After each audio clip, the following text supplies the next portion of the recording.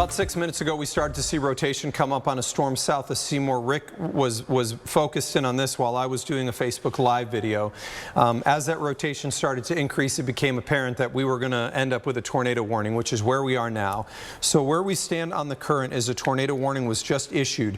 Since we do have a camera in the Seymour area, it is going to allow us to get a view on this, and that's where I want to start. You're looking at what is significant hail that is falling now in Seymour. Rick, that almost looks like snow that's falling there. It really does. That's incredible. And so that rotation is about 3 miles south of Seymour, and on our camera we're looking due south right now. So this will continue to come back to as we go through this, and if we could, can you see if we can get a double box with Seymour in shot during this entire point here for right now? Because if there's a tornado, we would see that debris. I'm going to show you what we have going on in terms of our watches and our warnings that are current in our setup right now. Tornado watch was expanded. This was expanded to include our entire area.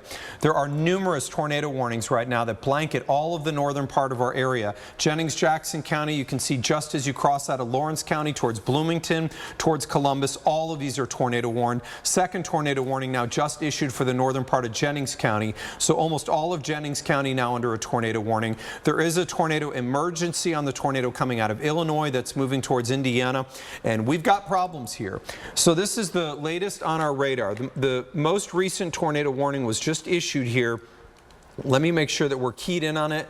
Jackson and Jennings County, this is until 8:15. New tornado warning just issued, and the area of rotation is just south of Seymour as we're continuing to get new scans in on this.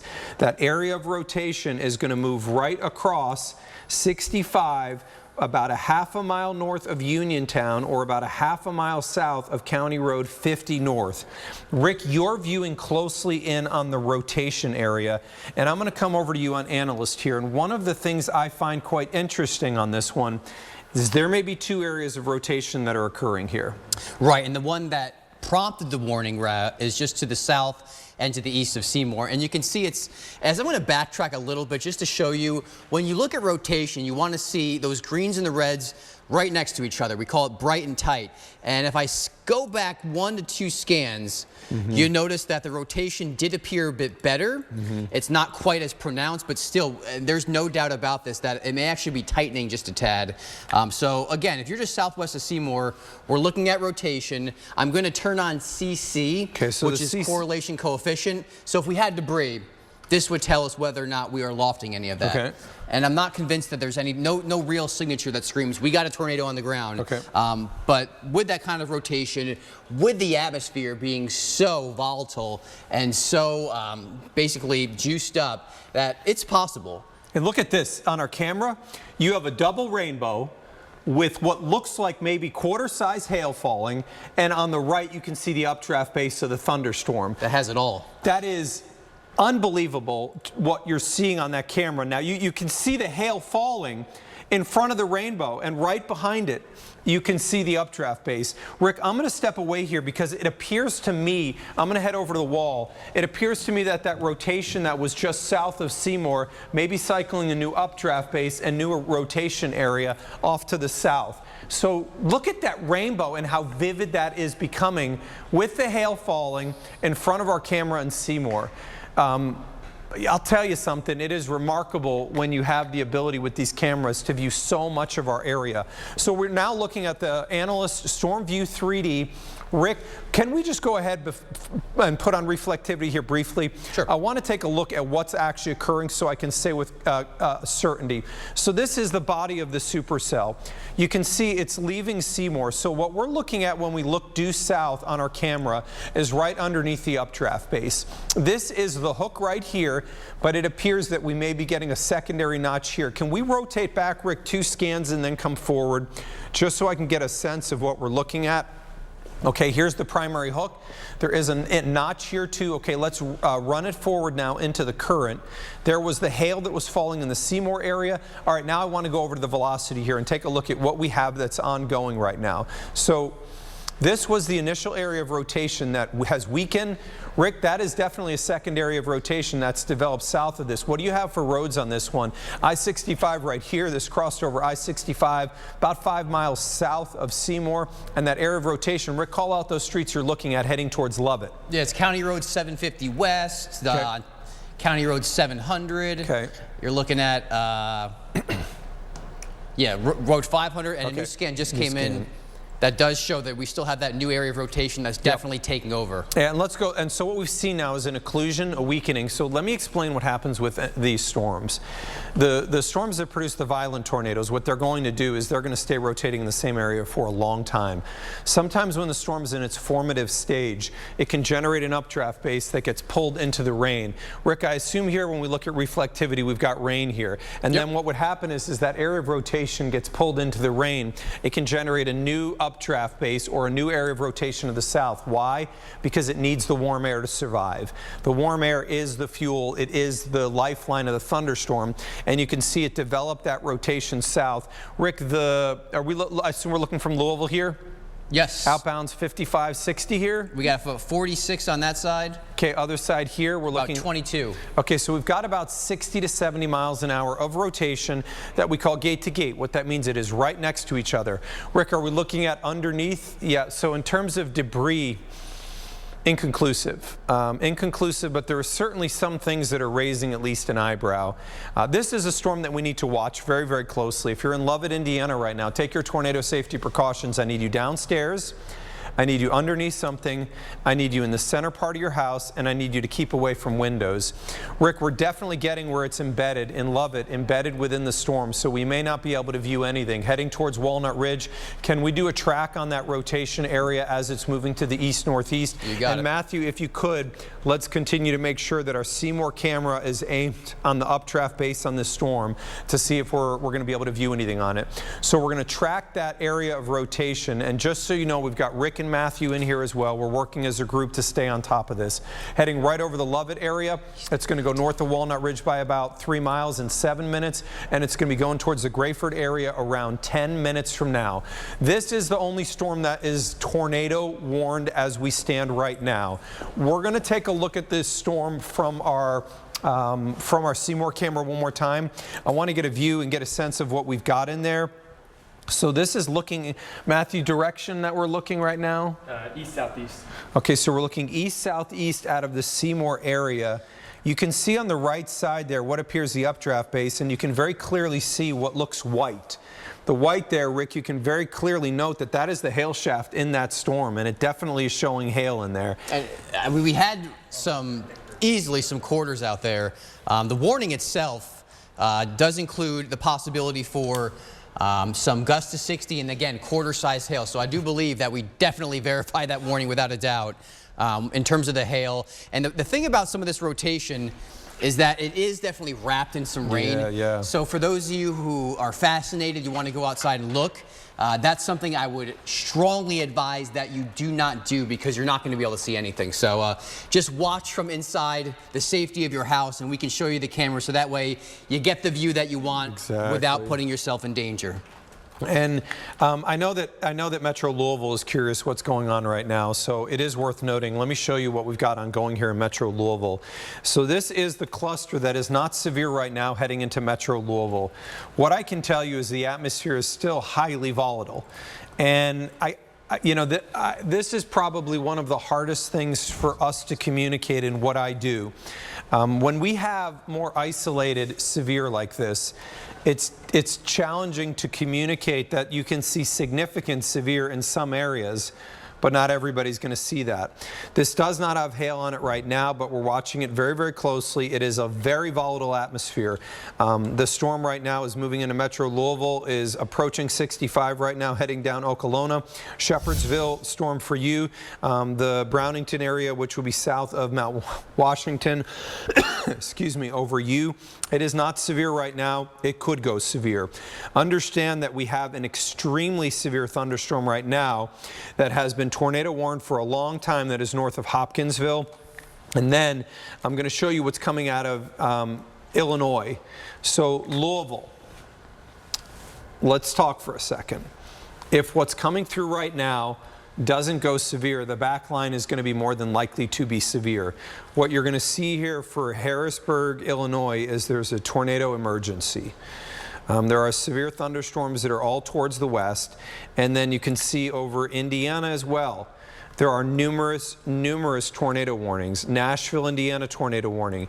Columbus, Indiana, tornado warning. Sand Creek, Indiana, tornado warning. And then we have our tornado warning that includes large hail right now that is moving near the Lovett area, and that is south of North Vernon. This is our only tornado warned storm right now. If you look at this from the wide perspective and the whole, you can very clearly see that not everybody's going to get severe. Rick, these create a serious dilemma for us when you're, in a sense, trying to deal with a scenario where not everybody's going to see severe. And you message it could be significant severe, but not everybody sees it. And I think you would understand what I'm going to say here. For you, for your house, for your family, that is the most important thing for you. And if it doesn't occur at your house, it's a sigh of relief for you. But it doesn't mean your neighbor doesn't deal with it. No, and that's the problem. It's so localized that some areas will get damaged while others won't see a thing. So consider it a blessing if you don't deal with some of these storms, because we just had an example of how quickly that these things can wrap up, perhaps produce a tornado, but also some very large hail. And we've seen just off to the west, baseball to even softball size hail, which is just some crazy stuff. We have not had any of that here just yet. Again, the main focus will be on the fact that we have this tornado warning, which still goes until 8:15, so about another 25 minutes or so. The actual rotation itself is not looking as good.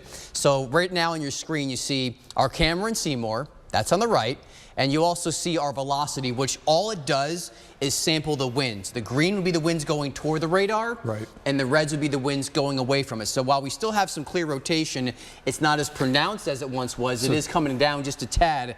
You know, the temperature's cooling here a little bit. It's cooling, and that's the thing. It's a 1-2 punch setup. This initial line is going to be broken. Not everyone sees them, and if you do see them, then tornadoes and hail will be possible, and then that secondary line comes in, and Mark, that one's probably going to be more of a wind threat than anything else, but you know, this is the one where it's hard to kind of communicate the 1-2 punch, where the first one's broken, the second one's solid, threats change with each one. And I think when tomorrow comes about, and everybody gets the news from around the region, and we find out what happened around our region, people will understand why the moderate risk was issued. Right. It doesn't necessarily mean that everybody sees it, but the temperature's pretty high in terms of the atmosphere and the concern that you could generate significant severe. Matthew, you've been watching our camera out of Seymour, which is eyes on the ground. Matthew, you have a lot of experience in Tornado Alley looking at storms. Let's take that camera out of Seymour. We're looking at the updraft base here, Matthew. If this was to generate a tornado, what would we be seeing? Well, I mean, I do think that we would be seeing a condensation cloud potentially, but in all honesty, I mean, we're a little bit deep into the storm with the rotation, so maybe it would be mainly rain that we'd be seeing. It would be pretty difficult to catch the actual tornado with the camera lens here. But you can see on the backside of the storm a lot of light, the white in the clouds, and so the sun is shining back there, opening up the skies. And you know, we mentioned that earlier today, that when you get that sunshine, you start to destabilize the atmosphere. But now this is behind the storm. This is not typically where we're looking for rotation. You mentioned that earlier. It's not the hook. It's going to be embedded within the middle of the storm and that updraft that you were talking about. So Matthew, keep an eye on that. What we were looking to see is if that generates a lowering. Matthew's on our cameras, continuing to watch those closely. I'm going to take you over to StormView HD right now. New severe thunderstorm warning now for Louisville. This warning just issued for Metro Louisville. Information on the warning. Warnings in effect for 1-inch size hail, winds to 60 miles an hour. This is for Bullitt, Jefferson, Nelson, and Spencer County. 1-inch size hail, 60-mile-an-hour winds. Where is the hail most concerning? Rick's going to be looking at the rotation and if there's any, and wind, and I want to show you where the core of the storm right now is. So that storm right now is Fern Creek, Smyrna, Fairdale. The greatest potential for hail right now is near the Barrelton area. So this is going to be just across into the Bullitt County area. This is going to be going across the Hillview exit. If you're familiar with this area, then Shepherdsville. Second, there is a core right now that is also just on the southern edge of that just crossed Bardstown Junction along 65 and is heading towards the Brownington area near around High Grove. This is one of those storms that is sitting right on top of the radar site. Rick, we talk about this a lot. The radar site in Fort Knox is kind of a cone of silence. Sometimes when storms leave Fort Knox, we've seen this very frequently. Extremely frequently. We get the winds that start to go bonkers. Rick, what are you seeing in terms of wind right now on Storm View 3D and anything that concerns you? Nothing rotationally that concerns me, but whether it's straight line or whether it's rotating, I mean, I don't see much of a difference because there are some pops now right along the Gene Snyder where winds are around 55 to 60 miles per hour. So this is McIntosh Way, if you're looking right along Vaughan Mill Road and areas like Cortland Drive, just south of Spring Mill, you're getting some pops of wind. And like Mark said, just coming out into southwest Louisville, we are seeing some more stronger winds now, which are just to the east of Valley Station. So if you're looking on Pond Station Road, some 50s, Whitehall Court, the trees are probably blowing. You can hear the whistle from outside going on. And what are we looking at peak knots there? I'm seeing some what look maybe upper 50s? Looking at low 50s, probably 52, 53 knots, correct. So we're talking close to 60. 60s. Here's a remarkable view out of Louisville. We just showed you the tornado-warned storm in Seymour. That's it. That's the tornado-warned storm in Seymour from Louisville, Kentucky. And there's sun shining on the other side. And if you look above that, it does even look like we may have some modest clouds over us. That's what it looks like. Now, with this camera, I'm going to rotate this southward so we can look at where we've got the ongoing threat of severe in Louisville. Our camera network that we have within our area, we just can't speak to enough the value of this because it allows us to see the storms and what's going on. That is then panning over to the severe thunderstorm. You can see how quickly this has escalated. We went from no severe thunderstorm warnings now to 1, 2, 3, 4. E-Town's now under a severe thunderstorm warning. They're all over the place now in our area. And we've escalated from where we had just 1 to where we have a number of these that are now ongoing in many counties in our area, specifically the one that we're watching near Metro Louisville. You can see covers a core of our counties. That's the show in the Metro right now. Let's go back to the tornado-warned storm because that one we have had a focus on. The last time we went up here, we saw rotation that was not overly crazy on the storm. I'm going to just scope it really quickly, looking through it and Lovett, Grayford, Walnut Ridge, Bigger, North Vernon. I'm not seeing a ton of rotation on this one right now. I'm seeing more concerning storms on that particular line that are raking through southern Indiana, and then the wide perspective here shows we have that storm heading towards Bowling Green. I just want to mention this. This has had a confirmed tornado on it at times. The hail core is going to go into Bowling Green. The rotation may go just to the south of that. And then the wider perspective shows numerous storms with a tornado emergency right now in parts of Illinois, and severe that's behind the initial line as well. So Rick, you're looking at Storm View 3D, viewing in on that tornado-warned storm. You got a side-by-side here. We had greens next to reds with significant rotation earlier.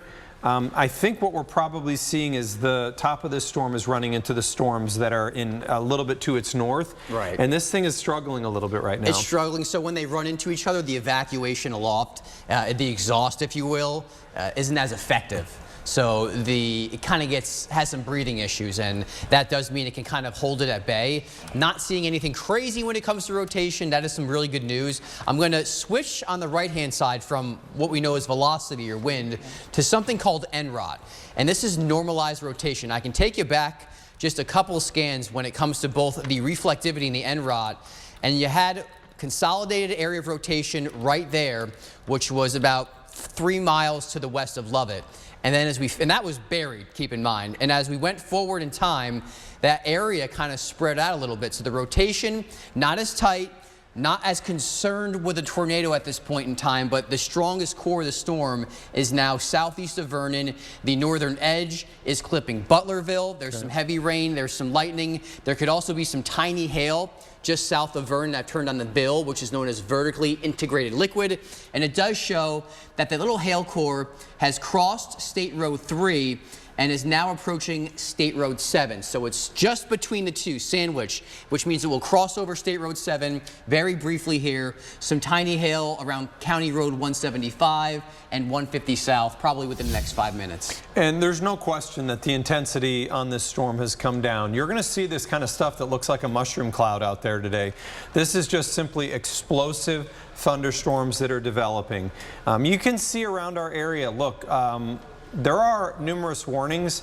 I'm just going to tell you this scenario is probably not going to generate warnings for every single county.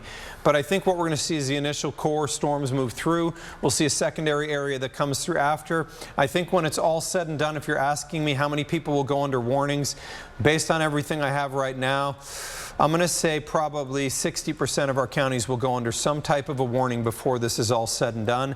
And I would say if you're near 64 and south, the likelihood of you getting a warning through this entire evening, whether it's the first wave or the second wave, is very, very high. Rick, I'm going to head over to the wall real quickly here. What I want to do is now go through a look at the storms in the north, what's in Louisville, what's to the south, and what's to come here. So I'm going to bail over to the weather wall as we're going to do a little bit of tracking right now. Matthew, continue if you can, letting us know what you see from viewer pictures coming into our area. Tornado warning remains in effect until 8:15. Matthew, on that tornado warning? Let me double check on that. Okay. But they did take Seymour out. Yes, 8:15. Okay. Tornado warning till 8:15. New status from the Weather Service keeps it till 8:15. As noted, just got a status removal on Jackson County. So Jennings County, the only county under a tornado warning. Once the tornado warning is allowed to expire, we're going to make some decisions here on whether we go back to programming. My feeling is we're probably going to stay just a moment to get this through Louisville and then decide if we go back to programming. Also, it's going to depend on what's going on near Evansville. So we're going to start off with the only tornado warning that we have in effect for our area. This is until 8:15. Tornado warning in effect for Jennings County, and we'll zoom in on that area. So this storm is absolutely getting wrecked right now. Part of the problem is, so the way that thunderstorms work is you saw how it looks like a kind of grenade, like a mushroom cloud exploding, right? What that is the air rising in the thunderstorm. Remember, we have absolutely absurd amounts of energy today, so that air is going to be rising somewhere in the neighborhood of 100 miles an hour today. If that air is going up at 100 miles an hour, it's generating rain and hail at a very fast pace. So that has to be pushed out or pushed downstream. If not, it stays right on top of the updraft, which is the lifeline of the thunderstorm. If you keep that sitting right on top of the updraft, you collapse the updraft and you weaken the storm. So what's happening is the storm here is running into the storm on the northern side of it. We call this anvil to anvil. The problem is that stops the storm from intensifying. This is the storm right now that is near bigger, and it is no question weaker than what it was. The area of rotation has crossed Indiana 3. Let's scope inside there near the bigger area north of DuPont, see if we've seen any uptick in rotation over the last 2 to 3 minutes since the last time Rick looked in there. We're looking in the bigger area, maybe a little bit. We've got a couple of these greens next to the reds right now. It may also be a little bit of this may be a little bit of noise in the radar as well. We'll continue to watch that area well. Rick, let's go back over. Yeah, I mean, it does have a little bit of a small hook on it right now. I would say not imminent, but it is definitely worth watching. All of our atmosphere is very, very explosive right now. Rick, let's track that area, or at least we have a tiny amount of rotation. What's the speed on these? These are going 65. 6.5? Let me verify that one. Okay. Uh-oh, hook's getting stronger. It's 55, so we're going now 55 to the east. And that thing is now gaining a stronger hook on it. That is definitely starting to uptick. Rexville 11 minutes from now, 15 minutes from now in the Barbersville area, Benman 17 minutes from now, and 19 minutes from now in the Cross Plains area. The hook on the storm is getting better. There is clearly a cycle that has finished. Bigger, you need to be in your tornado safe spot right now.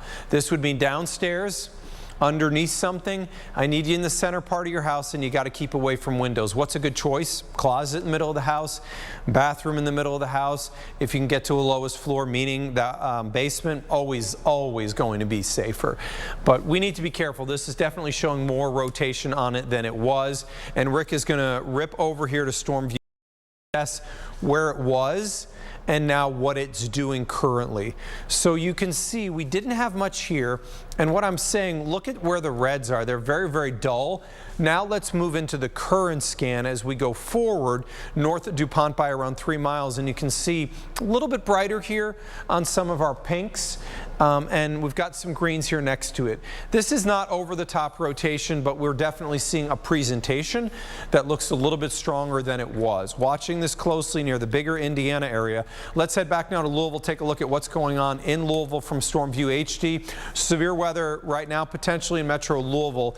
Some 60-mile-an-hour winds here could be occurring. My concern specifically, Fisherville. This is going to be Billtown Road along the Gene Snyder.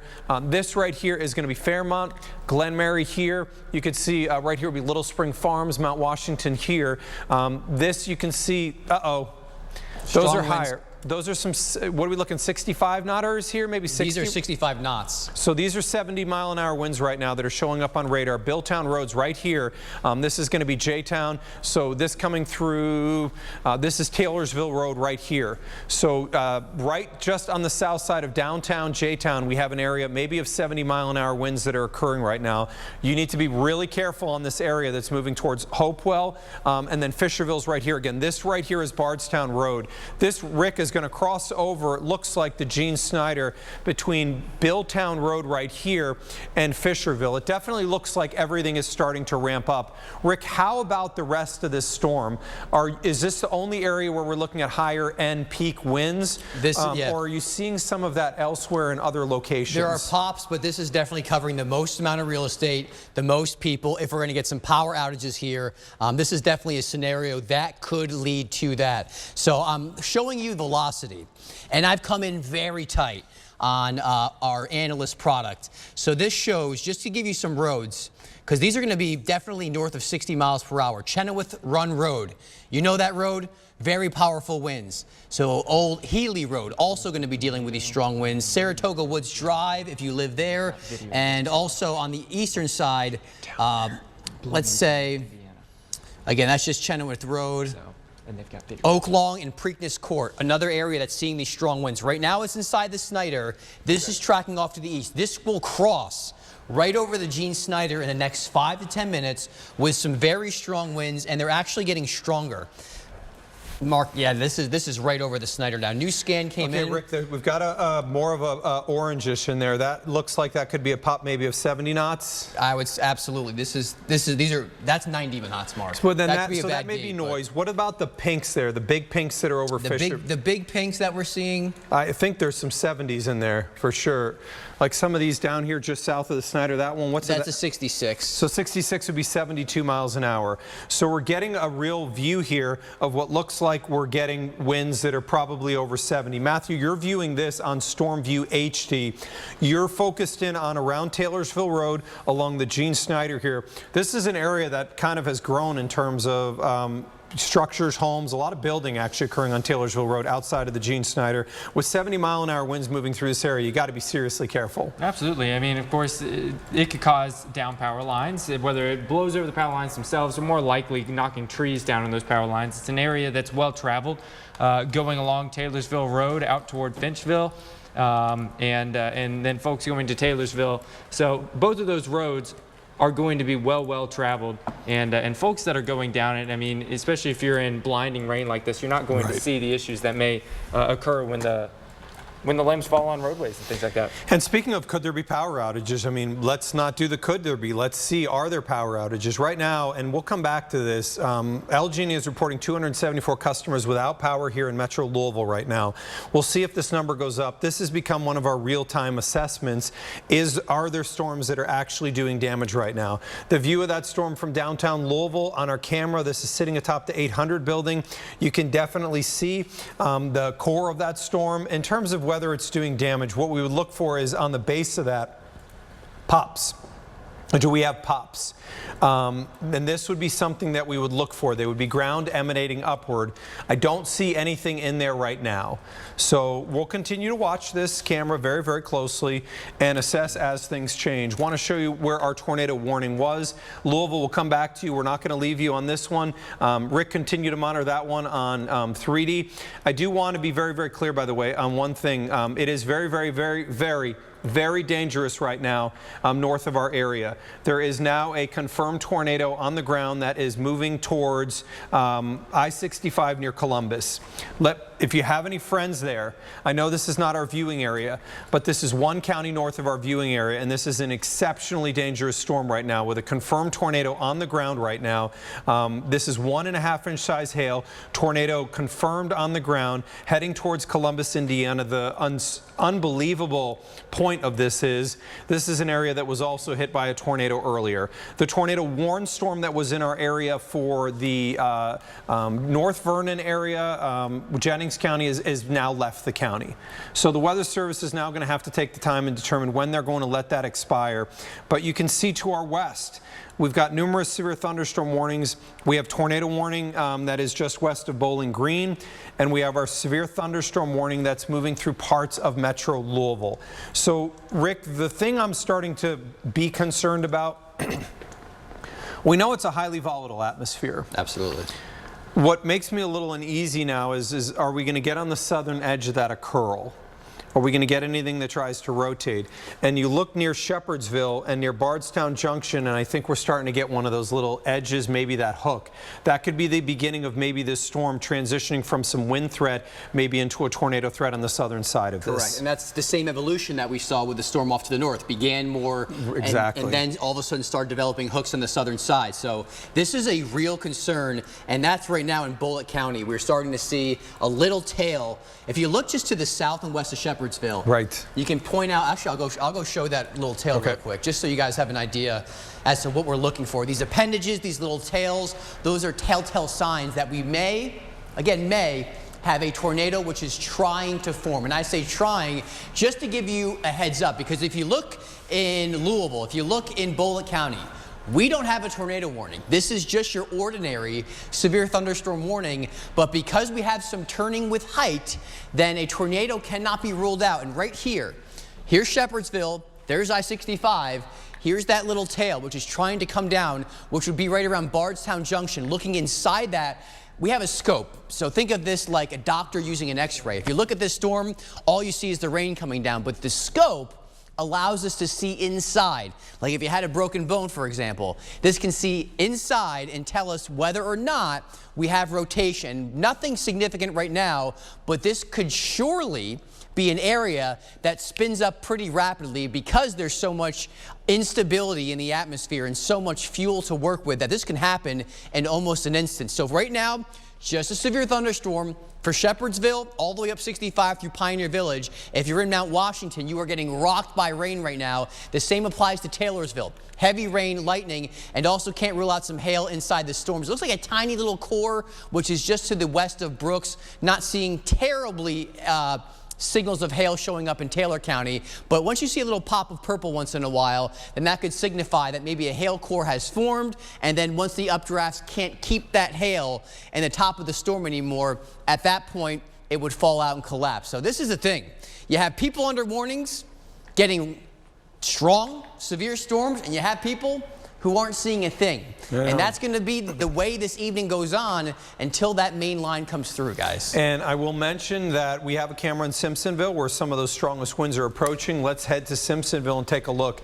So this is from our Simpsonville camera, and you can see what we refer to as scud. So scud is some low-hanging, what looks like mean clouds.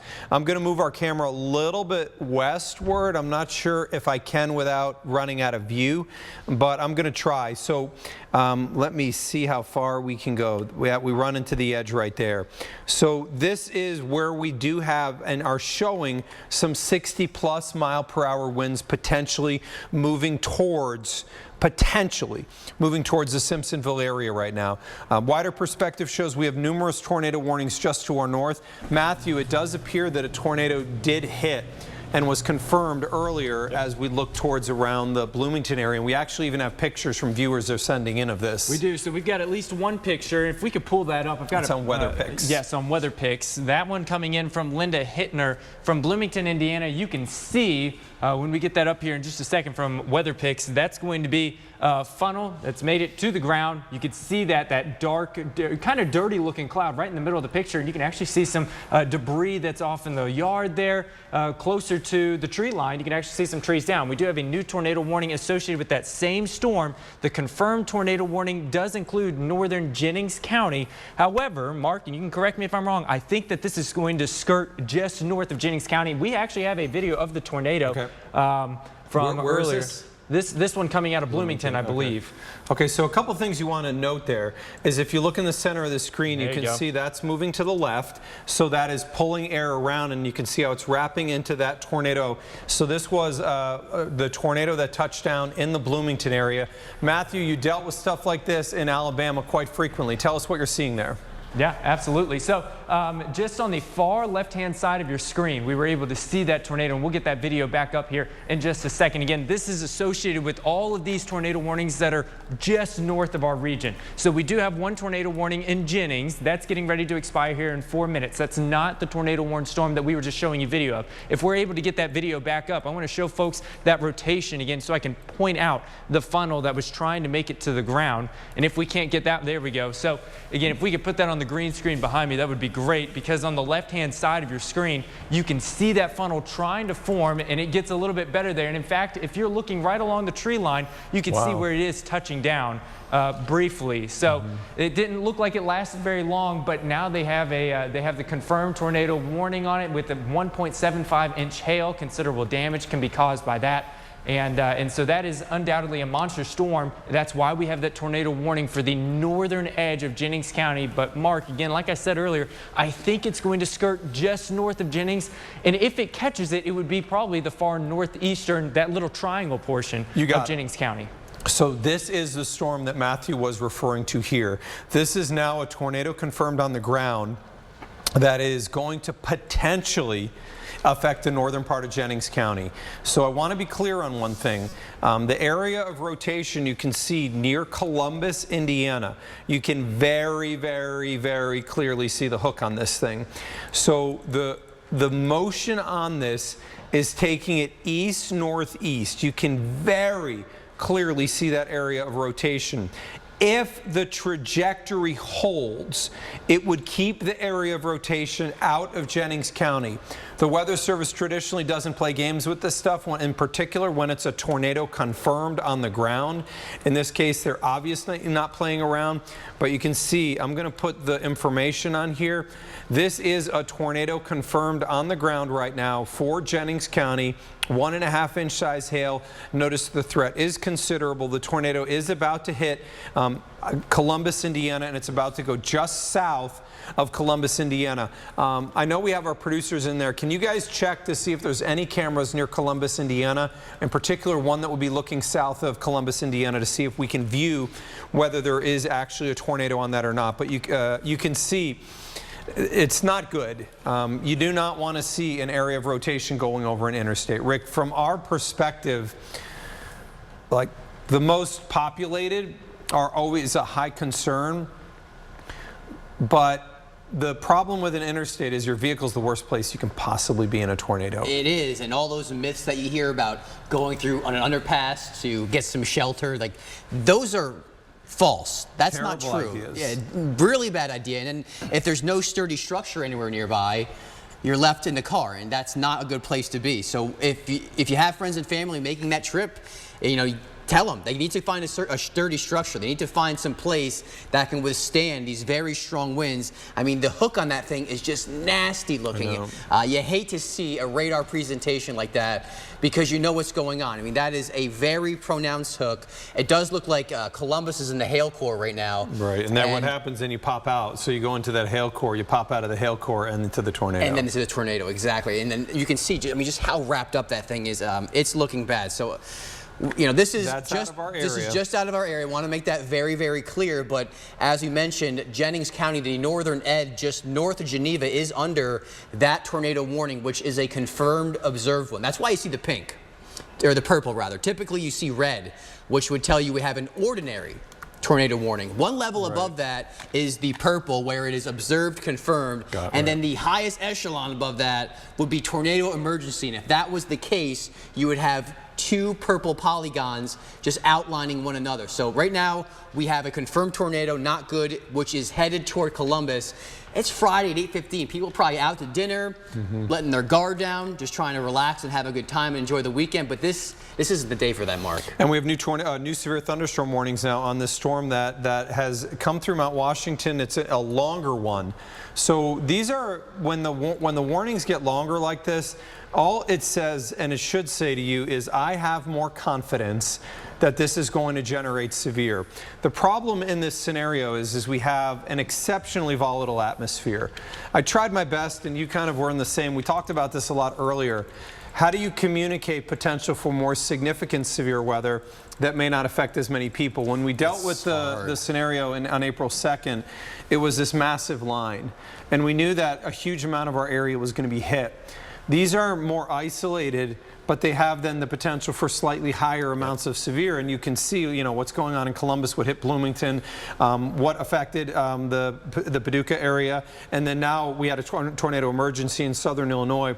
Rick, versus April 2nd, the intensity of severe has been higher. The hail has been much larger. Right. Just hasn't affected everybody. It hasn't affected everybody, and that's really the difficulty in this, because if it doesn't happen to you, it didn't happen. And I know that's probably the way you're thinking. Even in Louisville, for example, let's just say this. In downtown, we got some light rain, as opposed to along and just outside the Snyder, we saw some winds north of 60 miles per hour potentially.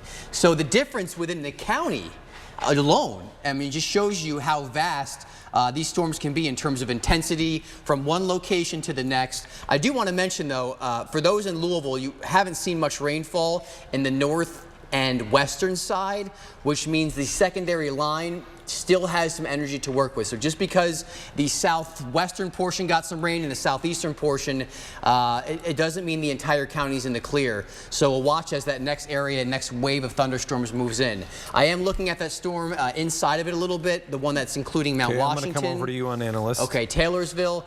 And I'm also looking for areas of rotation. I am not seeing any areas of rotation, so I'm feeling good about that in terms of the tornado threat. Again, there are still some pops of wind, and you can tell when you see those areas of brighter red, or even more intense would be some pops of pink. But there is a tiny little hail core, which is just north of Taylorsville. May also be seeing some hail just south of Mount Washington, but nothing that is terribly big. Okay. So really right now I would say the main concern with that warning is going to be for the 60-mile-per-hour winds, but not seeing the same signature in terms of winds or hail that we once did before, Mark. And I will say, so again, since we have you here, there are areas that are probably going to miss out on this.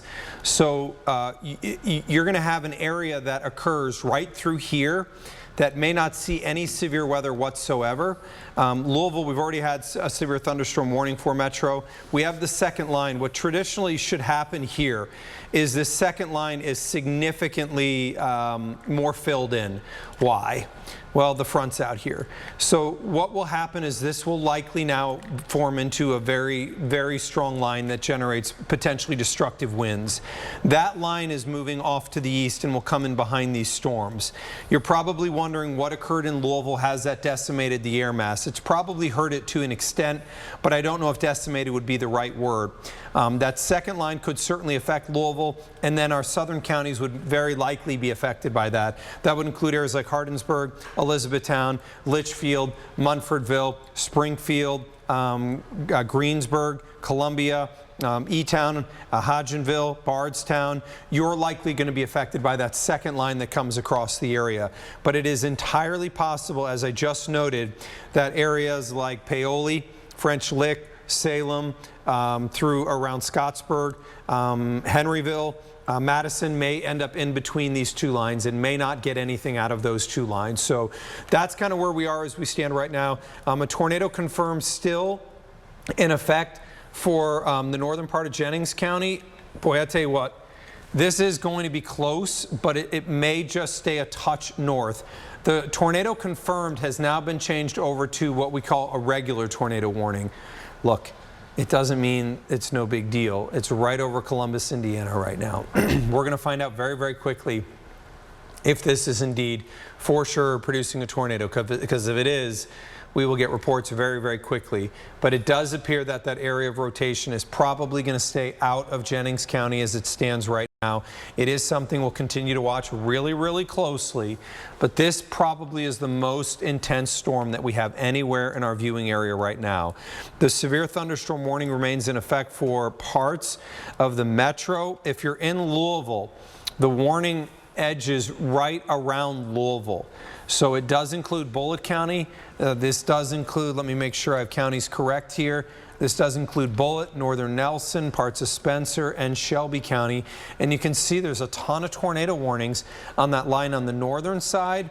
And then also of interest eventually on what's going to be moving towards us.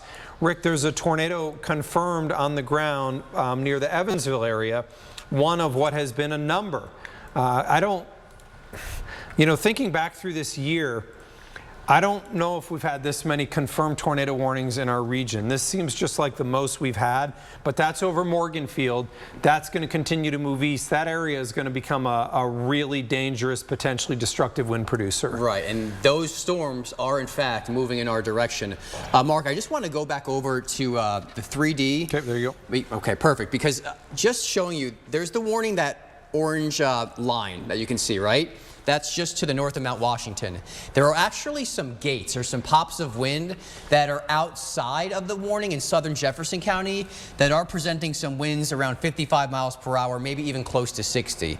So just because you are not in the warning on the northern side of that storm doesn't mean you can't get some stronger winds. I'm still keeping an eye on the south side to make sure we're not seeing any signs of rotation, so I've switched over to storm relative, which really shows the motion of the storm, and it is indicating that there is no rotation just yet. But again, I'm just watching the southern side very carefully, because if there were and if there was going to be rotation, then the southern area is the one we'd have to watch very carefully. We had the second line to go. I mean, this first one, so sporadic, and just there's really no rhyme or reason to who's getting what right now. But that second line, it's going to be far more organized, and that's why we have to watch out for that second line. And we did damage. There we go. Okay, so we know that now we have done damage from the storms that moved through Metro Louisville. So now remember, we used as our baseline the 235 that were without power. We have 1,438. Look, I will be just transparent. That's not a monumental number. Right. But at the same time, if you're one of the 1,438 people without power, that's a super big deal for you. What we understand is the concentration of this is near Lake Forest. Makes sense, Rick. That's where we saw that damage area. Look from Billtown Road towards Lake Forest and then ultimately towards Simpsonville. So there is the outage specifics. You can see that is located. If you look there on the image, the Gene Snyder is on the left side of that image, the up-down. The east-west is going to be 64. Eastwood, you can see there right on the bottom, and then the core of that is right near Lake Forest, which you can see on the top side there. You've got Shelbyville Road. You can see where Beckley is there, Beckley Station. So this is going to be just outside of the Gene Snyder, near Shelbyville Road, Valhalla area included, Lake Forest area, with 1,435 total without power, although it does look like they're noting 2,100 without power, so that number may have gone up even more since where we were earlier. Today is probably one of the hardest things that I think that we have to deal with in what we do. Look, I can tell you straight up that we're going to have people that are going to be really, really hateful towards us because some people did not see severe. I can tell you that we'll probably have damage out of the Bloomington area. We're probably going to have damage that comes out of Columbus, Indiana area. I don't know if we're going to find damage or not out of Jennings County, but that's where we had the tornado warning, and out of Jackson County. Remains to be seen if that did or did not produce a tornado. We have this area, and we're still under a tornado warning for the northern part of Jennings County. And yes, unfortunately for you, you've had to deal with this on multiple occasions. The hook on this one is certainly not what it was. And then second, it does appear like it's not going to affect our area. We're going to stay with it. Bottom line is our job is to cover our counties, and you are in our viewing area in Jennings County. I like to say this, but it doesn't matter if you're the biggest county or the smallest county in our area. We're going to stay with the storms, and we're going to watch them. We're watching also these storms in the metro Louisville area. This is where we have the severe thunderstorm warning. These are specifically outside of Louisville, technically on the warning right now. This would include areas like Crenshaw, Taylorsville, you're included, Little Mount, Figs, Finchville, Southville, Mount Eden, and then near the Wadi-Peytona exit going towards the Frankfort area. This is not showing any transition into tornado concern right now. Would it? Will it? As long as these storms, in my opinion, are all banked up against each other, they will have the same evacuation issue that happened in Jennings County, meaning they seed themselves. They're more prone for downdrafts and straight line winds than they are for rotation. And Rick, you are viewing this in Storm View 3D, correct, and we still see those pops showing up from time to time, which are in that more pink magenta area. And we see one of those right now just north of the Mount Eden area in South Shelby County. And that's showing knots of 58, which would translate to 65-mile-per-hour winds. There could be pockets of winds even stronger. There's even a little pocket just south of Elk Creek. That's crossing over Plum Ridge Road, and that will eventually approach Elk Creek Road. So those of you, and there you go. So there's more. It looks like it's kind of spreading out a little bit. We've got to be careful on that edge. That back edge there is still trying to show some pull. It's trying to pull. So again, the strongest winds right now, this is in the neighborhood of 63 knots now. So close to 70s. This is close to considerable damage that could be done. And another important point, we've had a lot of severe weather so far in 2025. This is really the first time that all of the trees have all of their leaves, and that's going to make a big difference because the amount of surface area, the drag is going to be far more. It doesn't take as much wind to knock some of these trees down and cause power outages. So that's just something I want you to keep in mind moving forward. Now that we're mentioning some of these stronger winds now moving down Mount Eden Road, this is definitely one you have to watch out for. And we know that St. Louis was hit by a tornado earlier, and we have unfortunate bad news. The tornado that hit St. Louis earlier has left 4 people dead. We know the police are searching buildings for more people who are trapped or hurt. We know that the National Weather Service had confirmed the touchdown between 2:30 and 2:50 in the Forest Park area, and we know that part of a church crumbled. A tornado did hit a church in St. Louis, and one person perished in that church from a tornado that hit. So the setup here, and I'll say it one more time, is the type of setup that supports more intense, severe weather than what we saw on April 2nd. It doesn't support the amount of coverage. Right. And that kind of goes hand in hand. I said this to Scott Reynolds when I was on TV earlier. I said, Scott, that, he asked what it would look like compared to April 2nd. And I said to him that I don't think that, he said, is there any way we can get away from this? I said, there may be less coverage, but the problem if there's less coverage is it's going to be more intense. Right. And that's unfortunately what has happened. We don't know if there's any injuries or anything else from some of our other confirmed tornadoes that we know touched down. We had a touchdown near the Bloomington area. We still have a tornado confirmed on a warning right now in the northern part of our area. This one is north of Seymour. And you can see on the bottom right there, Matthew, I just want to check. I don't know if I think he's in the control room. I'm just going to check real quickly. I believe the camera that we have right there in the bottom is looking due north. Is our camera, Matthew, in Seymour looking due north at the tornado warned storm? It was. And your mic is off, just FYI. I'll pull it back up here in just a second. Okay. I know we got another camera from the Seymour area. Yeah, that one's looking due north. Okay, so that is at the tornado warned storm. Yes, That yes. is a beast. So the interesting thing about this, I'm going to head over to the weather wall because I do want to explain what you're looking at there. So This is the tornado warned storm. I want to stay on the camera if we could, if we can stay with the camera from Seymour. But the tornado warned storm is not the same storm that it was earlier. On our camera, we can definitely see that the height of the storm does not look as high as it once did. So it is weakening just a little bit. Second, the rotation area is not the same that it once was. This is the view from the camera. So the top of the storm you can very clearly see is right here. What makes today different than most storms is you normally can't look actually into the structure of the storm. You can right now. What we can see here is a tilted updraft. What's that say? It says we have really strong winds. So the storm is completely vertical like this. It means that there's no mid-level winds. But right here, see the tilted updraft?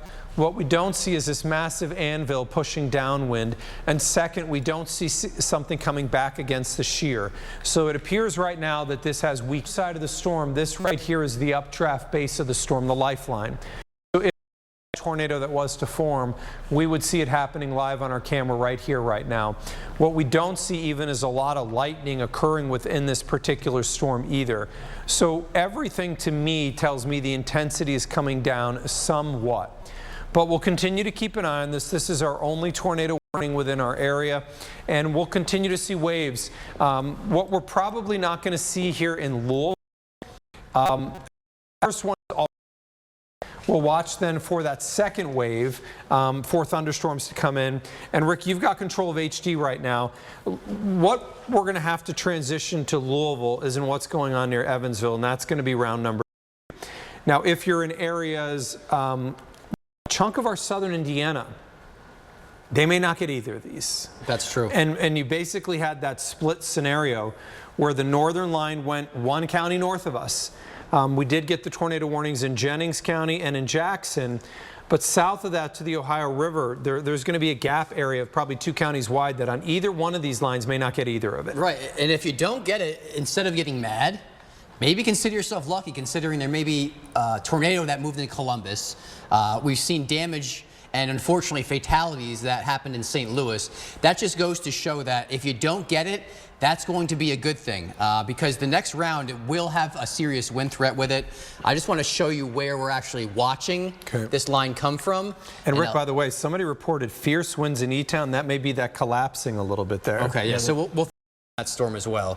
But just also want to mention Bowling Green, also under a tornado warning. So I know Matthew was mentioning, you know, you a have lot of families got kids on there still. You maybe they're taking summer classes or they're just hanging out there a little bit longer, whatever the case may be. We do have a decent little hook on the western side of the storm moving north of Gasper. That's going to head directly into Bowling Green because this has been moving east at about 50 miles per hour, I think, recently. So it does look like a monster of a storm, but the rotation doesn't seem very significant down there, would you say, Mark? I mean, just from a quick look. Yeah, and we're looking at this from Fort Campbell. Yes, the closest one. Yeah, so the area of rotation right now, the problem is that it definitely has a hook on it. This is a storm with a long history of producing severe weather. Yes. Second, we have what we call the Flying Eagle or the Flying V, which if you could just stay there for a moment, Matthew. This Split Eagle and Flying V is right here. What that means is that it has a very, very distinct tail core on it, and it has a strong. You see the Split V like this, we're very, very clear that this is a dangerous situation where it is a strong, long-lived storm. Lastly, the area of rotation is heading right into Bowling Green. It's not like it's on north or it's meaning that it is running up against storms in front of it. It is just much harder to generate tornadoes under that condition. So we'll keep an eye on it for just a couple more minutes, then we'll return back to programming. We've got strong storms that are now starting to develop in the southern part of our area near Magnolia. Those storms we're watching near Magnolia, this is in still a very, very volatile atmosphere with a lot of fuel and wind energy that is favorable for organized severe. This storm is not warned right now near Magnolia. It is possible. And then we've got the just beast mode storms that are west of us that are very, very likely to generate at least severe weather in our area. High-res data shows that Louisville may just be on the northern edge of that and maybe a little bit far north. I'll tell you this, I've been doing this I started in this business in 1999, so this year is my 26th year doing this. And knowing everything I know right now, Would I have gone on TV with the exact same messaging? 100%. And I'll tell you why. I'll tell you what I've learned is when you have a high-end spatial environment that is very volatile, and this is a high-end spatial environment that's very volatile, I would rather you understand what the threats are. I would rather, even if they're more discrete like we're seeing, right. I can't tell you 24 hours out where exactly those discrete cells are going to go. I can tell you that the volatility of the atmosphere is equal everywhere in our area right now. And I can tell you as we've gotten closer, we're at least able to determine now that those storms are going to probably split where there's that gap in between. But in the end of all of this, what my job is risk prevention. And I've got to let you guys know what the threats are. And the threat was a legitimate moderate risk. It was justified in the moderate risk, whether we underperform in what occurs within our viewing area. The region will show you that the moderate risk was necessary. It just may have come up a little bit short in our area, and I can live with that. And if you're mad, I get it. But again, we really still have to speak to the threats.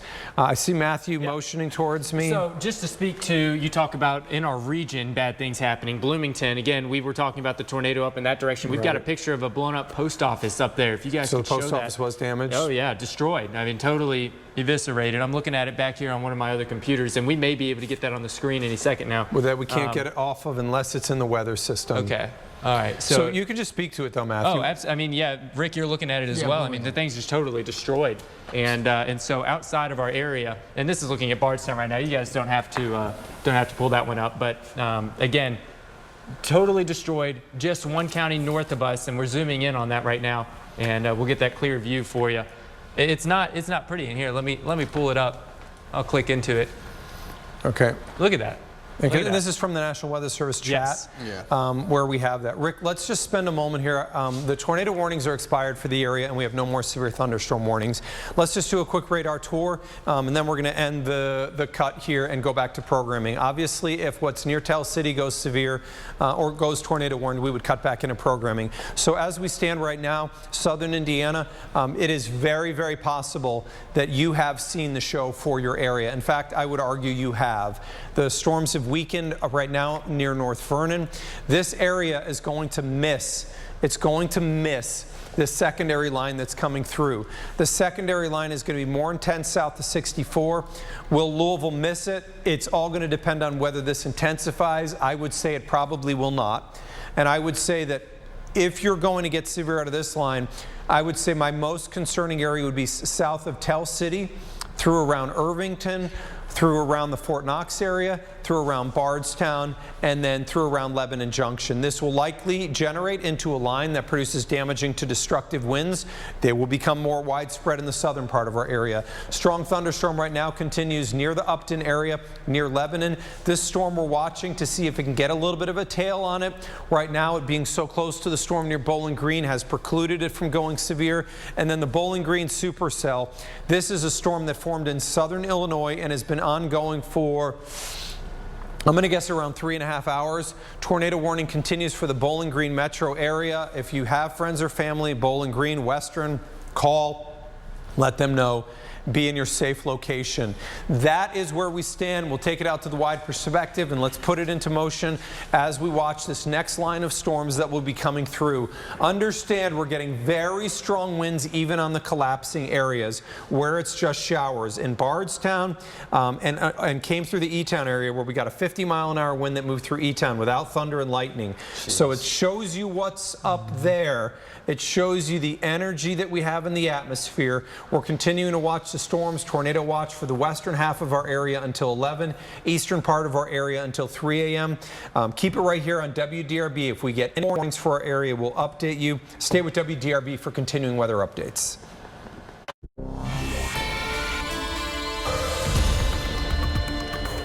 Guys, when we talked about what was going to be happening this evening, the last time we saw you, we promised that if we got a new tornado warning, we would come back into programming, and we are back. So this is going to be for for Adair County, but I'm going to tell you that it is very, very possible that we get tornado warnings into Grayson and then maybe Hart, Greene County on that back edge storm. So there are multiple storms that are going to require us to cover this. So this cut-in may last for a while. As it stands right now, there's a tornado watch that includes the whole area. So 11 p.m. for most, and then the eastern part of our area until 3. Do I think the tornado warning will stay in effect until 3? My answer is no. We'll have to get that back line through. Once we do, we would be able to get out of the tornado watch. So I'm going to show you the wide perspective here. The area that's probably going to fully miss is going to be the area that is probably in these counties you may not get anything. So French Lick, it's possible you still get this one. And it is possible that you get this one in Washington County, but it's also very, very likely that it's going to cut underneath you. So here's where we stand when we look at this as a wide perspective. There are storms that are starting to evolve west of Louisville and rain that's pulling into Louisville. We know that the winds aloft are absurd. So we've had some mix down out of E-Town and rain like this to where there are 50 miles an hour winds. Next, you can see the area near Patesville. We've got severe thunderstorm warnings, and these are elevated with 70-mile-an-hour winds. We've got a tornado warning for Fordsville, and I'm going to show you this is a very powerful supercell with a hook on it that is moving through the Masonville area right now, then ultimately heading towards the Fordsville area. A lot of prolific lightning on this. And then this storm, the one with the tornado warning, Rick, this is a storm that has some history. I'm actually going to zoom out, and I just want you to see what we're talking about. When I told you today that there was potential for long track severe, I'm going to turn a few things on, turn a few things off, and I want to show you 3 hours ago where this storm was. And I'm actually going to go back more than 3 hours because 3 hours is not long enough. So I'm going to do something here since I've got you in here, and I'm going to show you this storm, and we're going to go back some time. I'm going to see how far backwards it lets me go. I don't know if it'll let me go all the way back this far or not. It will let me go about at least back 3. But what we have seen here is a cluster of storms that have traveled an immense distance to get into our area. And you can see this tornado-warned storm has traveled from Illinois through Paducah all the way into now Adair County. And you can actually see that trajectory, that travel that it went. So this is now back a full 5 hours, and I'm going to give you an arrow so you can see the storm, and you'll be able to follow what has been an incredibly long-lived supercell with tornado warnings the whole way. So Rick, that's 5 hours. Unreal. From southern Illinois, or from Missouri through southern Illinois, through Paducah, through southern Kentucky, now producing a tornado warning in Adair County. This is what we talked about. Long track. The problem with a scenario like this, not everybody sees it. And I know that when we talked about this a lot, but your home, your family, your roof, your car matter the most to you. For us, we've got to protect a large area, and that's what we do in our job. And it may not be yours, but it could be somebody you know. I mean, you may have friends or family who live down there, or and we had to cover this. You have to cover it no matter what. Because we knew that the threat was there for long track supercells, and the threat was there for what could be potential even long track tornadoes. So Rick, you're looking at this storm on Storm View 3D. Right now, the storm is not within our viewing area yet. Correct. So this is Noblick for reference here.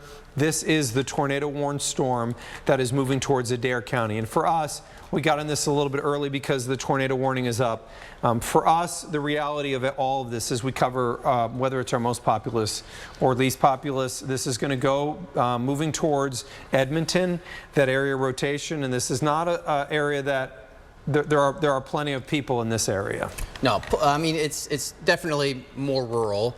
But it's right along the Cumberland. It's right along Cumberland. And the threats, you're talking about golf ball size hail and 70-mile-per-hour winds outside of the fact that we may have a tornado, which means every single one of the threats are in play right now. Noblick, you are looking at the potential for some of that golf ball size hail. Those purples, that indicates the fact that you could see some hail. We're looking at about 65 dBz. So this is sending a very strong echo back to the radar, telling us that there's some larger hailstones suspended within the updrafts of this thunderstorm.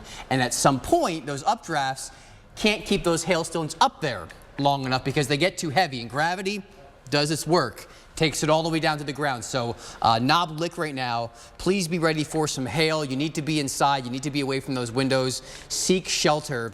And also on the southern side is where we have the potential for that tornado. Now, like Mark said, I'm going to zoom out just so you can get an orientation as to where you are. And there's Edmonton right along the Cumberland Parkway. Right, so there's Edmonton. It's not inside Adair County, but this warning is so far out because of the history of the storm. Going back 5 hours, it was still a supercell by itself, ingesting all of the warm and moist, unstable air that it could without any sort of interruption. And with that said, that's why it's been able to survive so long, because there's nothing choking it off. There's nothing stealing the energy. It's all by itself, and there's high confidence that it's going to continue to do so. And I agree with that. I think Rick makes a super valid point. This is not a short tornado warning. There's the term short fuse and there's the term long fuse, and this is a long fuse warning. The reason they went long fuse is because there's more confidence that this can move further and we'll stay with that rotation. Why? Let's go back over to Storm View HD, and we're going to spend a little time analyzing. So I'm going to show you what this looks like. There's two things that are very important to note here. There is a severe thunderstorm warning that extends outside of the tornado warning. Why? Well, because the hail is going to be north of this. So the hail may go into the southern part of Hart County. Understand the severe thunderstorm warning for Hart County is for 1.5 inch size hail.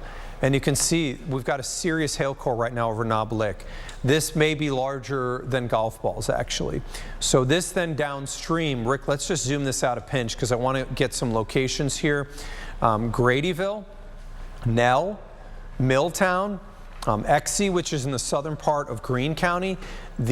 All of this area here is under the threat of hail. The deepest core is north of Beachville, but you can see that hail core is going to get into the southern part of Greene County, and it's going to go through a core of Adair County. Second, why go with a long fuse? Look at the big body supercell here. So it's huge. What you're going to notice is that there is an area that moves this way on the north, and then it splits down on the bottom. We sometimes refer to this as the flying eagle or the V. And what it means is this has a very strong updraft. And an updraft, for all intensive purposes, is where the rotation begins that can generate a tornado. It's the life of the storm. The more intense the updraft, from a perspective of meteorology, it's basically impenetrable. So when we see the split V, or what we call the flying eagle, it means the updraft is so strong that it's splitting the air around it. That's a long-lived supercell. We know it is because it's been going for 5 to 6 hours. And it has potentially a tornado on the Cumberland Parkway heading towards Edmonton. Rick's going to track this into Adair County, moving at about 45 miles per hour. Is that what we're thinking on it? Okay. So puts it in the Wisdom area 2 minutes from now. Edmonton, if you have friends or family there, 9 minutes from now. And then in the Coffer area, 18 minutes from now. So this then would go south of Columbia around 30 minutes from now, near Glens Fork, Gradyville, around 25 to 30. The hail threat is significant here, and we also have that area of rotation that is literally on the Cumberland Parkway. I think that's what makes me the most uncomfortable, is the location of where it is. It's a highly traveled area. The Cumberland Parkway, the Western Bluegrass, these are roads that are heavily traveled. So that area rotation, Edmonton, right now should be in your tornado safe spot. There's no other way to put that. Let's go out and zoom this out just a pinch, because I want to look at that storm that's heading towards southern Breckenridge County and towards Grayson County, and I want to see how we are looking on that and whether we continue with a tornado warning. So let's do a similar analysis. Is this a full supercell? Do we have the split, that V or that flying eagle? You got it. We do. So that means this has been going for a long time. Severe thunderstorm warning for Breckenridge County, and then the tornado warning is back behind that. Be aware that while this may not look that intense over Louisville, we had out of light rain like this, a 50-mile-an-hour wind gust out of the E-Town area. So the severe thunderstorm warning here for Breck is for 1.5 inch size hail, which is a pinch under golf ball, tornado possible, and for 60-mile-an-hour winds. We did have a severe thunderstorm warning earlier that was in effect check for on the northern edge of this for Orange County, and I'm curious, has that warning been allowed to expire? Let's go off that briefly. Just give me, okay, so that one that's moving into Orange County has weakened.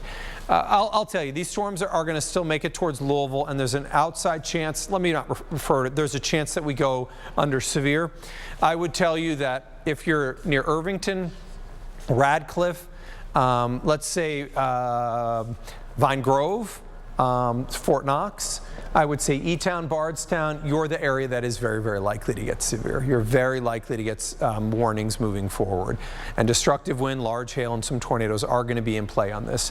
So we'll track off the core of this line, which is racing off to the east at about 6.5 miles per hour. And you can see that puts it in Ekron 3 minutes from now. 8 minutes from now. Flaherty around 15 minutes from now. Rhineyville 22 minutes from now. 29 minutes from now on the crest, and around Lebanon Junction, you're talking about 32 minutes from now.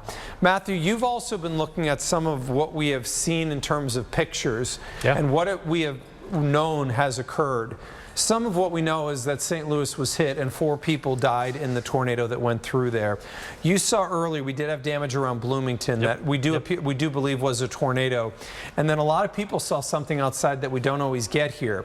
It's a different type of cloud that you can actually see here at sunset that you have a viewer picture of. Yeah, in Campbellsburg, Indiana, Natalie Houchin sending this one in. And this is on Weather Picks, by the way, guys. Mammatus clouds, absolutely beautiful to look at, but boy, can they be dangerous, especially for aircraft, because it's all about the turbulence that's happening inside the storm, right? Very good point. It is beautiful. Check that out. And so this is the what do you want to call it? The juxtaposition of storms, or the dichotomy, whatever the proper word is. You have all this severe weather going on, and then you get something beautiful out of it as well, like mammatus clouds. They're just so amazing. And then you have rainbows and different things. So there's beauty in the danger as well. It is crazy. And these are not clouds we get all that often around here. The cause of these, so the air rises in the thunderstorms, hits what we call the top of the weather-producing atmosphere, the tropopause. It spreads out all across the sky. Well, that air is cooler than the surrounding air, and as that air sinks, you get these little puffs. And those are those mammatus clouds that you see there. Very, very cool. We see these out in the Great Plains quite frequently. We don't always get these within our area. Tornado warning continues in the far southern part of our area. We have a tornado warning just west of our area. Rick, you know, I'm thinking if you're in the Short Creek area, if you're in Heights Falls, if you're in Litchfield, this storm has been a tornado warned storm for a really long time. At best case, I think you're probably going to go under a warning for 70s. Warning for 70s, TOR possible, if not a tornado warning itself. Ooh, there we go. Good thunder here in Louisville. Rumble, right. rumble. Yeah, I assume now this is whenever, the camera people just looked out, so we do have lightning thunder here in Louisville. The storms are getting closer. Okay, now we're getting warnings closer towards Louisville. Rick, can you just go out a little bit, take it towards Louisville, because we now have a severe thunderstorm warning on that line. So this is what a lot of people in Louisville have asked about. Are we going to go under a warning? Rick, to me, it doesn't look like it's for the front near Corydon. I think we're probably talking about the back near Alton. But this is I think the Weather Service is very likely to issue for Louisville. Yeah, I mean, we had some rain in Louisville earlier. I don't think it completely erased all the energy that we had. And to verify a warning, a tree has to fall. And we know that the Weather Service is highly cautious when a storm gets into Louisville. So Louisville, I told you earlier, around 10, it's probably going to be 10 to 10:30. Be aware, a warning is probably going to get issued. 60-mile-an-hour winds. So for Louisville, if you're south of the Waterson, that's where you would be most likely to get some of those strong winds moving through Metro Louisville. That warning right now is for 60-mile-an-hour winds we have on that one, Rick, or is that stronger? I think it's 60s, yeah. Just let me verify. Okay, and Rick's just he's forcing it so 60s. That it'll, and 1-inch size hail. Correct. Matthew, you've been looking at some of the winds there on Analyst near around the Hardinsburg area.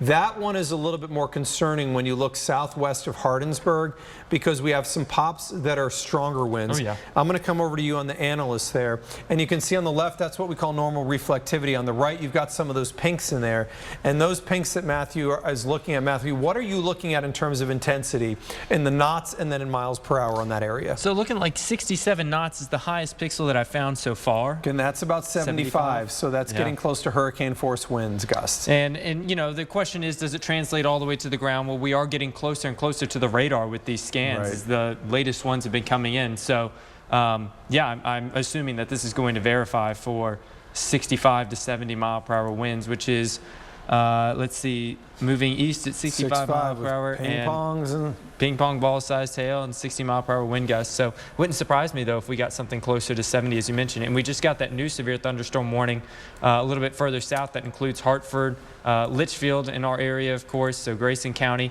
And that's going to be for 70 mile per hour wind gusts, quarter-sized hail. And I'm just going to show you a couple of camera views there. So this is the downtown Louisville camera. We'll see the lightning out there as the storm approaches our downtown area. A camera in Corydon right now. That's the front part of this. I'm kind of curious if we get any shake to the camera. Whoa, okay. So yeah, look on the bottom left there. You can definitely see the trees blowing. I'm going to move this camera real quickly. I want to get you a better view of what we can actually see in the square.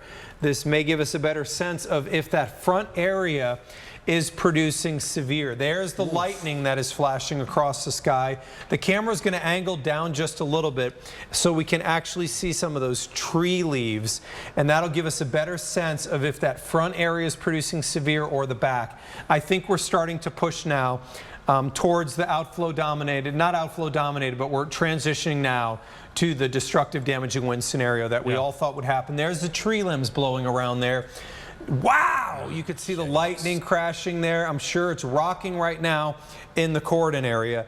Let's take a view on some of our other cameras out of Bardstown right now. You can see, you know, that's the thing here. We're getting really mixy conditions that are allowing the hellacious winds aloft, even out of thunderstorm, to produce some strong winds. And you can see that out of Bardstown. Elizabethtown, we've been looking westward towards the storms. It has been a lightning fest on this camera watching it. And you remember, you can view these cameras, doesn't matter where you are, anywhere you live. You just go to WDRB.com. On the top, you're going to see a tab that says weather. Click it and you'll see our weather cameras, giving you the option to view our cameras around the area. Let me show you the power outage map here. Louisville peaked at around 1800. We had that out of the Lake Forest area. Glad to say that it does appear that LG&E has taken care of a lot of that, now down to 370 without power. That is an improvement. Rick, you're looking at this on 3D. So a couple things I see initially as I go towards that. We've got winds that are getting really close to radar, and those look like they're pretty strong approaching Brandenburg, and that does mean South Louisville's in that trajectory. Yeah, I do think we will probably end up seeing some more power outages at this one if this storm can maintain this intensity. So kind of just orienting yourself on the left-hand side of your TV screen. That's classic, that's reflectivity. It's how we always display radar. And there is one core that's between Corydon and Brandenburg, and that's the leading edge. Right. But that one does not have the really intense winds. Good information. It's the second one just to the west of Brandenburg, and that's where you're going to notice some winds. What are you seeing on pixels? On pixels, I'm looking at 65 knots. Okay, what height? 1,200, 15? We're about 1,200 feet up. Okay. Which should easily be 75. Rick and I have worked together a long time doing severe weather coverage. Rick knows some of my background, and radar is what I love. I think we all know that. So Rick has said to me before, you call things out sometimes and it's exactly on, and we kind of now have we're like a human calculator. It's kind of insane. It's really insane. But so Rick, to the point though, Matthew mentioned aloft versus the ground. If we're now talking at 1,200 feet, now it's even getting closer, and this is getting close to Brandenburg, and there are even higher gates in there now. Let me zoom in and just some of those purples are going to be 70 knots. Those are 70 knots. So now we're starting to see hurricane force winds approaching Brandenburg. Look, if you're in Brandenburg, Rick, these winds, and Matthew, they're coming out of the west. So Matthew, if you're choosing the location in your house to try to be safe from this, you're on the west side of the house, the trees can fall. You can get broken windows and things like that. Then where would you go in your house? Well, I mean, of course, the prime place is going to be down into the basement if you have one. But, you know, if you could get a little bit further to the eastern side of the house, that may be a little bit of a better bet for you. But it all depends. I mean, no place above ground is necessarily going to be your safest spot. But you're usually looking for the centermost portion of the home, or you're looking for something a little bit further away from that western wall.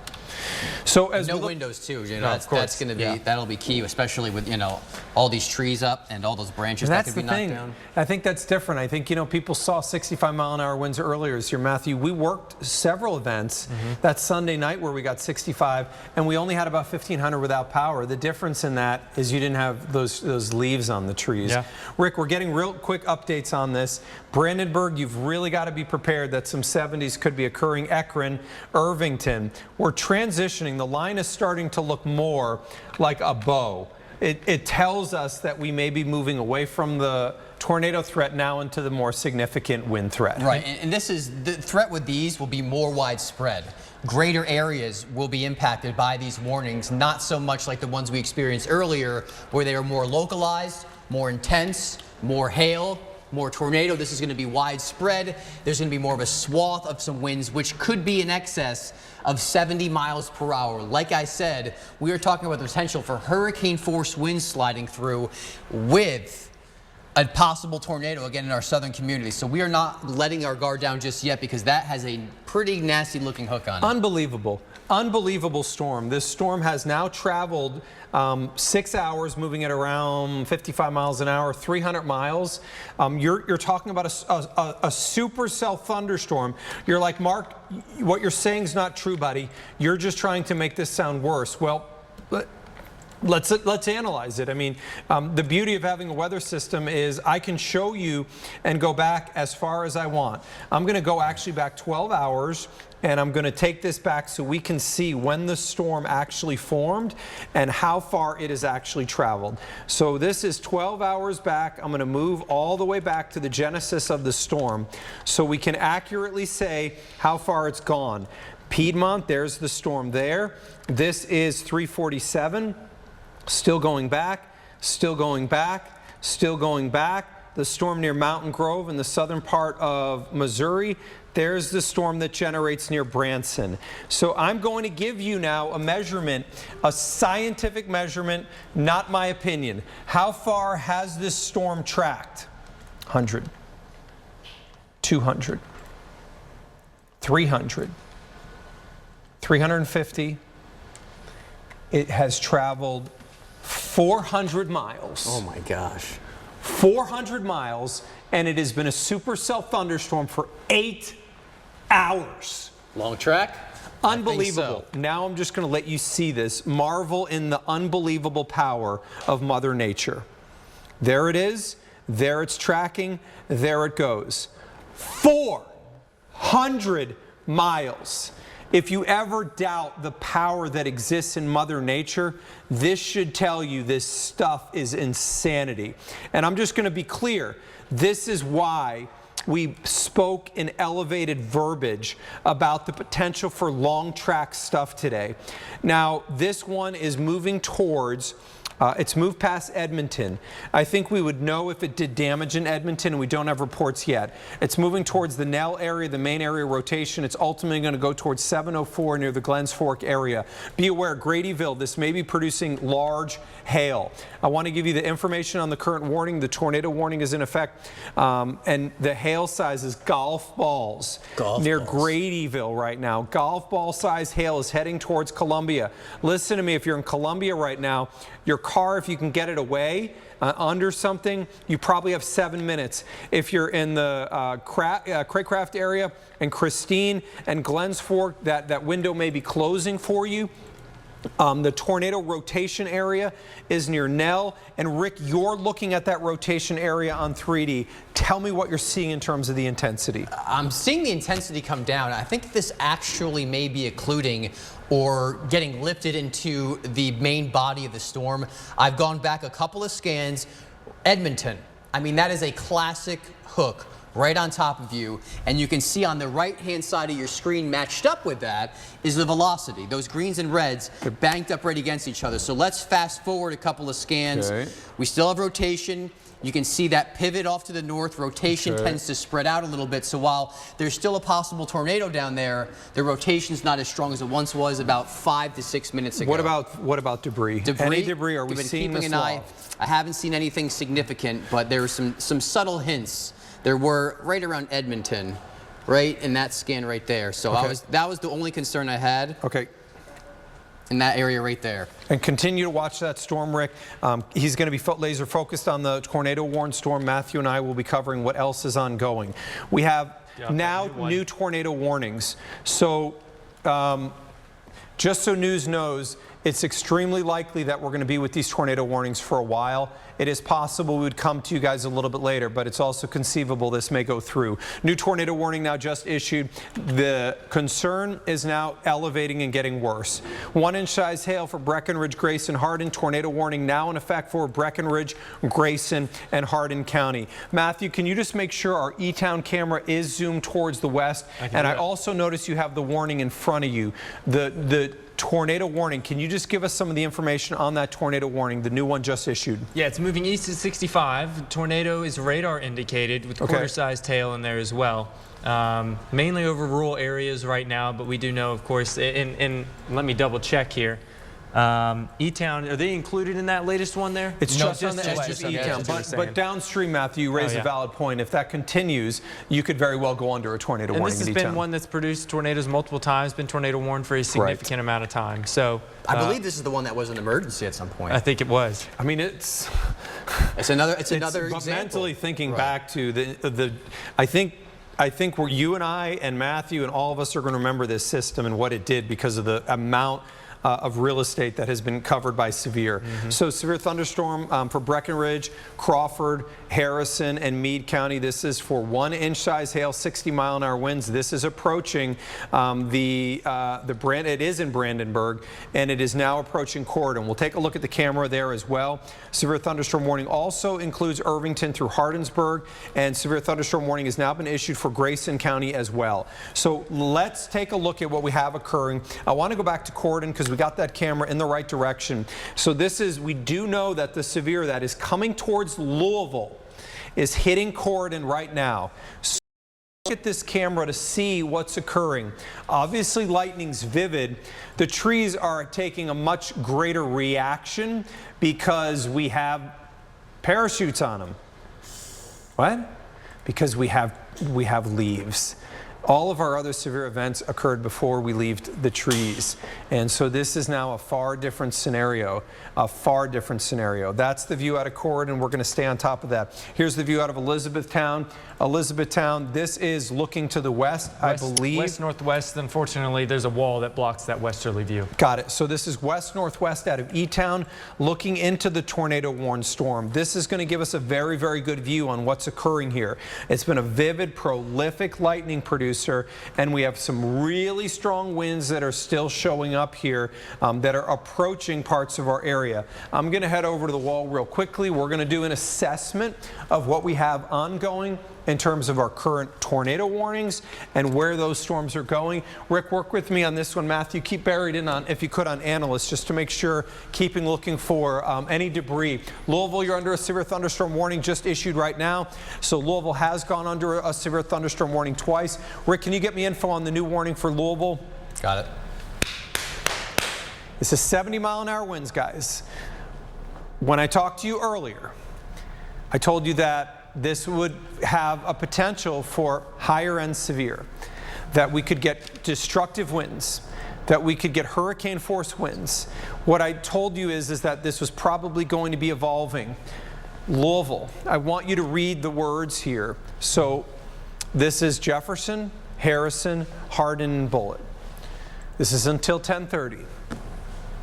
This may generate 1-inch size hail, 70-mile-an-hour winds, and I want you to look at this word right here.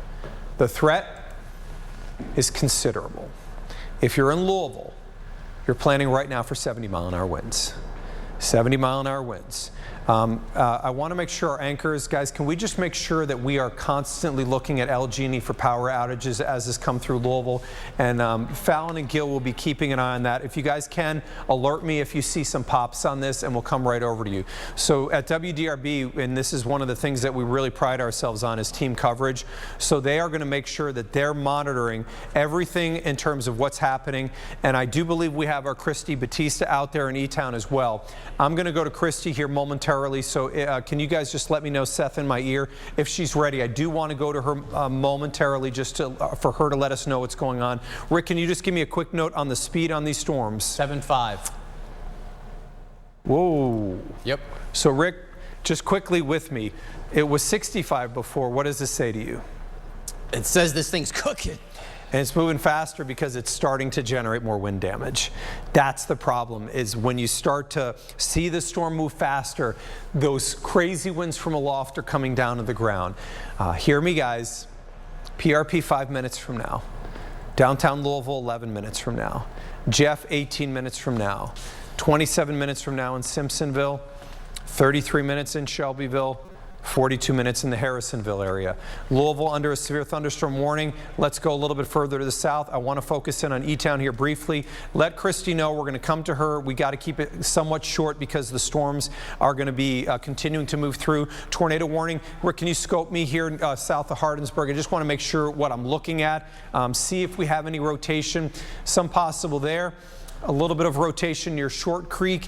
This may be that there could be quick spins now. I believe we're now moving into a scenario where damaging to destructive winds are going to be the primary, but we're going to get these quick spin-ups that could occur within that line as it is moving towards the Elizabethtown area. Our Christy Batista is in Elizabethtown. Christy, let us know what you're seeing right now, and let me let you know in about 30 minutes, make sure that you have a way to take shelter. Can you hear them? They just started just a few minutes ago.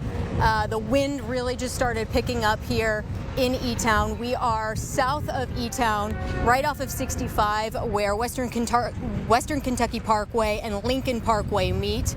We are at the intersection where all of these gas stations are, and to my right, of course, you can obviously see that the wind is blowing pretty hard right now.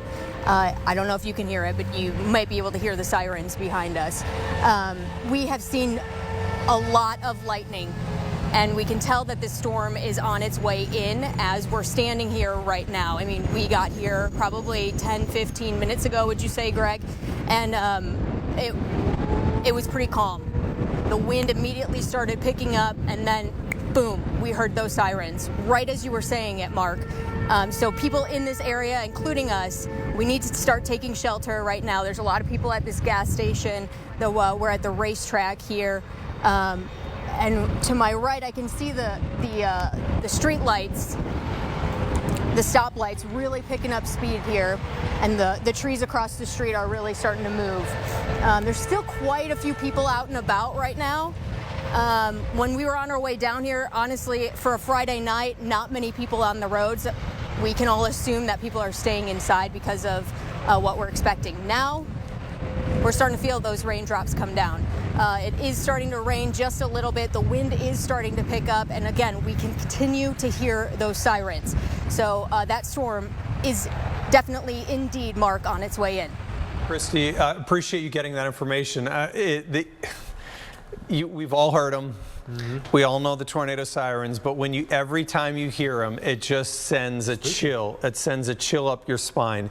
So we have a severe thunderstorm warning for Louisville, tornado warning here. Remember, that includes southern Breckenridge and Hardin County and southern Adair County. Rick, I'm going to come to you first. Matthew, you're going to keep an eye on Adair County. I'll come to you second. Rick, you're focused in on Louisville. Tell us what you're seeing in terms of winds, and we are in that spot that it's right over the Fort Knox radar site, and this is going to be very telling within the next 6 to 8 minutes what this means for Metro Louisville. I mean, I can't even count the number of times that we've seen storms come out of that area, move through southwest Louisville, pick up in intensity, and cause damage. I mean, this is just, basically a cyclical event at this point in time. So, and Rick, that shows that sign too, for what it's worth. It does. And it does. It's a hard front edge, It looks like it's starting to push from the winds right at the site, the radar site, and even maybe more concerning, right along the Jefferson-Bullitt County line there, right along the Ohio. That may be a notch trying to form. It is, and so we're really trying to see. There's the really strong winds closing right in. over West Point, Fort Knox. Right over and there's that cone of silence where we do not have any information because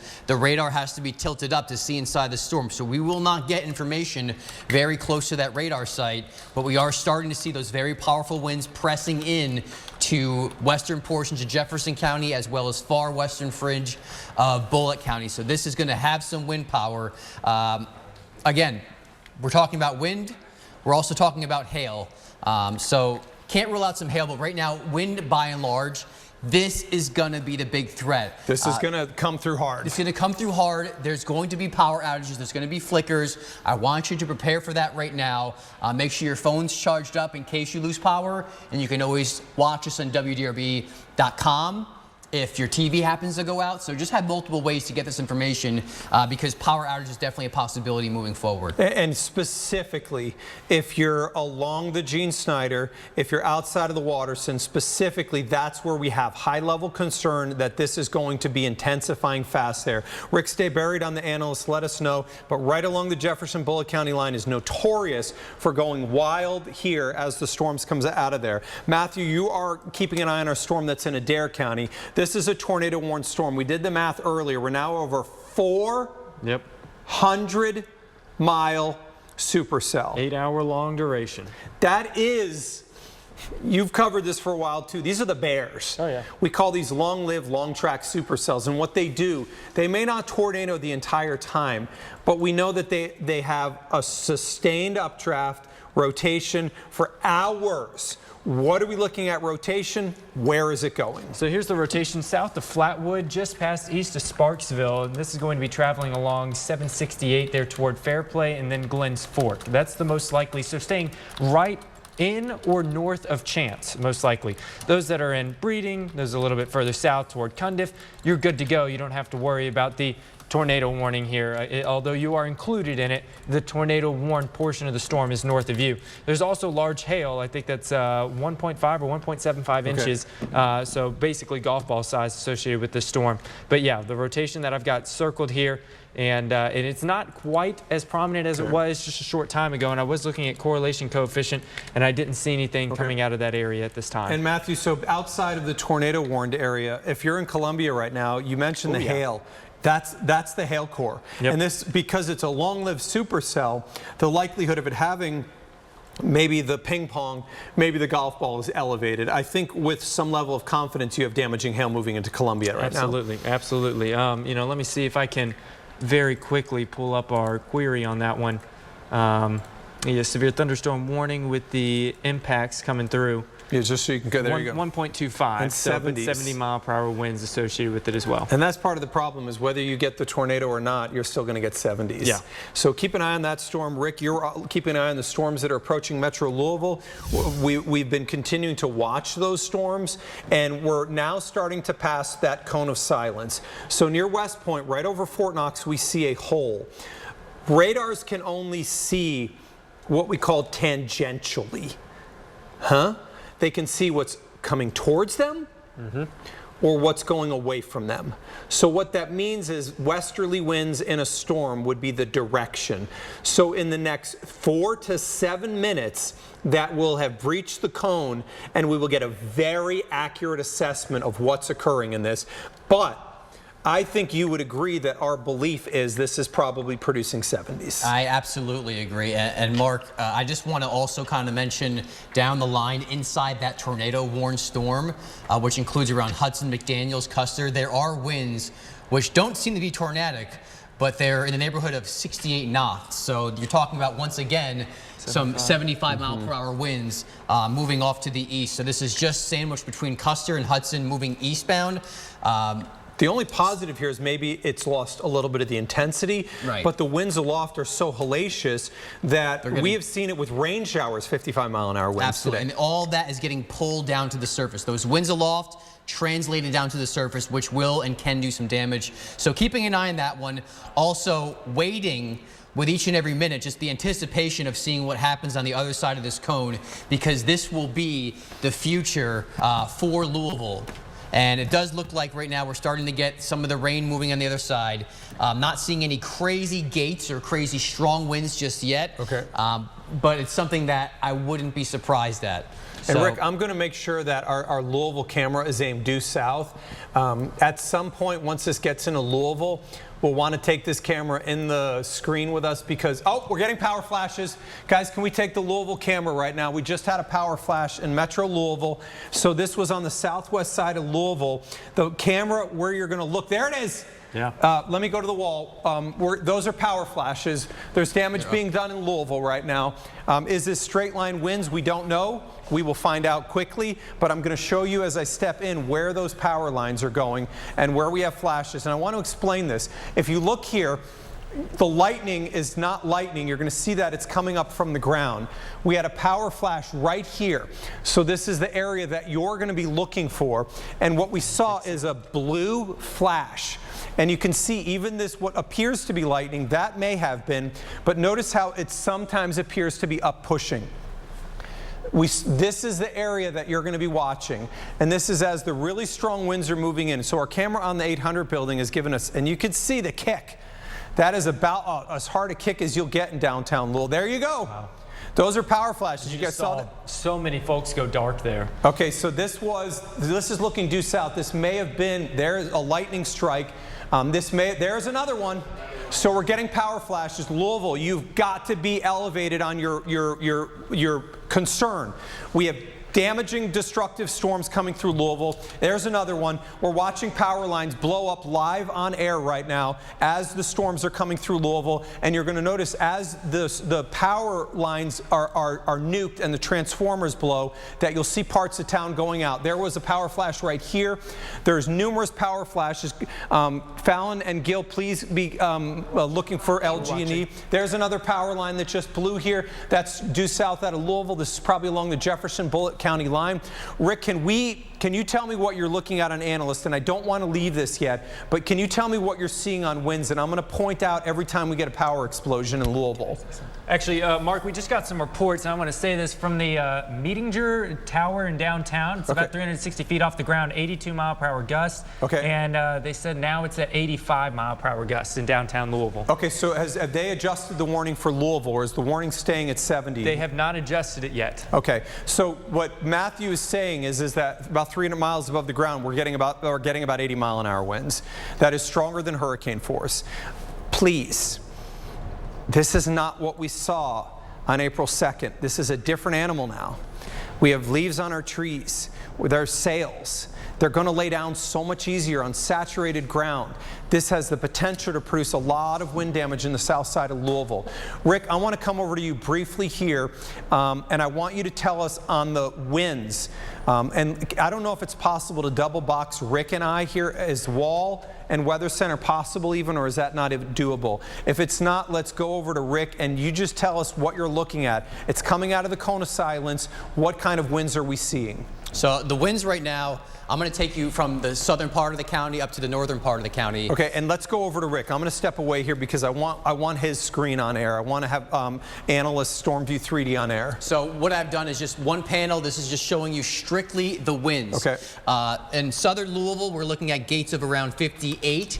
So you're talking about 65-mile-per-hour winds. And then due north, I want to go right into downtown Louisville because, Mark, that area we were just pointing out, some of those gates are showing north of around 60-mile-per-hour winds. Okay. Very powerful winds inside Louisville. When you look at that map, what I want your eyes to focus on are the areas of pink. and those brighter colors, because the brighter the pixels, the stronger the winds. 71 not just at Stanford, or Muhammad Ali. Muhammad Ali, That's 77 mile an hour winds are in Louisville. Guys, there's nearly 80 mile an hour winds in Louisville. Let me just do the math on this.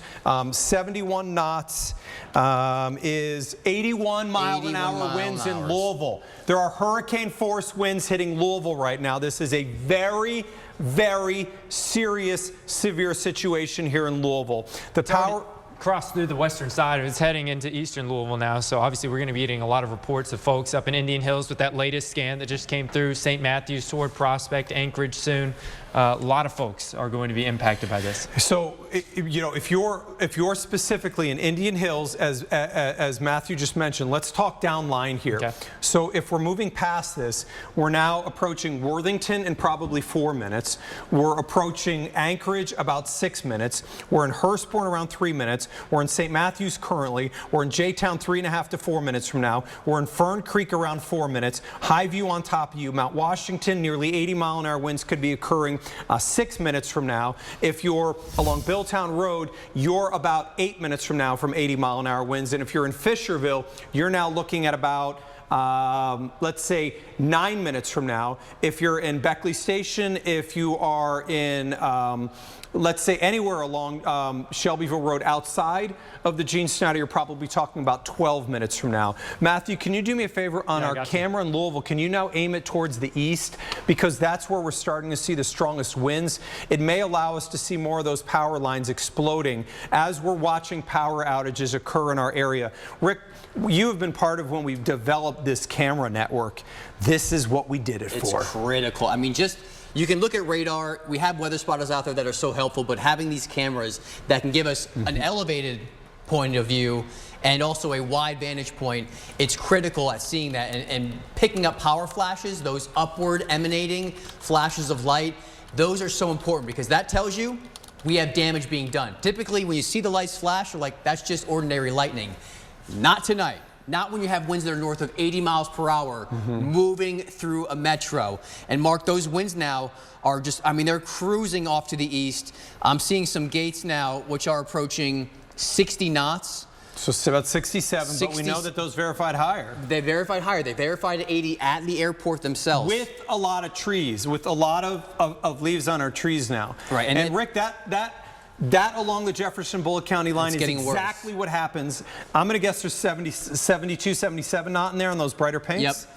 Yeah, low 70s. So these are 80 mile an hour winds, guys, that are going to be on Preston Highway right now, just outside of the Gene Snyder. So Preston Highway along the Jefferson Bullitt County line, this is going down 44. If you're in Glen Mary, if you're in Little Spring Farms, if you're in Mount Washington, you've got to be prepared for 80 mile an hour winds. I believe these are real. They verified on this out of the airport. This is not, this might be occurring. No. This is, we know this is occurring. It's happening. You got to get away from windows. You should not be on the western side of your house because that's where the winds are coming from. Eastern side, give yourself a lot of barriers between you and these strong winds. They are going to blow through and you are going to hear these things. And unfortunately, this is going to knock down trees. And let me go over to Gil Corsi. Gil, I saw you trying to get my attention. You and I were talking a little bit earlier. Gil, you guys have been watching the power outage side of this. Sure. You guys were seeing what we were seeing in that kind of jarring moment where we watched those flickers occurring with power lines. You saw it. I heard your reaction, Fallon. Are we now noting that there's damage occurring in Louisville? So we've seen the pictures, and here's the data to support it here. At 10 o'clock, this LG&E website updates every 15 minutes. Okay. Just before 10 o'clock, there were around 300 outages in Louisville. The last update, there was more than 12,000. So we've increased about 10,000 just since the storms have entered Louisville, and we know that they're still moving through. So this number may go up. Keep continuing to watch that. Fallon and Gil are going to be watching on the damage side of things as we continue to analyze very closely as destructive winds are moving through Metro Louisville. Matthew, this is the difference between leaves and no leaves. Yep, absolutely. And, you know, we talk about damaging winds of 80 miles per hour. That's going to be a low-end tornado. type of winds. And so you don't need a tornado to get damage and power flashes and all these things. We're getting the winds right now that are causing the damage. I do also want to briefly touch on, if I can, Mark, down in Adair County, Absolutely. we've got the rotation and down so there. Matthew is focused on the tornado warning for Adair County. And Matthew, you've been focused on this, and this is kind of why you see in our weather team why we have multiple people. You'll see Rick zooming in and looking very closely. Rick, I'm going to come to you momentarily. Matthew, update us on Adair County. Cumberland Parkway going toward Russell Springs. So getting ready to move out of Adair County here. We do have an area of rotation along 92 and south of Cumberland Parkway east. That's already past Glens Fork and Joppa. We haven't necessarily gotten any confirmation from the National Weather Service on this one, whether or not it's on the ground. And I haven't seen anything recently from a correlation coefficient. But, so this is right along the Cumberland. Yes. It is a heavily traveled area heading into Russell Springs. Now I know, Rick, you've got a couple of wind. But let me come back over just so we're clear again. Yes. If you're heading towards Russell Springs or if you're in that area, be careful. You are under a tornado warning. We've got also more tornado warnings. We're going to come back to the north. Rick, I want you to tell us what you're seeing here in Metro Louisville. Matthew, if you could focus also on the tornado warning that is approaching the E-Town area now. Rick, we're starting to see what we worried about. Yeah, and this is exactly what I really want to point this out for you because left reflectivity, right, Mount Washington right now. Listen, if you live in Mount Washington, get ready. There are 80-mile-per-hour winds that are moving in your direction. I'm going to say that again. 80-mile-per-hour winds. That is very powerful, downright destructive winds that are about to cross over Bardstown Road. So here is a little backward C shape at the apex of these little bows. That's where you get the most powerful winds. This is now crossing through Mount Washington. I mean, this will rattle your windows. This will knock down trees, lead to power outages. I need you to be away from windows immediately. This is not a safe situation in Mount Washington. This will travel off to the east, cooking around 70 miles per hour. So please, if you are in Mount Washington, you need to take cover right now, especially be inside. I mean, this is no point to step outside whatsoever. These are strong winds, 80 plus, which are going to slide through the rest of the county momentarily here, and that also extends into southern Jefferson County. Just outside the Snyder, you will also see 70 to perhaps even as close to 80-mile-per-hour winds. Those are very powerful, and they are in Mount Washington right now. Yep. So if you are 78, right along basically 44 and Bardstown Road. This is just, if you know Mount Washington, you're talking about right just north of downtown. So you've got the Kroger there, you get towards the Dunkin' Donuts there. This is the area, Rick, where we're talking 80s. This is going to lay down trees. Absolutely, 100%. And we say that knowing that this is really going to mess up your weekend. I mean, you don't want trees down, power out to kick off your Friday night. But this is just the way it's going to go. And unfortunately, these storms are packing a serious wind punch. Thankfully, we've transitioned out of that tornado threat, but this is really becoming a serious wind threat, and these winds aren't letting go. The newest scan shows the strongest winds now, just off to the east of Mount Washington. Mount Washington is still seeing the strong winds. There's torrential rainfall, but these winds are now emanating outside of that storm, and I don't see anything that's going to stop it, Mark. And Rick, keep buried on that. Continue to update us. Fallon, you got my attention. Gil, I'm going to come to you next. Fallon, you've been watching some of these power outage maps building, and we just talked about Mount Washington. You're focused on that area. Yeah, you're talking about Mount Washington, so I looked up Salt River Electric, their outage map at 10:09, 903 people were out with power. Now it's 4,525. So we've added 5,000 out in Bullitt County since just the last 15 minutes. We obviously know damage is being done on these storms. Gil, you've been watching LG&E in Louisville. What are you seeing? Right, so as we said, it updates about every 15 minutes. So the number is still the same here. It's over 12,000. But if we can zoom in tighter, guys, in the booth, you can really see that where it they're is concentrated. Focused. Yeah, you see that 50-plus outage area here. In that, there's actually two chunks with 50-plus outages in that Shively area of Louisville. That you talked about the cone of silence, and it's almost like we can see in the numbers here how that storm just marched down Dixie Highway or 31, and depending on where you're at, as it came out of Radcliffe, came down south from Bullitt County through the Valley Station, PRP area, and blew across downtown. Good information, guys. Keep an eye on this here. I don't know if we have a reporter here in Louisville. If we can we pivot them towards southwest Louisville, you guys can direct on where we can try to get to some damage there. But we know that the storms have done some damage in Louisville. Gail Fallon, continue to watch that, get my attention as things continue here. As we look, the strong winds, this continues to be a serious problem. Let's view, Rick, I just want to take a view on a couple of different areas. I don't want to hyper-focus. I want to see what's going on in all of Louisville as well. I'm curious on the northern side how far this is going to go. So let's zoom out even just a little bit more on this, Rick. I want to see a couple of things. So they are issuing downstream here. What is this warning here for? That's what I'm kind of curious on. The second one outside. For 70-mile-per-hour winds and hail just shy of an inch, 3/4 of an inch. Okay, and this is considerable destructive. How about the warning that is still in effect for Louisville? Did they ever upgrade it to 80 or did they keep it at 70? Kept it at 70. Okay, so these are what we call elevated destructive warnings. The area where we have some of these strongest wind gusts, and Rick, let's go to, I want to go one panel and I want to look at velocity here, and I'm going to spend a little time. Matthew, I'm going to come to you momentarily here as well. Keep an eye on the tornado warned storms. Let's move even further to the north because I think this is somewhat interesting and intriguing. This is light rain that's occurring in Bedford, and we're seeing winds that may be topping 55. This is a testament to what's up there. We saw 55-mile-an-hour wind gusts, and we didn't even at the time have anything other than light rain. Where we have the thunderstorms, you can see how this really elevates. So the strongest winds that we're seeing, let's zoom in, Rick, on what goes from around the Gene Snyder and 64 southward into Bullitt County. So this is Taylorsville Road right here. Rick, what are we looking at? Maybe 65 here, 63? Yeah, 60 probably. In the 60s. winds or the knots? 60 for the winds, miles per hour. Okay, and so as we go now, this is going to be Billtown Road exit right here, and this is going to be the northeastern part of Bullitt County, and here's Spencer County. So right here is where Taylorsville is located, and right here is near Elk Creek. We've got what looks like some 70, maybe 71, 72 in there. Yep, that's a 70 knot. Okay, so this is about 80-mile-an-hour winds. What are we talking, 1,800, 2,000 feet, Rick? About 1,600 feet off the ground. Okay, so we know that it may be a little bit weaker as you get down to the ground, but this justifies the 70.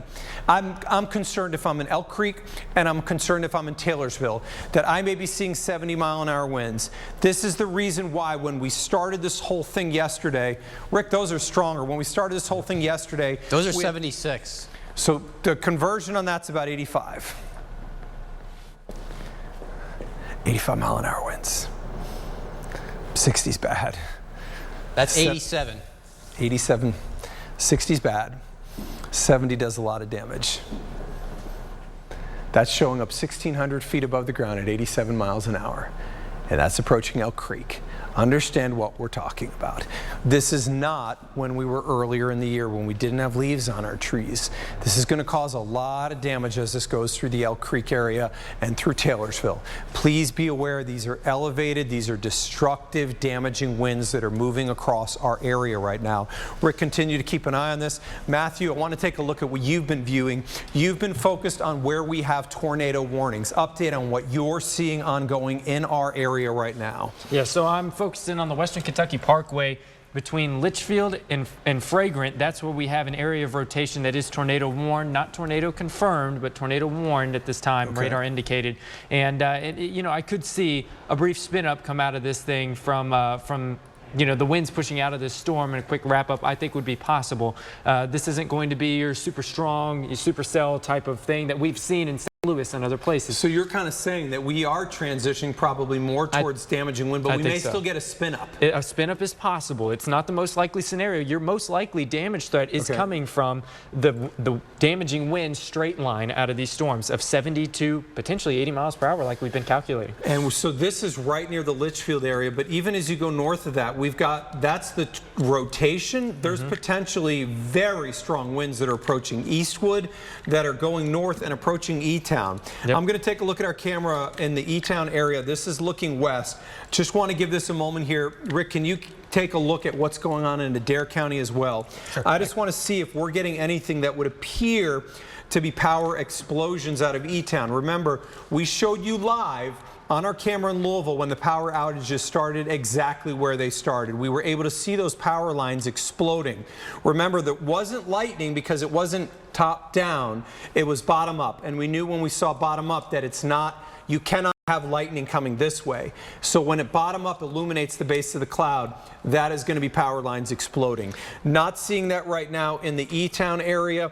Not seeing that right now in the E-Town area. Matthew, you're viewing what's going on here in the southern part of our area. This is going to be, this is the tornado warning that is now exited Adair County. So there's still a warning for parts of far southern Adair County, Glens Fork included in that, but you're no longer underneath a tornado risk. To make that very clear, folks, in Adair County, you don't have a tornado risk any longer. Your warning will be chopped back here soon. It's Russell Springs to Jamestown toward Ely that we've got that tornado threat, so outside of our area. Okay, Matthew, continue to watch those storms heading towards E-Town. Rick DeLuca is eye lasered in between Elk Creek and Taylorsville in Spencer County. Rick, when I see you look over me and try to get my attention, I know that doesn't mean good things. I don't even like saying this, but this is Taylorsville Road.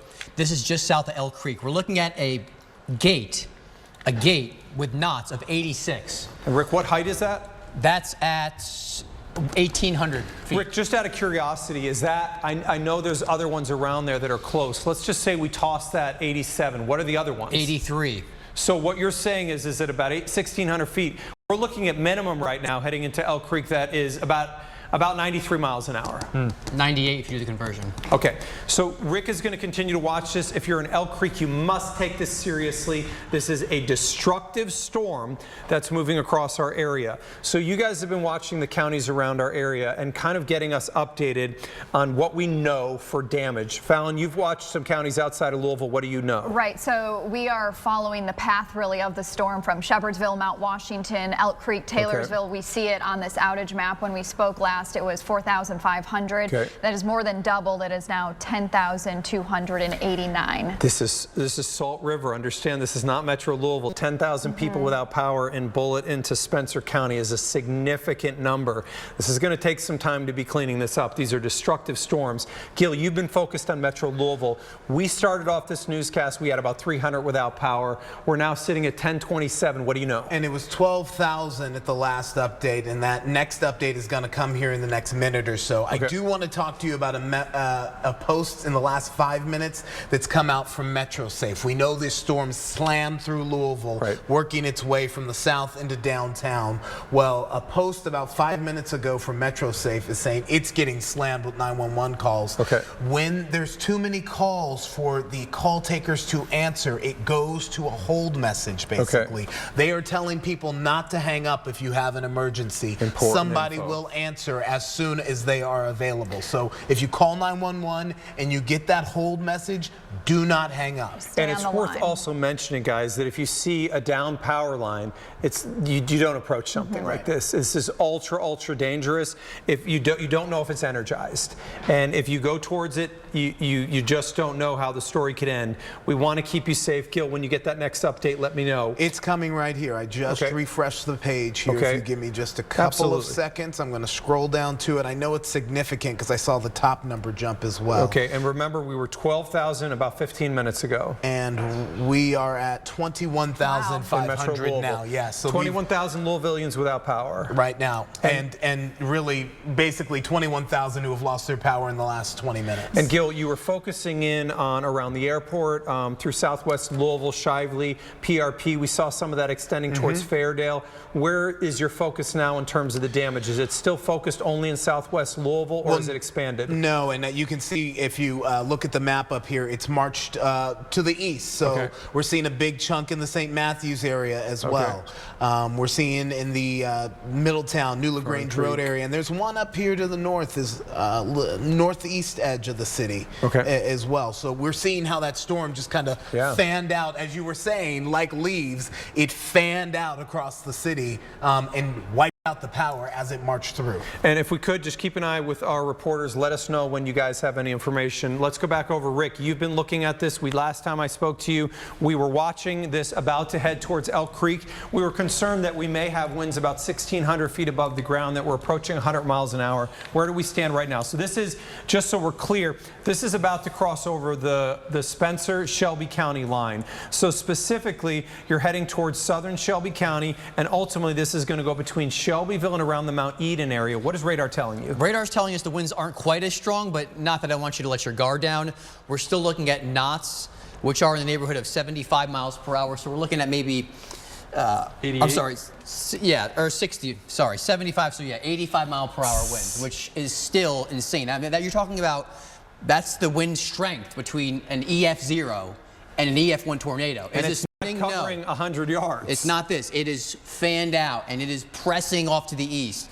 And it has not slowed down. In fact, the number of gates on here has stayed very similar. Consistent. Yeah, it's very consistent. So that's why there's really no doubt in my mind that as we travel from Spencer County into Shelby County, we are going to see these winds carry through. And just some of the roads that they're moving toward now: Southville Pike, Finchville Road. And what's that major there? And that's Mount Eden Road. So if you're on the southern end of Mount Eden Road, what's the junction point there on the south side of Mount Eden? The south side, that's with Southville Pike. So Southville Pike and Mount Eden Road, 75 mile an hour winds are moving in your direction. Absolutely. Matthew, I saw you looking in here, and I'm going to roll it back one scan. Yes. This is what you were looking at. I was trying to get confirmation from the National Weather Service, see what they were thinking. So this is rolled back one frame. I saw you laser focus between Lacone and Millerstown. Why? Because the green started to pop a little bit more here on our velocity couplet that would be in between the green and the red in the Millerstown area. You saw a new latest scan just came in. And it went down, which speaks to your idea that these may be the quick spin-ups. Yeah, if it's going to happen, it's brief. Right, but at the same time, these are things that can enhance damage. Tornado warning just came out for that area. And that's exactly what Matthew just saw. So Matthew was keyed in before the tornado warning was issued. Tornado warning has now come out for that area here. Can we just back that and zoom out a little? I just want to see where we have the tornado. Is it broad? It is broad. So this is going to be south of E-Town. This is approaching Hodgenville, right over the Millerstown area right now, and it is heading towards I-65. This is nighttime potential for tornadoes are not good to begin with. But, going across an interstate is a really bad situation. Where is our crew right now driving on? I see them on the bottom right here. Do we know exactly where they're traveling? Assuming Metro Louisville. I think this is the camera. Okay, 65 north heading towards Jefferson County. So this was our crew that was in the E-Town area earlier that's coming back to Louisville now. Okay. Rick, I'm going to come over to you on Storm View 3D. You've been now focused on the area that just went under a tornado warning. We saw it from Matthew's perspective.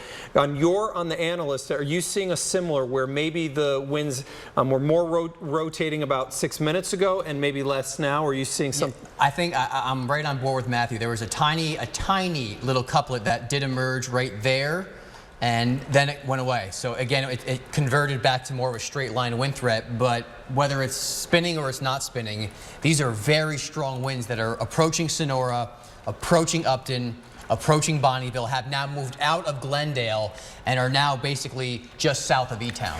And by the way, our Bryce Jones, who probably shouldn't be working tonight, Bryce Jones has sent us in some pictures. If you guys can check Bryce Jones' feed, he's saying about 1.5 miles north of Valley Station that there are large branches, fence damage, decks that are damaged, and I'm looking at some of his pictures, and there are trees that are torn apart. This is what we were worried about, and we are seeing that happening right now. I'm going to take you to E-Town briefly on our camera. Let's see. So in terms of intensity of wind, are we seeing any of those upward emanating flashes that would indicate power outages or damage being done in E-Town? We saw that live on air in the Louisville area. I think that particular video is going to live in the infamy of this city, watching those power lines exploding. I've never seen anything like that. To see with detail the explosions occurring is jarring. E-Town right now, I'm not seeing upward emanations. I'm seeing a lot of lightning that's occurring right now. We're watching that really, really closely. Matthew, you're keyed in lead-in on Grayson County, eastern Grayson County, heading into Hart County, southern part, or let's say LaRue County. This is where we have our tornado warning. And I just got a message from somebody saying, Mark, I'm in Grayson County. Can you focus on it? Matthew, let's do exactly that. So in eastern Grayson County, this storm is moving outside of your area. And the part that I'm most concerned with for a potential quick, brief spin-up is going to be east of Millerstown, so outside of the Grayson County area. There is a small little batch of Grayson County that's still out ahead of these storms, the Broadford, Pine Springs area, but within a couple of minutes, Grayson County doesn't really have to worry about this any longer. It's going to be the folks that are east of Millerstown heading toward Upton and Bonneville. I'd say right between there, if you're between Millerstown, Upton, Bonneville, and that triangular area, that's going to be the most likely scenario for a quick, brief spin-up. And so the pictures continue to come in here. I believe we do have the Bryce's pictures here. So you can see some trees that are just shredded. This is, if you look at there's some deck damage there, but you can see that this is just different. All those trees have leaves on them and they're parachutes that pulled. And they pulled these trees apart and did damage in our area. We're continuing, Fallon and Gill are continuing to look at what we have for reports. They're checking Clark County because we're getting reports of Clark County that there is some damage you can see there. This is a tree limb that was taken down as well. You can see the air conditioning unit there. Super busy in our area here as we continue to watch damage occurring. One of the things that we pride ourselves on, Rick, is as a team, we want to be seeing in the real time. This is something we always say it's important. Getting that information out, knowing in the instant. So one thing I want to tell you, if you're watching us on TV, obviously, you're getting us as we talk. I do want to mention, if you're watching on WDRB Plus, just a reminder, best practice for the Plus is about every 10 minutes, just refresh that feed to make sure that it's the most frequent. Rick, you're looking specifically in Sonora. Compare this to what you were looking at in the northern part of our area, or north of this. That was near basically the Mount Eden area. Are we looking at similar scenario now? Not a similar scenario. That was sort of a central core of winds that was traversing across the area. This is more of a line that extends from, let's say, just to the east of E-Town, slivers and snakes between Hodgenville. It's just out of Sonora, just to the west of Upton, and then arcs back near Bonneville and into the Wax area. So this is the line of some stronger winds, not quite as strong as they were in Mount Eden, but in this line, you'll get powerful winds, and perhaps one of those little spin-ups can occur with inside of that. So that's why now we're watching a much larger area which extends from E-Town through Wax. It's made that move. Right. We've made this move, and now we've seen that transition over to the wind threat with the brief spin up. Like we said before, before it was tornado hail, now it's wind spin up. And that's a different scenario. But now that it's 10:37, the sun is down, when you have damage like this, when some people are trying to sleep, it just creates a whole other level of danger. And understand the physics of radars. So radars can see what's coming in or going away. And so you're like, well, Mark, if that's the case, when those storms were going down, Gene Snyder, we could see all the direction. It was always pushing away from the radar. It had to be super accurate. If we're looking at Sonora and the winds are from the west, we're not seeing the full westerly component because we're looking at, remember, only what's coming and going away from the radar. So that wind could even be a little bit stronger because radar is not positioned as well. But on the northern side, one would expect those to be a little bit higher. Little notch there off to the east of E-Town heading towards the New Haven area. Be aware of that, showing some signs of rotation. Rick, let's take it further to the north on the analyst right now. I want to go and look at, you were watching Shelby County. Let's update. How does it look now in Shelby County? Is it as strong as it once was? Have we seen a weakening? Is the same level of intensity of wind in there? I'm going to take you right in just north of Mount Eden. This is in Shelby County, just south of the Wadi Peytonia exit. This is P Ridge Road, and it's showing gates of 71, which would say about 77, 78, 80. Low end 80s, upper 70s. But now that, what are we talking about, 2,000 But this is also way up. So we're talking about now 3,000 feet up. So this is, I mean, you got to think you're looking in a very like high up top of the thunderstorm. So I'm going to go over to the wall here real quickly, Matthew. I want to do some tracking, spending some time on what's going on around our area. I'm going to head back over to Storm View HD. And Matthew, what I'd like to start with is the wide perspective, and then I want to do some tracking on what we have ongoing. I said that we would probably end up north of 60–70% of our area going under warnings. I wish that we could get a scenario where that if we tell you X is going to happen every single time, it will. I think that in the end of all this, and I said it earlier, that people are going to feel that this led up or lived up to what we expected. Now that said, in Madison and around Scottsburg and around Salem and through around, let's say, French Lick, you were an area that didn't get as much, and that is just the reality. Large severe thunderstorm warnings, they're really putting out these big ones here. So the severe thunderstorm warning here, Matthew, let's track the front of the line. Let's zoom in towards, I want to focus, on Shelby County and what's moving out of the county, because we know that we're looking at gates here that are in the neighborhood of around 80 miles an hour, which would translate to probably 68 miles an hour. These have been racing off to the east between 65 and 75 miles an hour. Alton, 4 minutes from now, the potential is there for 70-mile-an-hour winds. 6 minutes from now in the Frankfort area. For sales, you're looking at 16 minutes from now in Lexington, 30 minutes from now. We'll move down the line, continue to do this exercise all along the line. Bardstown's under a severe thunderstorm warning. Not necessarily for what's over you right now, but what you're going to notice near Boston is it has a harder front edge to it. Looks more bowing. This is going to be a very good translation to more damaging to destructive winds. Matthew's tracked that little area near the Bardstown area. Matthew, what I'd like to do is I want to track from around Boston through south of Hodgenville, where we have that bow. That small bow segment here is going to be a high likelihood of producing damaging winds near New Haven. Let's track that area off to the east. These are going 65 to 75. New Haven, be prepared for 70-mile-an-hour winds in 4 minutes. Attila, you're talking, Attila around 9 minutes from now, St. Mary 16 minutes, 27 minutes in the Bradfordsville area, Gravel Switch 30 minutes from now. We'll continue the travel towards the south. I'm not going to focus specifically on one when we track where the tornado warning is, but can we scope, Matthew, briefly from Hodgenville? I want to scope from Hodgenville, Magnolia to Bonnieville, just to make sure in terms of what we have is their rotation. So let's move that, Matthew, through here. Okay, keep going. I'm seeing more straight line winds than anything. Little straight blip line. down Okay, there we further to go. the south. Yep, that's the one that bothers me right there. So that is an area of rotation right now. A quick spin-up tornado may occur near the Bonnieville area. That's the kind of thing that we're going to be watching for. Bonnieville approaching you, going over I-65. There could be a spin-up. Look, if it's an EF1, EF0 tornado, or if it's 70-mile-an-hour winds, it doesn't necessarily matter. The new scan showing that rotation area dropped off just a little bit.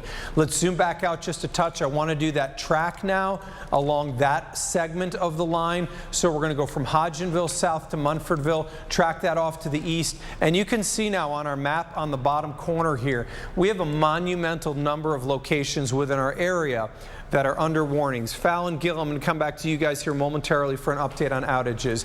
9 minutes from now in the Allendale area, 13 minutes from now in Summersville. 70-mile-an-hour winds are going to be in play for you. Campbellsville 22, Manville 28, and 34 minutes from now in the Casey Creek area. These are the storms. I hope this gives you now a timeline. We know we've seen damage in our area from these storms that have moved through. Fallon and Gill, when we started this, you guys were talking about in some of these counties either 0 or hundreds of people without power. It's a different animal now.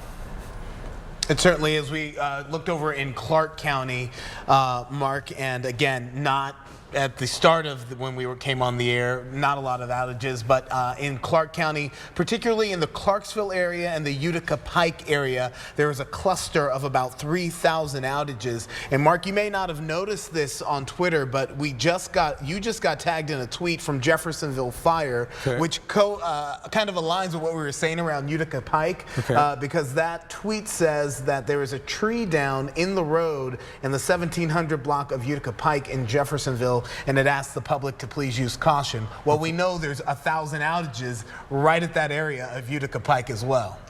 Okay, so and so just so and Fallon, you've been also watching Salt County. I'm sorry, Salt River Electric. But I do want to add to this Clark County. I've looked at Duke Energy and Clark County REMC. Both are about 3,000. So collectively, it adds up to 6,500 customers without power in Clark County, Indiana. As for Salt River Electric, we talked about Shepherdsville, Mount Washington, the Taylorsville area. You see that whole row of outages where that storm passed through. They are now up to 12,541 people affected by these storms. And so the amazing thing about this out of Clark County is that Clark County didn't get really much other than light rain. It just shows to what's up there. When you have that much wind energy aloft, that's the scenario where you can, even with light rain, I don't remember this much wind out of light rain, but this is an absolutely outstandingly powerful atmosphere. Rick, the warnings that we're getting now, the Weather Service has basically said you're going to get damaging winds. That's a monumental warning right now in our southeast counties. So we call those blanket warnings because they are so large and cover a large amount of real estate. That's for winds which are considerable, 70-mile-per-hour winds possible within inside of that. What I want to do is show you what could quickly unfold inside of that big, large warning. Remember that little spin up we were talking about near Bonnieville? So I'm going to go back a couple of scans right there. You see a little pop of green, a little couplet that did form. So maybe a brief spin up near Bonnieville. That was one scan. And then in the next scan, it's gone. And here's the present, where it is showing, again, not any spin ups, but some more powerful winds now, which are on the eastern side of Bonnieville. So that's going to be the case moving forward. 70-mile-per-hour winds. And inside those severe thunderstorm warnings, you may get one of those spin-ups that Matthew picked up on just outside of Bonnieville. And that's going to happen fast. They're going to happen very fast. So you should probably just be in a safe place now.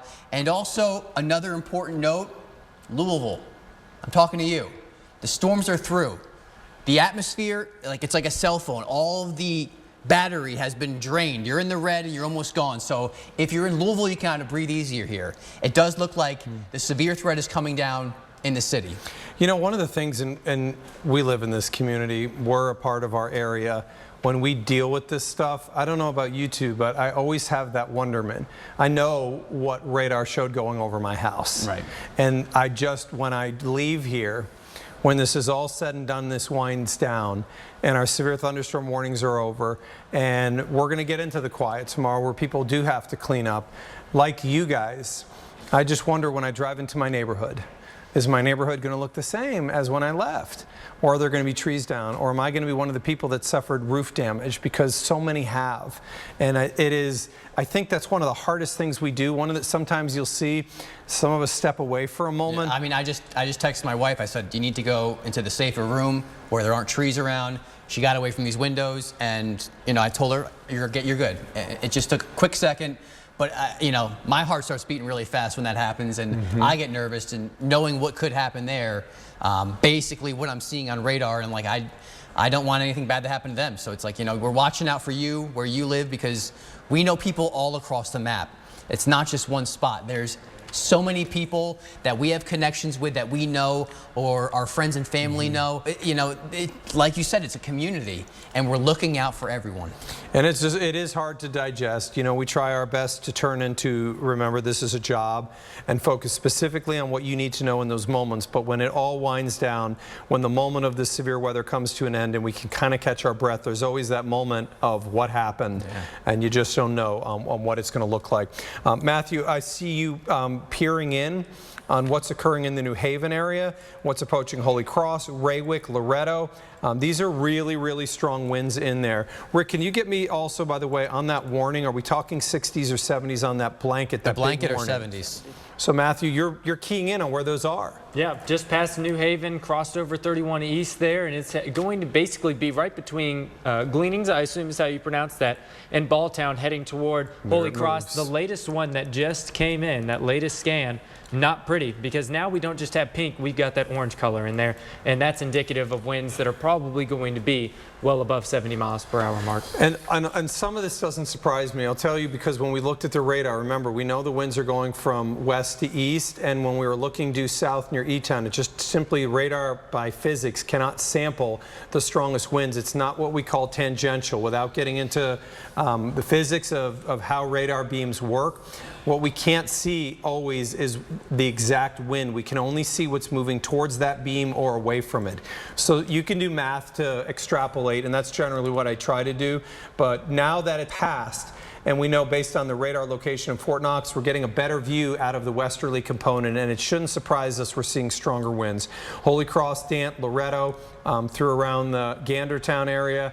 All these areas are seeing very, very strong winds. Rick, you're hyper-focused on that on 3D. You've got that same area, Loretto and Raywick and Lebanon and Springfield. These are areas that are about to get hit with a crash of wind. A crash of wind, which is State Highway 52, where that junctures with St. Francis Raywick Road. That, I mean, you are directly in the path, the apex of that little bow. Another spot we can outline for you would be New Haven Road, again where that links up with North St. Francis Road, and then North Loretto Holy Cross Road, where that links up with, I guess, Manton Road. So those are just a couple of junctures where if you recognize those streets, if you recognize those interstates and those junctures, then you need to definitely, there we go. There it is, it's on Loretto. Loretto is 3 minutes, 2 to 3 minutes. Here it comes. I mean, those are strong winds. Those are knots showing 74, so also 83. 2200 up and up. So we're probably talking 70, 74. 70, 74 safe. For sure. And so let me just show you quickly here. We've kind of been watching what has occurred within our area. There are 24,000 people without power in Louisville. I think that this was one of the things we knew we were going to run into an issue with today. Some of what we do sometimes is a real challenge to deal with messaging. If you follow me on any of my social medias or watched me on TV last night, I used this terminology that it was a volatile spatial environment.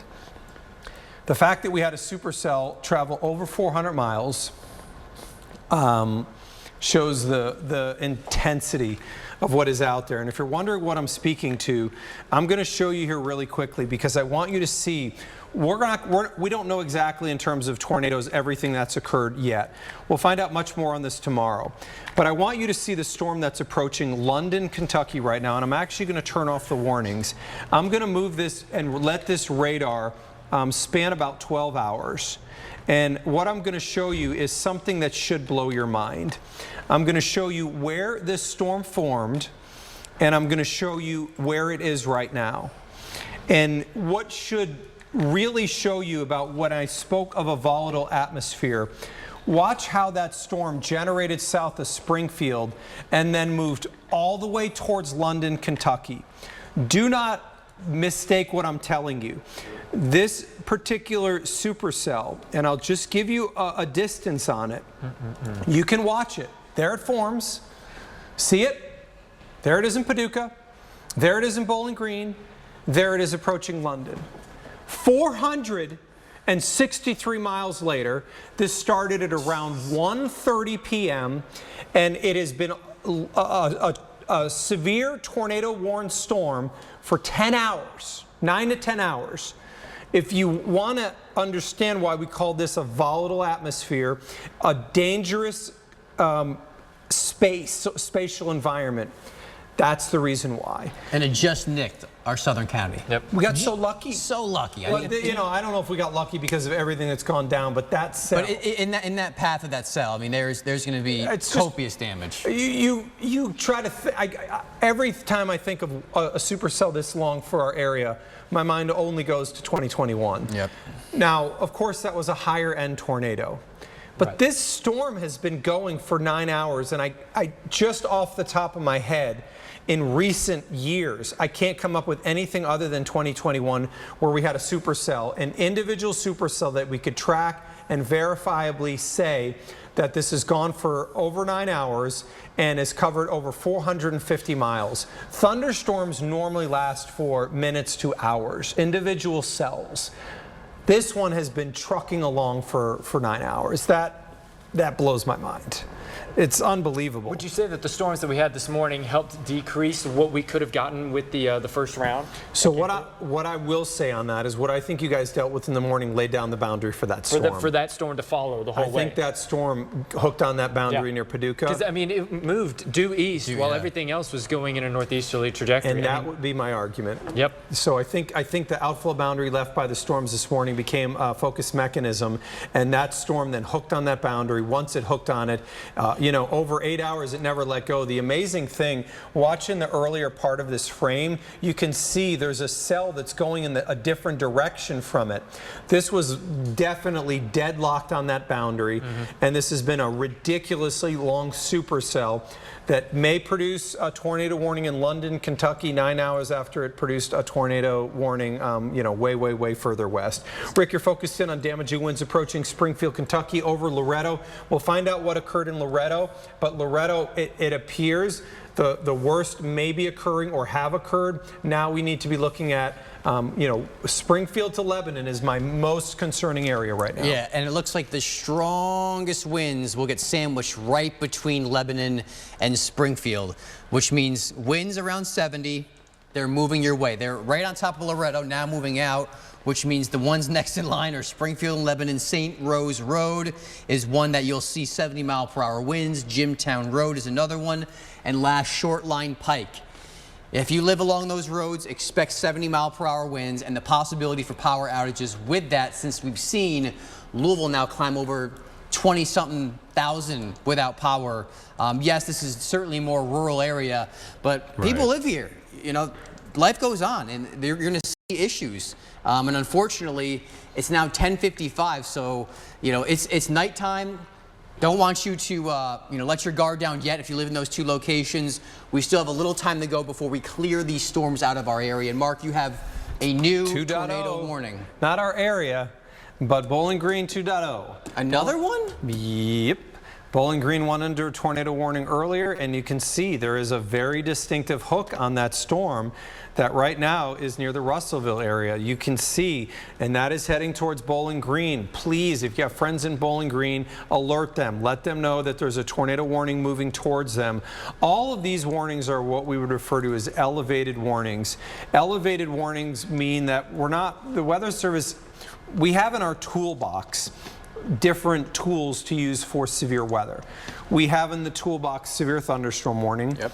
We have severe thunderstorm warning with considerable. We have catastrophic. We have the same with flash flood. We have tornado warning. We have tornado observed. We have tornado emergency, which we've seen all of these today. And we may be coming to the edge of where we're going to be, but now every single warning is a considerable. So Rick, you and I work a lot of severe weather events together. I don't like to call them run-of-the-mill severe thunderstorm warnings because severe thunderstorm warnings are not issued for no reason. Right. But there's a big difference between a considerable or a catastrophic. I think what you're saying, it's not your ordinary warning. You know, and it gets our attention. It does get your attention. You know, typically you see some people don't even take into account a normal severe thunderstorm warning. They're like, oh, we get these all the time, which I hope that's not the case, but these are not those. They are the next level. Like Mark said, considerable. That's the word we associate with winds that are 70 plus, and that's the kind of warnings that we have, and those are the kind of winds that we're seeing take shape. And unfortunately, south and east of Louisville, we still have to get through these storms, and there's powerful winds, there's that brief spin up, but thankfully the tornado threat that we saw, that hail threat, we don't have to really focus on that. And we tend to stay with weather when it poses a threat to life and property, and every one of these warnings have the considerable tag.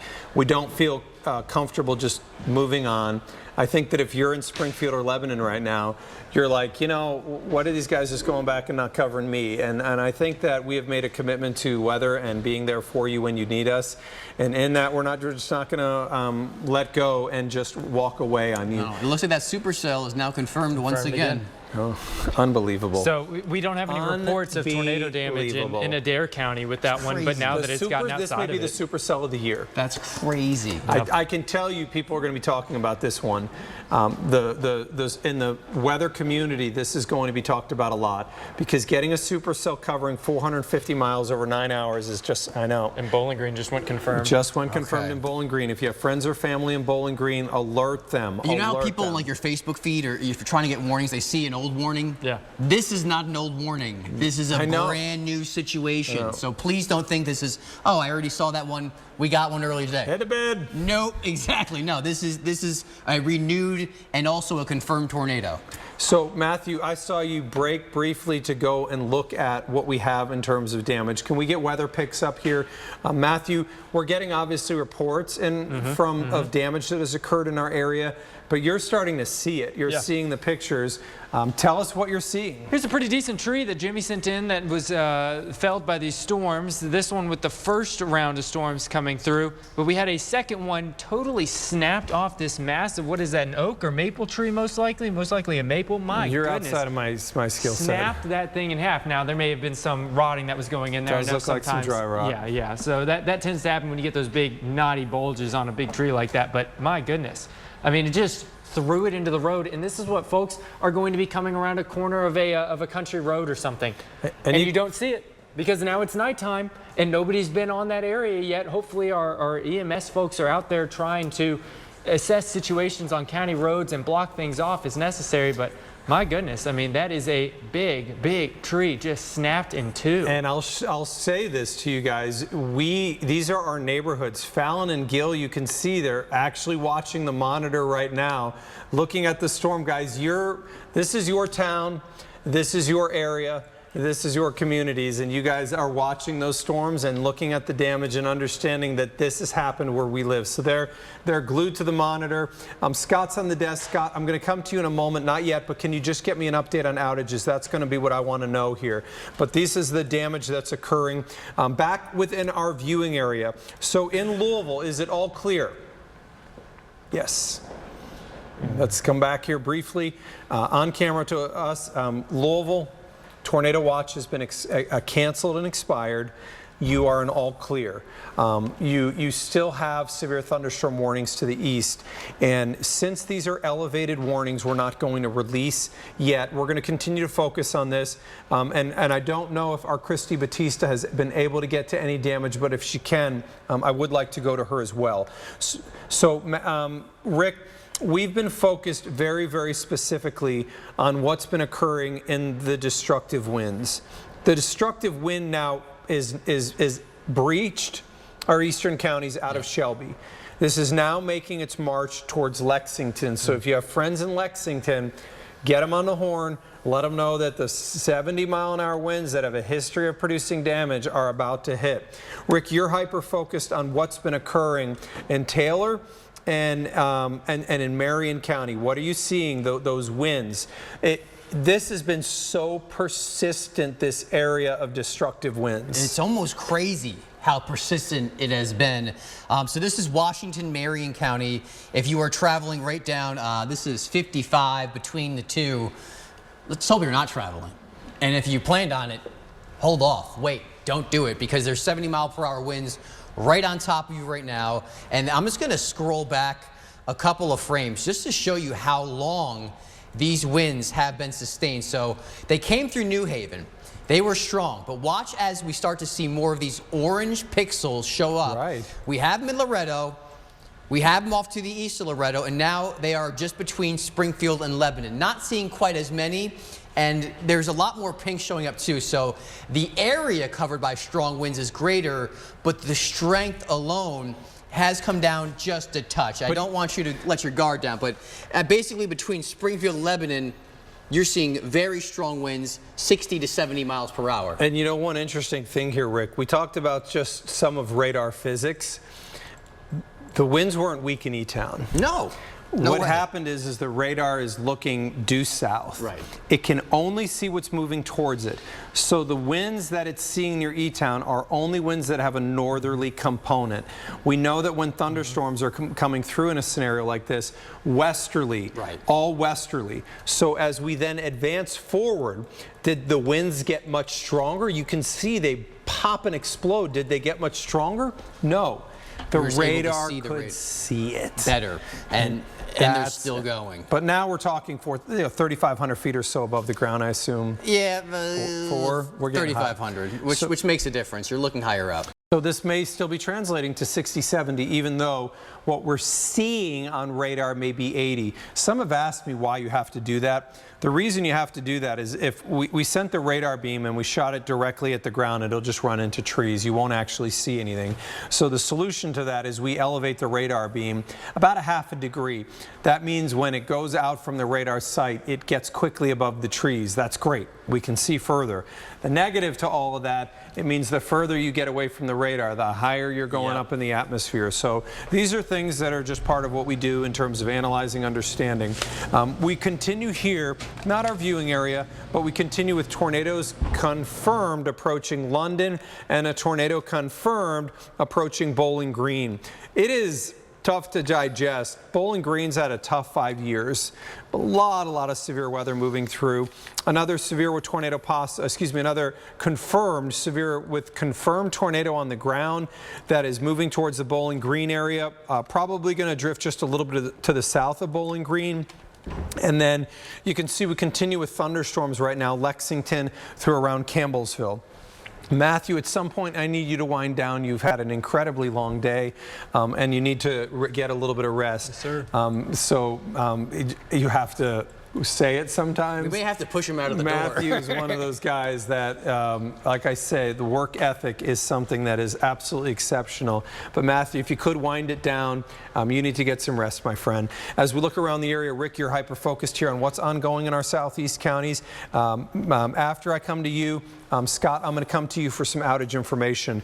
Rick, the line's still a broken line, which means tornado is not impossible. Second, what's near Bowling Green could clip Columbia, although the most likely scenario is that the front line pushes through there, stabilizes the atmosphere, and maybe bends that a little bit south or more south towards Albany. Right, especially because this line is now moving a lot faster. I just want to give a quick update on the actual motion. It is moving east at 65. So with that sort of speed, it would certainly outpace that Bowling Green cell. I would say it's going to push through Glasgow, Columbia, and then we'll see that cell track south of that. But that is, again, some very powerful winds now that are moving into Lebanon, that are moving into Campbellsville. I'm going to switch over to show you the winds, the strongest still, just riding the line of Washington, Marion County, moving closer now to Danville. So those 60 mile per hour, 70 winds, those are getting closer to Danville. And again, that blanket warning covers 1, 2, 3, 4, 5, 6, 7, 8, 9 counties. Incredible. And that just speaks to the confidence in terms of what we know is occurring. We knew that today was a destructive wind scenario. We knew that a moderate risk was justified. You cannot guarantee every location sees, but we have definitely seen damage. Scott, you've been in this business a long time and you understand what I'm going to say, and that is weather is news. You've been watching the other side, watching these storms move across the area and following the damage. What are we seeing now? Well, what's interesting is I call some relatives that say nothing, and I call friends who say, wow. So, I mean, it's so spotty is what we're seeing. But Jefferson County right now has almost 29,000 customers without power. And that is about 6% of all customers. So 6 out of 100 people, you know, customers don't have power right now. 2,000 in Madison County, LG&E is reporting. That's the second highest county for LG&E that I'm seeing. And then Salt River Electric, it was about 900 customers a little after 10 o'clock, and it jumped within about 45 minutes to over 13,000 customers. That's a big deal considering the population of Jefferson County versus the population of Bullitt County. Right. And the 13,000 is Bullitt County or all Salt? Well, it's Salt River Electric, and a lot of that was, as I looked at the map, near Shepherdsville, a little bit north of there, and then a little bit east of Shepherdsville is where the biggest conglomeration of people without power occurred. And a little bit of trouble down by E-Town, south of there, with Nolan, RECC. And then in Washington County, Indiana, more than 1,000 without power now. Clark, 3,200 customers without power. The insanity of that, and I was talking to Jude, in Oldham County, they just got light rain, so did Clark. Yeah. It was so insanely powerful aloft that even in light rain, you have thousands without power. And then you click on the next county on the map, and there will be 5 customers without power, and it's just adjacent. So that shows you where this was a lot of pockets hitting different areas, right, Mark? And what we know is in Louisville when this happened, that 911 was getting so many calls that they were having to put people on hold and tell them to wait. They'll get to you. They'll get to you, but it can take time. Number 2, with all the power outages that Scott just mentioned, it's worth saying, if you encounter a down power line, you don't attempt to touch it or cross it, you call. You don't know if that's an energized electric line. You just don't know. There's no way to know. And if you try to find out, the story ends horribly. Scott, we also know that when these storms were west of here in St. Louis, that the storms unfortunately did damage there. Yeah, and church went down, and we heard about at least 4 deaths there, I believe, in the St. Louis area. So you talked about this, that tornadoes might sprout out of this, and boy, we've seen how many. I don't even want to guess at this point. You've been talking about them all night. And we'll know tomorrow. Yeah. You know, one of the things I said when we were doing this earlier, because you and I kind of talked on set, you were asking, you know, how bad is this going to be? One of the things that we had to emphasize is the fact that when we have a little bit more of the not everybody sees, it can make it worse. And the people that get this severe are going to get it more significantly. So I'm in an area that I know that there's some power outages, and I'm always, you know when I say this, we always wonder when we drive into the neighborhood, what is it going to be like when we get in there? Am I going to be driving to a down tree? Am I going to have to clean up tomorrow? Sometimes you expect limbs to be across the road, and you go, wow, our neighborhood didn't get hit, but just a half mile or a mile away they did, and then vice versa. Sometimes you think we got missed because I talked to a neighbor, but you come home and find there's damage near your house. So it's one of those. So, and we are continuing to try to look and find out what's going on around our area. We do have crews en route that if we can get there before the newscast comes to an end, we'll give you that information. We're going to stay because we still have the warnings ongoing right now with these. Let me go back over to Storm View HD and let me continue to track and analyze what you have ongoing in our area. Scott, continue to let us know if you see any pops. Our southeast counties are where the strongest winds are ongoing right now. Rick, the insanity of all of this, I don't know if it's going to be the fact that we saw destructive winds. I would say that there's 2 things that have just blown my mind out of all of this. The supercell that's probably going to breach 500 miles in the next hour. Yeah. That has a tornado confirmed on the ground in Somerset and had a tornado confirmed on the ground west of Paducah. Wait. Tornado confirmed on a storm that has almost passed the entire state of Kentucky. Think about that.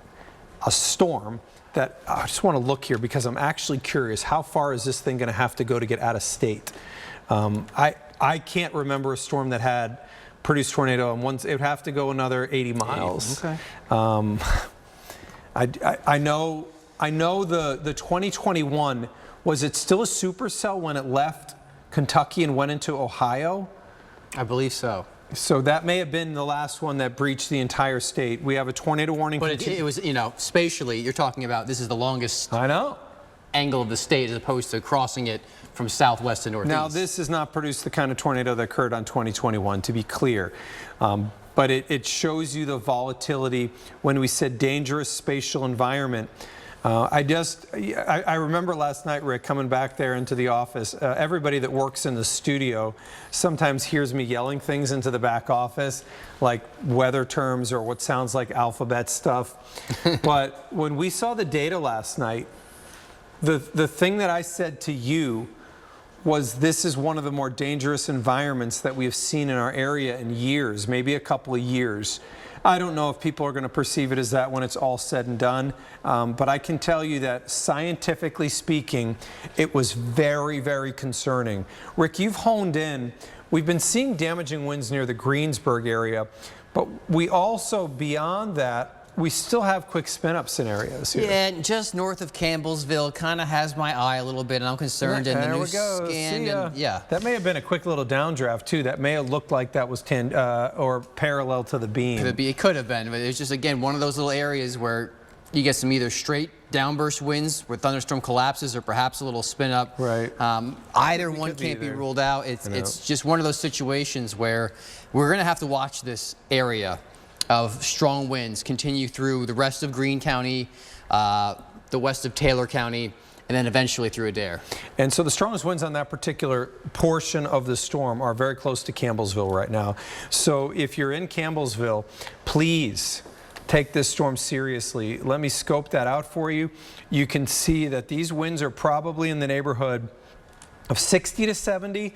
I'm going to tell you that I don't think they're as strong as they were. I do think that we're seeing downward. It's 11:13 at night. Physics is physics. You cannot continue these going like this indefinitely. The storms are going to have to weaken at some point. And data was highly suggestive that that would occur somewhere as they approach the I-75 corridor. I just want to show you this absolute beast that is near Mount Vickery, near London. The insanity of this storm is mind-blowing. How far it has traversed, how long it has had a tornado warning on it, and I'm just going to show you the information. A storm that started near Springfield, Missouri, traveled 9 hours over 450 miles, is still producing a considerable threat with a tornado confirmed on the ground, heading towards Mount Vickery, could head towards London with 2-inch size hail. 2-inch size hail. 9 hours after it formed with a tornado confirmed on the ground. This is absolutely a really legendary supercell. I think you might be able to argue one of the supercells of the year. So let's do a storm track on here. Remember, these storms are rocketing off to the east. National Weather Service continues with their blanket warnings, fully, rightfully justified, because they're traveling such a large distance and they have been so consistently severe. 3 minutes from now, it's in the Danville area. 13 minutes from now in Lancaster, Kentucky. Middleburg, 15 minutes from now. 25 minutes from now in the Richmond, Kentucky area. 32 minutes from now, it'll be in Conway. And 41 minutes from now, my hope is I can say all clear for everybody and we can stop talking. I think sometimes people have this idea that meteorologists like to talk. I probably won't be talking at all tomorrow. You know what I'll probably do tomorrow? I think I'm going to sit in my house. I think I'm going to talk to nobody. I think I got a new telescope piece. I think I'm going to test it. I think I'm probably going to see if I can get my voice to recover after all of this. And I'm going to mind my own business and maybe not even leave the house. Okay, well, I'm in serious trouble because I have a 3-year-old who will not stop talking. You got to recover that voice, though. It's going. It's going. So your shot too. Mine's pretty close. It's going. So she's going to be asking me questions and chatting, and you're going to be there in silence. You're going to have to write it down. I'm coming to your house. Are you kidding me? I'm coming over. And I will be just sitting there. Just mute. Just zip her. Hey, what are you doing? Nothing. What about you? Nothing.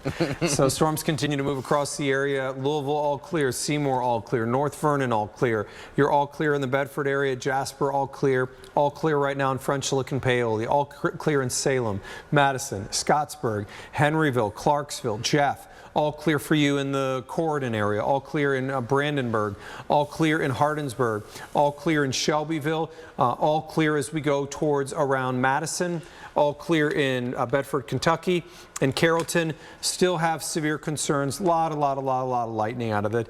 That's one of the things I think that was jarring on this is you know that the fuel's crazy when you have this kind of lightning. We saw spider lightning. We saw a lot of it actually on Facebook crazy. Live. So one of the things I hope that we recorded, I hope we recorded those power lines exploding. That's the other thing. We talked about this earlier, but the camera network was it was actually the dream of our boss, Barry Fulmer. Barry Fulmer is our news director. Barry was here, left for a couple years, is back here. And Barry, one of his dreams always was to have this network of cameras that we could see exactly what's going on. Obviously, storm chasers offer a unique perspective, but the cameras offer the same perspective that a storm chaser can, except they're elevated, but they can't move. Yeah. But when we saw that camera pop and we saw that first flash, there was this moment where I was, I was like, whoa. Right. You don't see that very often. I mean, it's an indicator that damage is being done. You know, those are people. Yeah. Those are houses. Those are tree limbs. And you know it's not just it's a severe thunderstorm warning. You know it's a confirmed. Right. And you see, like, as the flashes happen, you could actually see more areas going dark. I mean, just to see that from a camera is wild because it gives us a bird's eye view of these storms, and also having cameras in certain communities kind of strategically spread out around the area. You know, if you live in the town, you can say, all right, I don't need to look out the window. We have these cameras, which we always have online, by the way, WDRB.com. We have those cameras. So even on a quiet day, if you want to look at those, I mean, they are always there. They are so valuable. And like you always say, it's a tool in the toolbox, but it's one of those tools you use a lot. And Rick, on regular velocity on yours, I'm curious, I know you have relative, which is great for rotation. I'm going to come back over to you onto the analyst here real quickly. So it definitely looks like the most intense winds are now breaching our area. Correct. But Campbellsville is probably still looking at some 60-mile-an-hour winds. Lebanon, Bradfordsville, these are still jarring level winds that are occurring in some parts of our area. Yeah, I mean, and this is not something that you want to see. Thankfully, they're not the winds that once were, but if you're in Mansville, Campbellsville, Merrimack, Bradfordsville, you are seeing some winds around 60 miles per hour. The warning itself is for 70s. It does look like we're not seeing any of those really bright gates like the orange ones we once had. Those have just moved out of the area. They are now in Mitchellsburg and south of Perryville, moving toward Danville and Junction City. So if you did want to give someone a heads up that you know in that location, now it's moving just to the east of Campbellsville, and this will move through Nifley. Cane Valley may get clipped, but it does look like as we go further south down the line, from Greensburg through Pierce, the winds aren't quite as strong. And so we've had you and I have been manning the storms, the analysis, the what's going on. We have a large news department that mans the what has it done, right, which is equally important. So when we saw those power flashes, we knew that we were getting some damage across the area. Scott, you're manning the desk. What are you seeing in our area?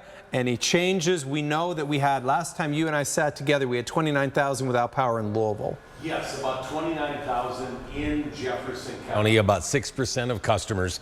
The total LG&E number for all their coverage area is almost 43,000, about 4% of more than 1 million people. KU reporting 18,000 outages, about 3% plus of their total customers. I found a couple interesting numbers. Shelby County has 800, Spencer County with just 125. But the one that really set the bells off when I was looking at every county that's served, Henderson County, 60% of the customers in Henderson County, Kentucky, if you know someone who lives there, they probably don't have power. More than half of the people there are without power right now. It's around 2,000 customers. And Oldham County barely touched, about 255 in some open areas with a lot of trees. You know, when storms hit there, it can be pretty bad. But Oldham not hit nearly like Jefferson was. I saw a lot of the outages on the map really in the Shively area. If you just drew a circle around it, 3-4 mile radius, a lot of the outages for LG&E are in that area, Mark and Rick. And beyond just our area, it is a very dangerous night that's evolving on a cell that has been producing on and off tornadoes for 9 hours. Rick, heading towards London, Kentucky, the verbiage on this one is bad. It's really bad. It's in the middle of the night, and this could be a life-threatening killer tornado that could be occurring. 3 words: particularly dangerous situation. Not something that we like to say, but that is the verbiage that they are giving to this particular cell. It is a radar-confirmed tornado, life-threatening situation, flying debris, could be deadly, mobile homes destroyed, considerable damage to homes, businesses, and vehicles likely to see complete destruction. It's possible. So I'm just reading that verbatim from the Weather Service. An extremely dangerous tornado is heading towards London, Kentucky at 11:22 at night. Hopefully things work out well. Hopefully it weakens before it gets there. The storm has been an epic supercell. You know, and when we talked about a very dangerous spatial environment, this cell has been that cell. Yeah, this cell's going to be studied, I'm sure. It's unbelievable, unbelievable what's occurring here. So if you have any friends or family in London, please get them on the phone and tell them, guys, your life is at risk. You need to get to a place where you are safe. And if you don't, this is a situation where you could lose your life on. It is unnerving to see this stuff. It's horrible when you see it in the afternoon. When you see something like this at night, you just know how bad it can be. Hopefully, like I said, it weakens before it gets into London. I suspect if it doesn't weaken before it gets in London, we may see them go tornado emergency. Right now, they have not. We're not that far away from the worst breaching our viewing area. Rick, another interesting point here. You and I talked about this in Bowling Green, that it might take a hard right turn. The tornado warning is now taking a hard right turn. So what we're seeing here is an evolution. The evolution of the storms of what has moved from damaging, from tornado producing to, at least on the main line, to destructive winds. The storm in London is going to get caught. And you can see what's coming through Campbellsville is moving faster than what's going in London. Eventually, that's going to get overtaken. When that happens, that storm will weaken. It's probably within 45 to 60 minutes of that happening, and it will be a storm that has persisted for 9 to 10 hours. That may be what ultimately shuts that thing down. I mean, that will be the thing that shuts it down. That's the only thing out there to do it. Right. Once that anvil gets to there and overtakes that storm, it's game over. But you can see now what's pushing through Campbellsville is now pushing what was going through Bowling Green southeast. So that's going to be the show, guys. That show will breach our area in around 20 to 25 minutes. At that point, we'd probably release and be done for the night. We'll watch the storms. Our belief is that when there's a threat to life and property, we're not going to hang you guys out to dry and bail on you. That's not what we do. So please understand that our job is to cover, and we're going to make sure whether you're in Jefferson County, our most populous county, or whether you're in a different county, we're watching you. It's very, very, very strong winds right now have passed through the Campbellsville area. They're right now just south of Bradfordsville. These are going to be 60 to 70 mile-an-hour winds. If you're in this area, be aware. This is potentially destructive winds. Radar updates just came in, breaching the county line. It's getting very, very close. Storms right now are near the Perryville area and will continue their movement off towards the east. I think what we're going to probably do here is our newscast technically ends at 11:28:30. Andy, if you could talk to me in my ear, what goes on after the newscast? If there's nothing there, I may stay with it for another 10 or 15 minutes. If there's something there that's important, we would then, okay, so I'm just going to let our production team know then, since it's not important. These are high-end warnings. Let's continue to stay with the warnings and move them through Adair County. And once we get them through, we'll end the show here on the severe weather. So we'll continue to monitor. The greatest threat now of seeing severe would be for our viewing area east of Campbellsville. Over Greensburg, it hasn't shown a high-end signal for very, very high-end winds. Ultimately, Kane Valley, Columbia, Glens Fork, and then it will be goodbye on those storms.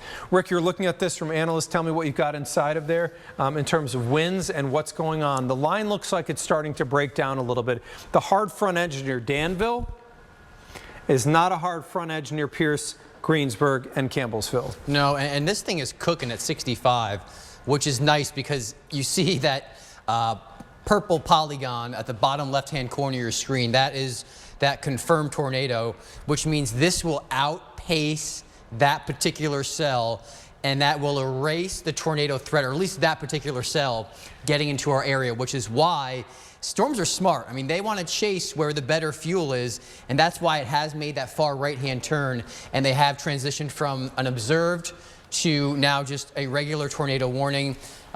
We just have Adair County to get through. In the meantime, if you're in Horse Cave, if you're in Greensburg, you're probably up. These storms definitely rattle your windows from Campbellsville through the Nifley area. Heavy rain, lightning, which is probably just insane at this point in time. These are like strobe shows because of the number of lightning strikes that we have ongoing. Outside of that, I just want to make sure we don't have any concerning winds. I would say if there's any strong winds, it's going to be in Taylor County, the far eastern portion moving into Marion County, south of Bradfordsville. And once that core slides through, that will be the strongest winds just moving out. So again, just going to zoom into that area. That's east of Merrimack. That's right on top of Liberty Road. That's also Dry Creek Road. And this is heading just off to our east. So yes, those are the strongest winds right now where you see that pop of orange. Elsewhere, the winds are not as strong as we travel south and west through Greensburg and into the Noblick area. And so we told you that when we got our crew that was on scene that could see some of the damage that we would go right to her. So our Christy Batista is on Elmhurst Road in PRP. Christy, you watched those storms. The last time I talked to you, I heard the eerie sounds of those tornado sirens wailing. You're seeing the aftermath now of what those storms did. Yeah, so we were in E-Town hearing those sirens, and now we're hearing the other sirens, those emergency sirens. We're now in PRP on Elmhurst Avenue off of Rockford Lane here at Joe Houchin's house. Joe, tell us what happened. There's a tree in your backyard right now. It hit your garage, which you were actually in because you were worried about the trees in your front lawn. Right. So we were in the garage and watching WDRB, and we heard a big boom. Actually, the storm started heating up, wind started getting strong, and we heard a big boom and didn't realize that this actually happened until later on when we came out. But it's a whole top of a tree that fell down in between the fence and the garage. Luckily, it didn't go this way further, or it would have been pretty bad because we were in there. And Joe, you were using a flashlight to check things out. We put our light up and you saw it in a whole different light. Tell us what's going through your head now. Well, I didn't know it was this bad until y'all turned these lights on. But yeah, it's pretty bad. I don't know if you can tell, but Joe's got a pool back here. So what are you assessing as you're looking at this, Joe? New pool. I mean, this is pretty bad.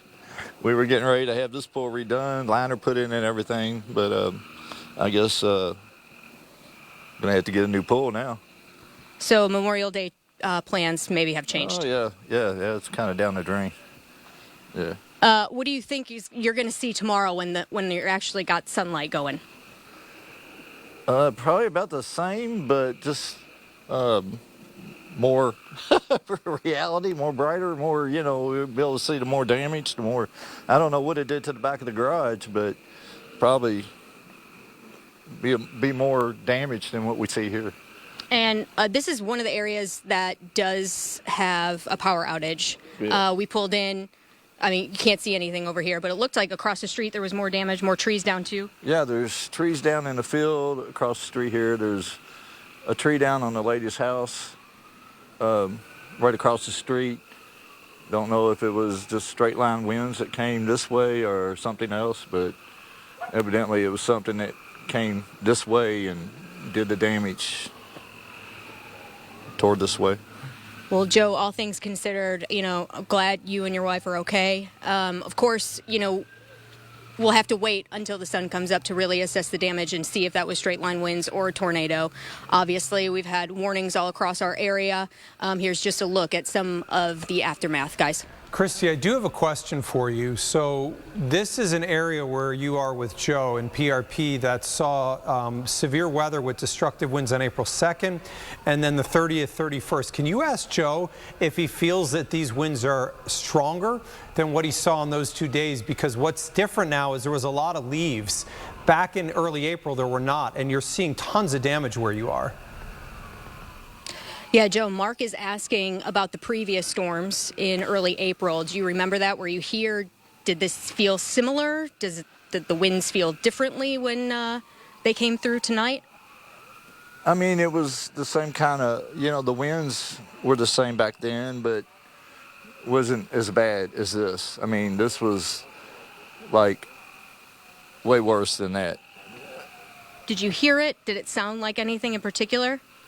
It just all happened so quick. It was like, we heard the winds and the rain, the lightning, and then we heard the big boom, and then, it kind of just happened all real fast. Super fast. But, so Mark, Joe's saying definitely worse than early April. Yeah. By the way, tell Joe I said thank you, and we appreciate that he tunes to us and believes in us when there's things like this happening.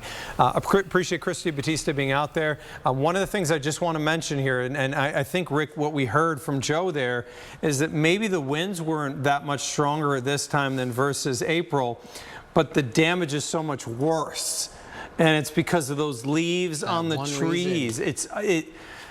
You know, I think you forget about that sometimes, but when you put those sails on a parachute on those trees, they're just shredded. I mean, shredded. So much more surface area for those winds to latch onto. And I mean, you see sturdy trees getting pulled down, healthier trees. I know we saw a couple that were dry rotted, but I mean, no tree's immune to winds when you're talking about 70 to 80 miles per hour. 81 in Louisville. I mean, it doesn't matter. I'm going to have to go back on this one to come up with the last time that Louisville had an 81. I know we've had several 70s. 80s just so elite. I don't know if that takes a record. I don't know. I know it's I think the record dew point's 82. That's in my head or something wild like that. But we'll have to find out. I mean, we had to measure 81 mile an hour wind at the airport in Louisville, which is high-end elite in that level of wind. So here's what we have ongoing right now. Severe thunderstorm warnings are now not in effect for most of our area. We are now under only a severe thunderstorm warning for Hart, Greene, Taylor, and Adair County. These are the only counties left under the severe thunderstorm warnings. That said, these remain the elevated type of warnings. So elevated warnings mean the threat for potentially destructive winds. I'm going to do a scope inside this storm. The worst of the winds are out of Taylor County now. The winds that are near Greensburg and Campbellsville are simply not as strong as what those other winds were. So in the scheme of, are we getting better? Are we getting worse? We're getting better. I will say this much, though. I think that the reason those storms are weakening a little bit in Campbellsville is because we have a very, very strong line that is approaching there from the west. And you can see that line going through Glasgow. Notice the shape here is more of a bow. So as that continues to move eastward, what's going to happen is the line to the north is probably going to push that southward. This will be the last gust, the last hurrah of this storm, and that is when we will then see the severe weather risk ending for our area. Mark, I did look it up. Strongest wind gust in Louisville at International is 84. Oh no, let me guess the year. I know what it has to be. Is it? It's 1974? You got it. That's the one. So 84 and 74. Obviously, this wasn't an F4 tornado barreling through Louisville, but you know, 1974, which is an epic event. Epic may not be the right word. Benchmark, legendary, tops of the tops. Yeah, for sure. What occurred tonight in terms of wind energy was within 3 miles an hour of what was measured now. What moved through Northfield was an F4 tornado that didn't hit the airport specifically at that strength. But we know that in 1974, that thing was cranking right after it went past the airport. And we know that it did tons of damage at the horse barns at the fairgrounds. So, you know, it is. Yeah, I know families who grew up and, you know, her house got hit. But that's crazy. My friend's mother, it's like, and they were in some of the video of it, getting interviewed. I mean, it's just wild. I'll say what we're going to do here is I'm going to stay with this for another 5 minutes. And if that wind does not come up, my rule again when I cover is if it's a threat to life and property, at that point I'm going to stay with this.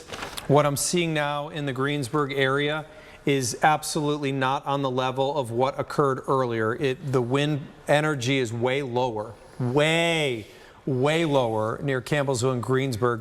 Rick, but the reason I say another 5 minutes is what's near Glasgow does at least show some subtle rotation trajectory on that could ultimately take it towards Columbia.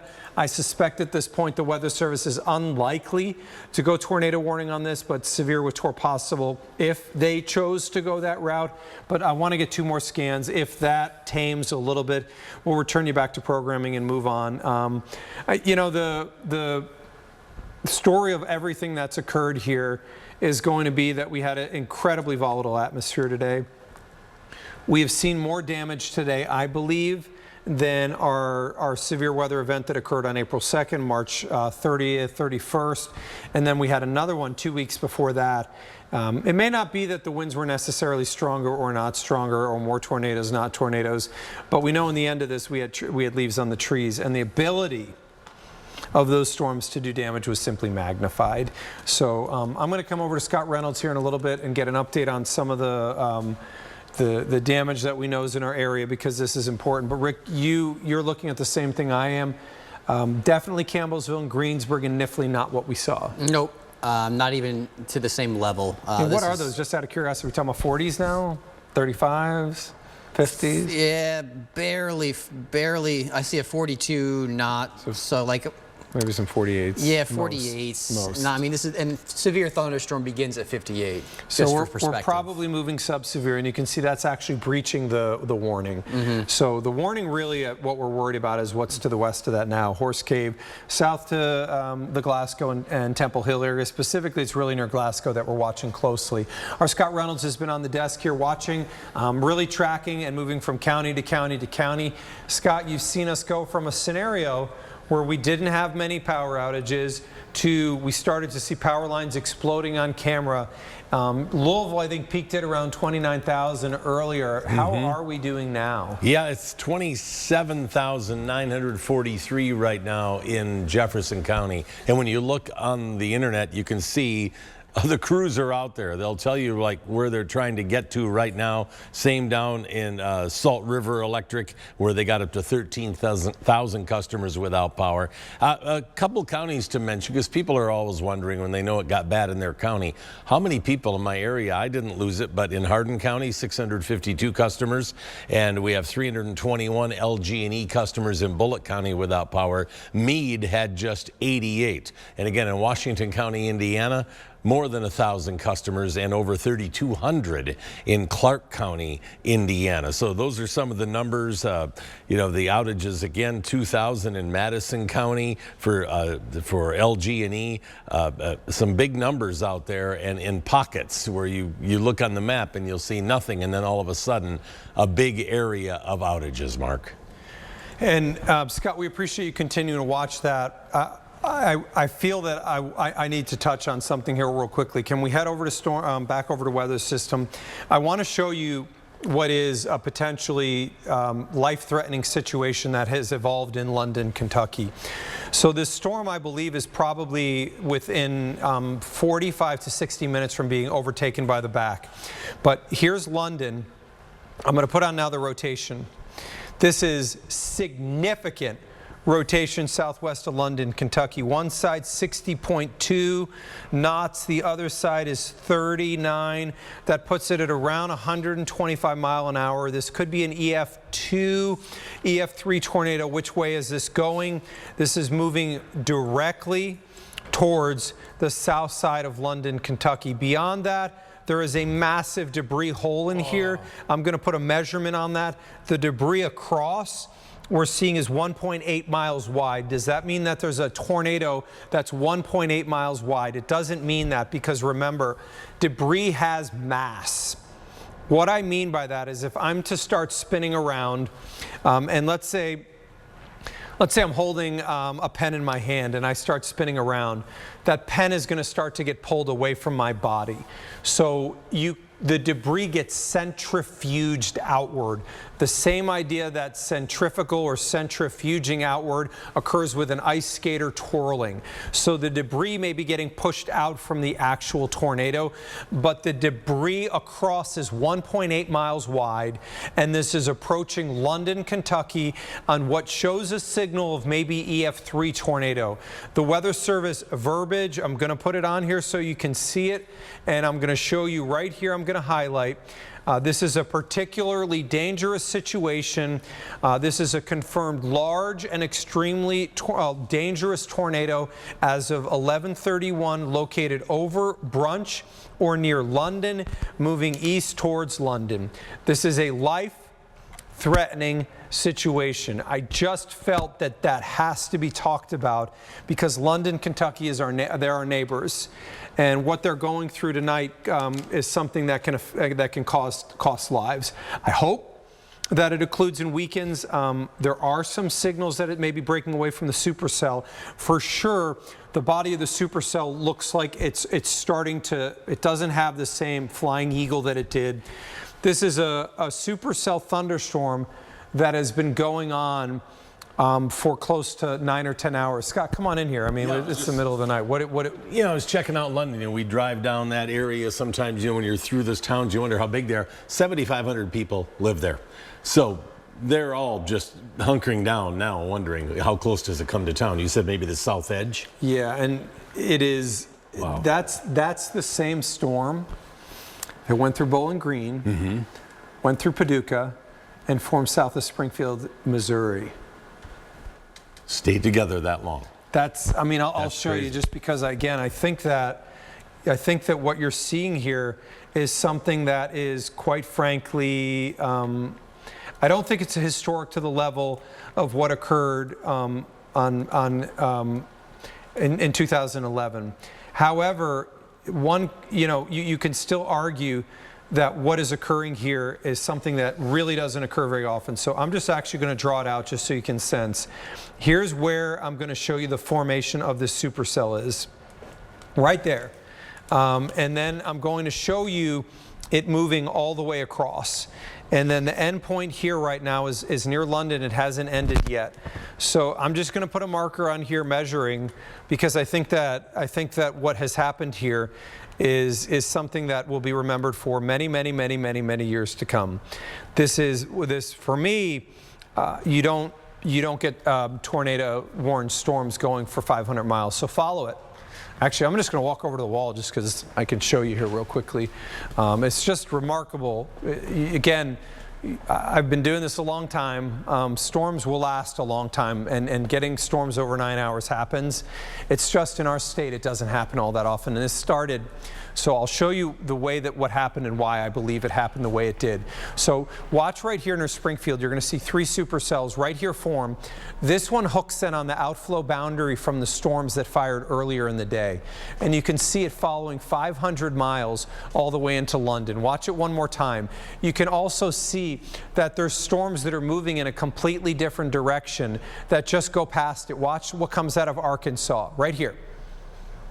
Going in the wrong direction and moving northeast. That's what I was telling you when I spoke yesterday. And I said this is a volatile, dangerous spatial environment. If this had gone across our area, it obviously could have been way worse on that regard. It didn't. It moved off the southern part of our area, but when we were talking last night, there was no way to know exactly where that track was going to be. And so I felt a definitive and strong need to up the verbiage because I can tell you that the spatial environment was violent in our area. That is factual, and that you don't get supercells, Rick, that go 500 miles all that often. And we have a new tornado warning now for London. So, and this is a long words I'm looking for, it's a big warning. I'll come over to you because you're looking at it closely. Yeah, I mean, you can see that clearly the couplet. This is... And there's 2 areas of that's rotation I-75. there. This is going to cross 75. Which there's a little bit less diffuse one. And then there's a secondary one. That's insane. 75, 25, and there's downtown London. So does it still have that debris signature on it? Let me see which direction. It's going due east. It's so going it may be coming down in intensity a little bit. Okay. It still has It's a little smaller, maybe, and maybe it'll go south of London. But I mean, this is a big deal, what's occurring here. So I know if you're in our area, you're curious about what's going on. For us, I promised you a couple more minutes and analysis on what's occurring here. Rick, if you could, I moved you over to the Jackson, Kentucky site because I was wanting to take a closer look. But you may want to get back to Louisville as we look. I'm going to just peer in on what's approaching Columbia now, and if I feel that our threat of destructive winds is much, much lower, then I will probably back away from this now.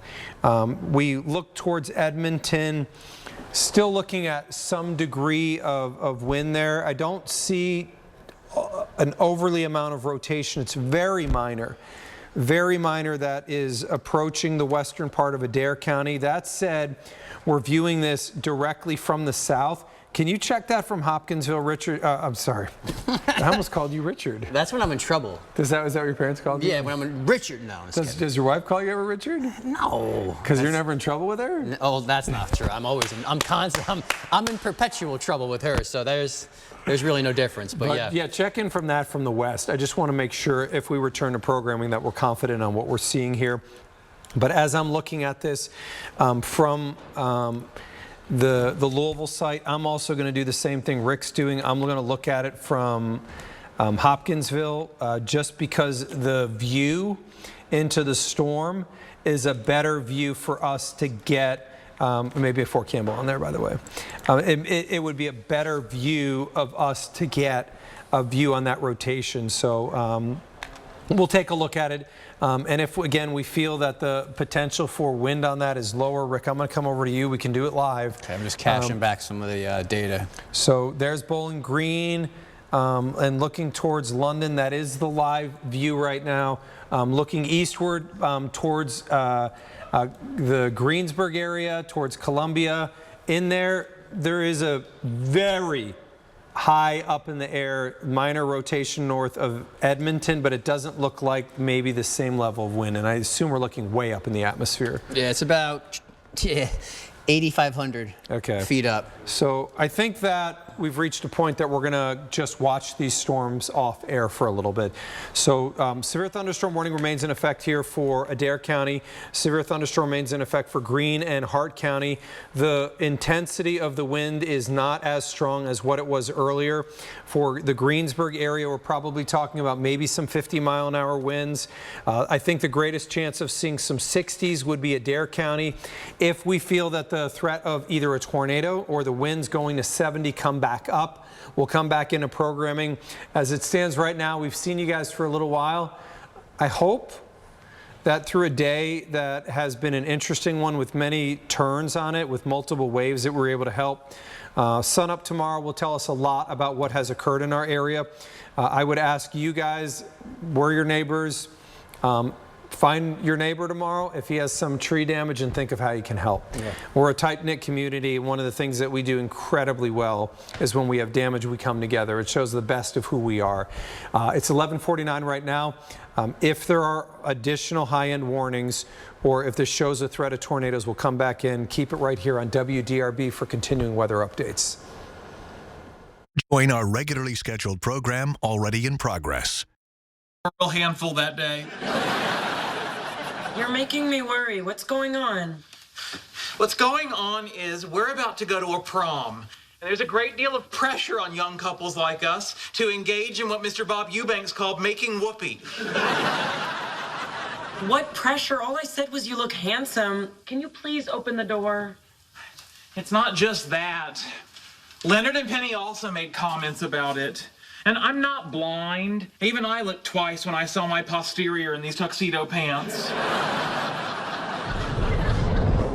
So I met Jeannie at your Aunt Gladys's. She passed me the Manischewitz. I took one look at this punum and almost plotzed on the kugel.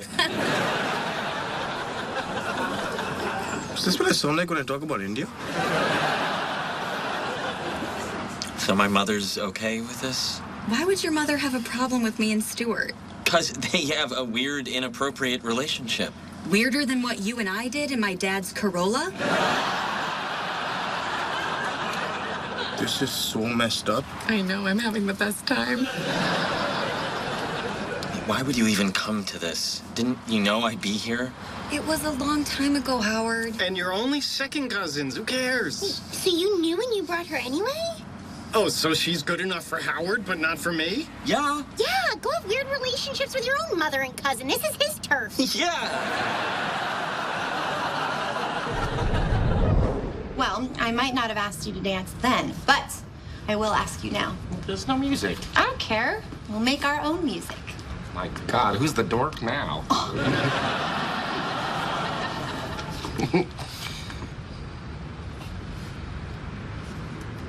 Thank you for wearing your flats. Thank you for wearing your heels. And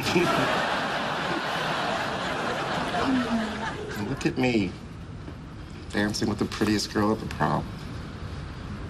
Want to take a picture of us and send it to your old friends in the chess club? I sent them a bikini shot of you years ago. This is nice. I kind of wish no one else was coming. No, me too. But it will be fun to have a prom without all the drama.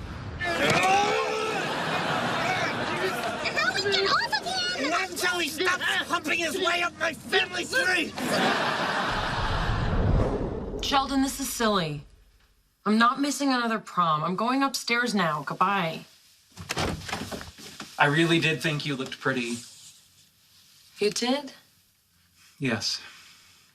So much so that I started to panic. Well, you can relax. Just because you think I look pretty, it doesn't mean we have to spend the night together. Were you hoping we would because it's prom? I'm always hoping. But tonight, I just wanted to have a nice time with you. Maybe dance with someone who has arms. Thank you for understanding. Of course I understand. Sheldon, there's something else I've been wanting to say, but before I do, I want you to know that you don't have to say it back.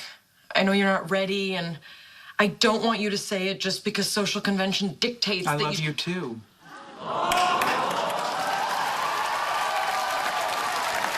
You said it. There's no denying I have feelings for you that can't be explained in any other way. I briefly considered that I had a brain parasite. But that seems even more far-fetched. The only conclusion was love. I know what's happening. This is a panic attack. Soccer Mom 09 says to lie down with your feet elevated. Okay. Whoa. Just because I love you doesn't mean girls are allowed in my room.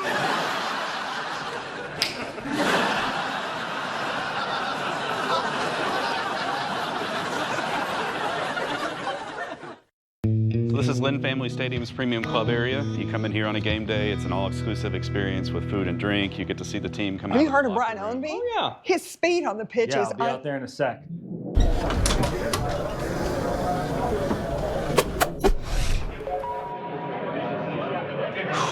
Feeling a little slow today.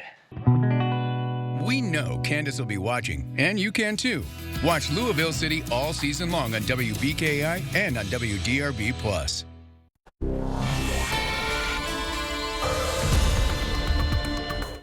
My promise to you was if this escalated, I would come back in, and this has escalated in a big way. Severe thunderstorm warning was just issued for Adair County. This is not your regular severe thunderstorm. This is elite, high level, very dangerous verbiage. So the tornado watch has been canceled here for Louisville, continues to our southeast counties. The latest warning is for Adair County. Look at this. Adair County until 11:30 Central or 12:30 Eastern. Small hail, tornado possible, 80-mile-per-hour winds. This is the most elite, intense, severe thunderstorm warning that we have had for our area today, and this includes the southern part of Greene and Adair County. That is way up there in terms of the destruction potential. This is about to hit the Columbia area. If you're in Columbia right now, you've got to take this as though a EF0 or EF1 tornado is about to hit you. Rick, with 80-mile-an-hour winds, I don't take this as Let me see what's going to happen here. I'm going to take my tornado. I'm going to take this as a tornado scenario, and I'm going to get in my tornado shelter space. You have to. You have to get up. I know it's 11:56. You don't want to get out of bed, but you got to move. I want to read this to you because it's kind of daunting. In all caps, this is a destructive storm for the Lake Cumberland region. Lake Cumberland region, a very, very popular part of our area. Right, and a lot of people are down there right now. This is 80-mile-per-hour winds, so locations include Columbia, Jamestown, Edmonton, Russell Springs, Pickett, Ely, Mintonville, Curtis, and Absher. All of you need to be in your safe place right now, and like Mark said, as if a tornado is moving your direction, because 80-mile-per-hour winds, they are going to cause destruction. Trees will come down, unfortunately. This will lead to power outages, and hopefully you are in your safe place because it can also damage your home as well. So this is the storm that popped up. It just hit Edmonton. Yeah, these are some really strong gates. You can tell by those brighter colors that we're highlighting on the velocity product. The warning itself goes until, I believe, 12:30. 12:30 Eastern or 11:30 Central. Right. And Rick, it does appear to me the Edmonton area is where the strongest winds are. The reason they went toward possible is what is now in the southern part of Adair County. There is that area of rotation that does appear, it's elevated, but it could produce a quick spin-up type tornado. I don't even know if you're going to see a difference between a quick spin-up tornado and 80. 80-mile-an-hour winds are way elite. Remember, what occurred in Louisville, we know was 81. We know because that was measured at Muhammad Ali International Airport. But these are high-end winds that are moving, and you can see it showing up on our product, both of our radar sources here. It's right along 768. So north of Chance along State Road 768, there is potentially an area of rotation that could produce a quick spin up that's heading towards Joppa or Glens Fork. Now, the broader swath of potentially 80-mile-an-hour winds is right now coming up 80. This is near Nell and is moving towards Gradyville and towards Columbia. Columbia is the county seat, by the way, of Adair County. That's where the strongest winds are going to be going. Again, if I'm in Columbia right now, I am seeking shelter in a safe place. I am going to the center part of my house. I'm being nowhere near windows. I don't want to be on the edge of my house because my worry is that if a tree lays down, with 80, it can really lay it down and do serious damage to your home. So 80s are going to cause damage. Yeah. What I can assure you is that if you go to your safe place, which you should be doing, you're not going to be there that long. This is moving to the east at 75 miles per hour, which is, it's speeding. It's in the fast lane, it's going. So if you go down there, just know you're not going to be down there all night long. It's probably going to take about 20 minutes or so. But I would sacrifice the 20 minutes rather than put myself in danger. It's just, you know, I'd rather plan for the worst and hope for the best. And it's this sort of scenario. There's really no harm in doing that. So again, 80s on the way to Columbia. Right now, Edmonton seeing the worst of the storm. It's moving east at 75. I'm going to just put a quick tracker on that just to kind of help guide this along. Yeah, and it is hitting Columbia right now. It is on top of Columbia. There we go. So just for our crew here, we're probably going to be on air, guys, for about another 15 minutes or so. Our production crew has worked a seriously long day with all of us, so I'm not even sure I can I need to widen out to get to 75 miles per hour. I know, that's the thing. This is every bit of what hit Louisville. We had 80-mile-an-hour winds, and it's moving so fast at 75. For us, you'll see on the bottom there, Rick is using the tracking device. So let me just adjust. So we've got locations in Bryan, 5 minutes, Russell Springs, 8 minutes. It'll go into the Ely area in 14 minutes, and then it'll be moving towards Monticello 21 minutes from now. So Russell Springs is outside of our viewing area. That's when you get out of Adair County. Let me make sure. Yeah, just outside. So it would be in our viewing area for another 6 to 8 minutes. Once it breaches the viewing area, we would go back to programming. Here's the insanity. Somerset is now under another tornado warning that lives behind the tornado that potentially just moved through London, Kentucky, that has been going since 1 o'clock this afternoon. Rick, we talked about this a lot. A volatile spatial environment, a dangerous spatial environment. we didn't want to go on TV last night and say that strong tornadoes could occur or destructive winds. I think that anybody that does this for a career, it's weird. Sometimes you're more worried that if it doesn't actually happen, that people are just going to be awful to you. You at the same time feel this deep sense of loyalty to people, and we need to tell them. I remember talking to you last night. I said I can't live with myself if I don't play this up for what it really is. And I can tell you that not everybody has seen all this high-end stuff, but what has occurred today is high-end stuff. These are destructive tags on the severe, and there's a supercell that may have hit South London. 4 people passed away, at least in St. Louis from today. This was a high-end spatial environment that required a moderate risk, and it was the right risk for today. Right. And, I mean, you talk about, what perception is with people. It's like, whether you're right and wrong, what makes a difference? This is one of those situations where there are people who have had significant loss. Unfortunately, some have been lives, but in our area, probably more property damage than anything else. And when you have all these ingredients, because we look at so much data and we filter through it all and then try to translate that to you and how you should behave and how you should react to the incoming storm. So what this is just a situation where we had the wind, we had the fuel, I know, and they were we both had the forcing. up there. And when you have all 3 ingredients that check all the boxes, you're kind of handcuffed. Like, what else can you really do when they're at almost pegged at some of their highest levels that we've seen in a very long time? And this spring and this year, in fact, has been relentless. So you just can't ignore that kind of stuff. So it's through Columbia now. Columbia, the worst has occurred for you. Let me go through your area. Ella, 4 minutes from now. Christine, it's on top of you. Craycraft, just right along State Road 80, 2 minutes from now. Joppa, it's on top of you. Glens Fork, 90 seconds. Montpelier, you've got about 6 minutes. Crocus, around 4 minutes. 80-mile-per-hour winds. This will breach our county line within the next 6 minutes. Once it does, we'll return you back to programming. But this is a dangerous storm producing dangerous winds right now from Eunice through Christine, through Craycraft, east of Columbia, Joppa, Glens Fork. If you are in Columbia, please, I'm on Facebook or Twitter. I'm super easy to find. Just send me a message and let me know if you've seen damage as that storm moved through. We just are getting, there are unfortunately so many reports of damage and destruction that have occurred in our area. Somerset, I'm getting pictures now where this was the tornado that occurred earlier. Roofs completely ripped off buildings. It looks like many power lines laid down.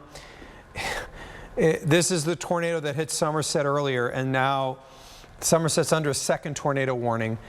It has been a tough day. The governor issued a state of emergency today because it was necessary. And credit to the governor in this situation for getting that out there. This was a dangerous day. The strongest winds right now have breached Columbia. We're seeing some area of rotation near the Glens Fork area. So with that, we need to watch for a quick spin up. And then there may be also showing a little bit of rotation 4 miles to the west of the Bryan area. Rick, these are on my system, what I'm looking at. On your side, also looking at very similar situation. Columbia may have seen 80-mile-an-hour winds. It does appear that those strong ones are not that far off ending the county line. No, and like Mark mentioned, that one little area of rotation, or at least the one that's most pronounced right now, that's at the juncture of Glens Fork Road and State Highway 900. So, I mean, you'd have to act quickly, but that's the spot right now where you may see a brief spin up with 80-mile-per-hour winds. It pushes that line of storms out, and you can get this twisting that happens, or these little kinks in the line. And those are what concern us in terms of the brief spin-up potential. No, you're not going to get a major, long, strong tornado, but a quick spin-up can definitely do damage. Outside of that, whether it's tornadic or a straight line, what's the difference? These are really powerful winds. When you say 80s, your ears perk up, the whites of your eyes show a little bit. I mean, that's high-level type of scenario. And we wouldn't have come back in. You can tell Rick's voice is completely shot. Look, he sounds awful. I sound great. I don't... But we when we saw 80s, we couldn't play around with 80-mile-an-hour winds. These are elite potential level winds. We could not take that risk. So this is the view right now. The most intense part of this storm is going to breach through our viewing area in the next 4 to 6 minutes now. We know that we have damage in Somerset, Kentucky from what is a long-track supercell thunderstorm that likely produced a strong tornado. It went through just south of London. We hope it was south and did not catch London. We just got a new warning that was issued. This one is for the eastern part of Adair County, and I want to see verbiage on this. I may have to trick the radar because it's always going to go. Okay, that was a status. Still 80, tornado possible, and you see that word there. So 60s are going to be storms that can do damage, a damaging thunderstorm. 70, we change the word to considerable. 80, we go to destructive, and catastrophic can be used when they go way up there. But destructive is high-end wording on a storm that's moving through the county seat right now of Adair County. It is heading through Columbia. The strongest winds are likely drifting now into the eastern part of the county. There it is. So this may have breached the county line. I'm going to give it a couple more minutes. Again, to our production crew, guys, we're probably going to go for about another 5-6 minutes. It's moving off to the east at an unbelievable 75 miles an hour, puts it in Ely 6 minutes from now, 15 minutes from now in the Ansel area, 22 minutes from now in Somerset, 27 minutes from now in the Shopville area. Rick, for the second time tonight, London, Kentucky is now under the second tornado warning of the night. No. So the confirmed tornado went from Somerset towards London. Everybody in London is probably taking account of what occurred. And now you got to go back into your safe spot because the second tornado, the storm behind it, is moving towards you. Again, all of this will end after this storm leaves our area. We need probably another scan or two to say goodbye to the storm, but the core of the strongest winds with the potential tornado have breached the county line right now, heading towards Jamestown. There's still very strong winds showing up potentially. Rick, you're looking at what's occurring near London, Kentucky that's gone through. That is, it does look like it may have cycled south of London, but that is serious rotation. Yeah, I mean, I just scan. So Manchester, it's getting stronger. What's their verbiage on that now? It's still a PDS, particularly dangerous situation. Take cover now. Damaging, radar confirmed tornado, life-threatening. This includes Manchester, Hector, Peabody, and Jacks Creek. I mean, if you know someone there, call them now and tell them that this is a particularly dangerous situation and you need to react. Otherwise, it could end poorly. I mean, this is really hard to watch unfold. That this has moved over 500 miles. It's within 50 miles of getting out. So one of the things that Rick and I talked about earlier is that the tornado, the storm that produced the tornado in Mayfield and Dawson Springs, we believe did go from one side of the state all the way to the other, the supercell itself. The tornado we know was on the ground for an unbelievable amount of time. This is at minimum a long track supercell. Just got a tornado warning now, it looks like, for Adair County. So I'm going to come back over to our viewing area. Adair County, the eastern side of Adair County is now under a tornado warning. The tornado watch has been lifted for most of our area, but we do have, at least it's showing there. Let me just pop the information on just to verify. So yeah, eastern part of Adair County is now under a tornado warning until 11:45. Montpelier, Crocus, this is the area where the tornado could occur. Remember, these are the areas where we have been seeing persistent rotation. I'm going to head over to the wall here really quickly. Actually, Mike, do we have that ability or not? It's okay if we don't. Okay, I'm going to head over to the wall and I want to show you the area where the rotation is. The Weather Service did include eastern Adair County. Within the next 4 minutes, they'll probably be able to status it out. Why? Rotation near Jamestown, not on the southern end. So you have two areas of rotation, one near Russell Springs and one near Jamestown. It's 12:11 in the morning. These storms are producing tornadoes with a confirmed large and extremely dangerous tornado that moved through London, Somerset. There's damage. This was the volatile space. This was the volatile, violent spatial environment. So the rotation area, Rick, I'm just kind of curious near Jamestown, is there any correlation coefficient hole here? I'm going to go just a little closer. Okay. So I'll keep my hand in that location. Yep, ready? And flop. So that's good news. There's not. So we don't have a confirmed tornado on the ground, but that's Russell Springs there, and that's Jamestown. The area of strongest rotation is heading towards Jamestown. So I'm clear, we have responsibility to a viewing area as a television station that goes through Adair County. Once that tornado warning is lifted for Adair County, we're going to go back to programming and end our coverage for the night. Once that goes and passes Adair County, then the risk for our entire viewing area would be over. So, what I'll say is, I mean, just in regard to the Weather Service, it's hard to draw these polygons when the storm is moving east at 70, because sometimes it just moves so fast. By the time you draw it, it's already moved into, let's say, almost the center part of the actual polygon, which is what's happening right now in Jamestown. So around Jamestown, if you can hear us, be in your safe place and get there immediately. You won't have to stay long because it's moving east at 70. But still, this has just been one of those days that has been relentless. I know. In so many different ways. You know, I think that I said that before today began. I remember last night saying, what is this going to be the worst day of the year for severe? And my answer was yes for our area. Rick and I talked a little bit about this, but I think this is going to be of the season, the strongest tornado threat. Severe weather threat for the rest of the year, the season at least. Because the problem with today was that we knew that there was dangerous wind energy and a lot of fuel. What we had more of is discrete cells to start that evolved into this hellacious wind-producing line.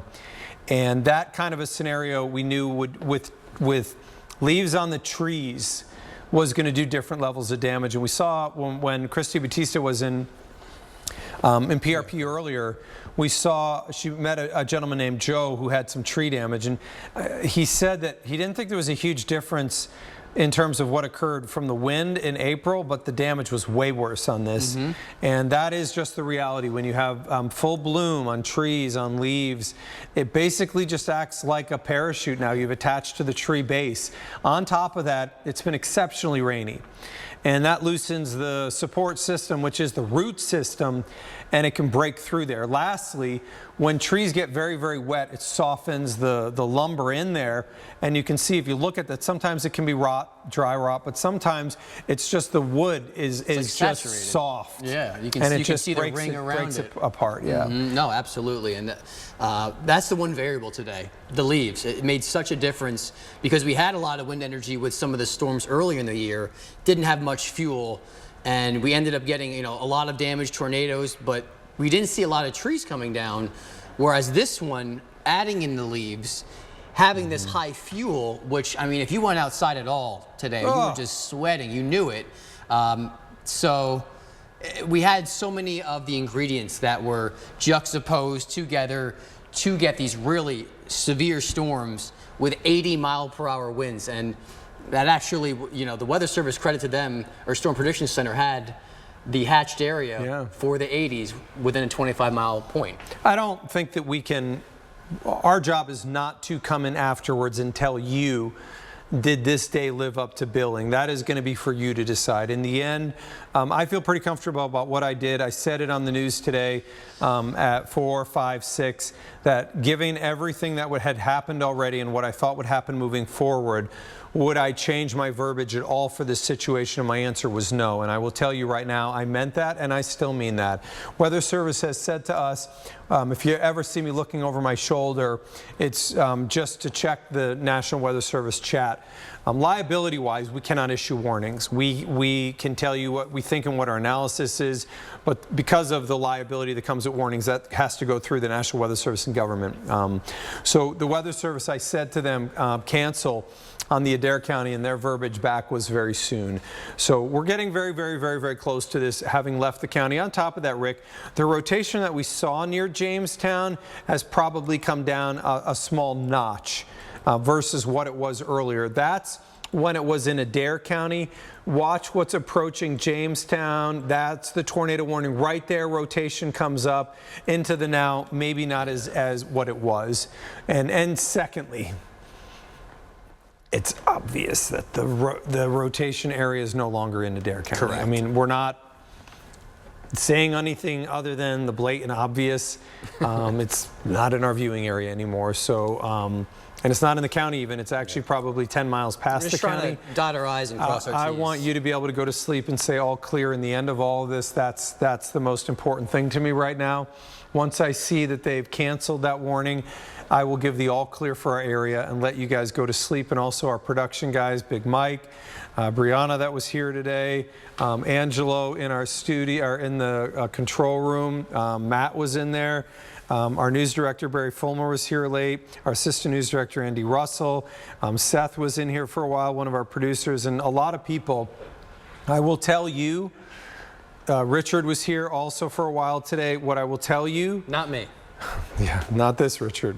What I will tell you is that what you see on air, there is a massive number of people that you don't see that are behind the scenes. I don't think sometimes they get the recognition they deserve. They're the unsung heroes of what we do. We cannot go on air. We cannot present the information to you without our crews that are working tirelessly behind the scenes. So to everybody, I gave a shout out there. I think I speak for a lot of our area when I say thank you guys. Your work is recognized, and it helps us to do what we need to do. And we just want to make sure that we cover what's going on and make sure that when we end tonight, I think we both want to make sure that we can say all clear on that. We're not there yet. Waiting on the Weather Service now. Once they do the all clear and cancel that warning for Adair County, which arguably they could have 8 minutes ago, once they make that call, we'll move on from this. But we still have a tornado warning for Adair County until, what is the time on that one actually? I believe it's 12:30. 11:45 Central. Okay, so 11:45 Central or 12:45 Eastern. The area of rotation is well outside of Adair County right now, but just because we're under a tornado warning still, these are significant. So we don't want to release out of that, and it continues its march off to the east. To the east, we continue with. I'm. Oh, no. Oh my gosh. This could affect an entirely different part of London. That one was more south. This could be the north side. So we now have a tornado warning now that is for Rick, can you head over to Jackson? We now have a tornado confirmed for a second time tonight heading towards London, Kentucky. I'm just going to put the information on here.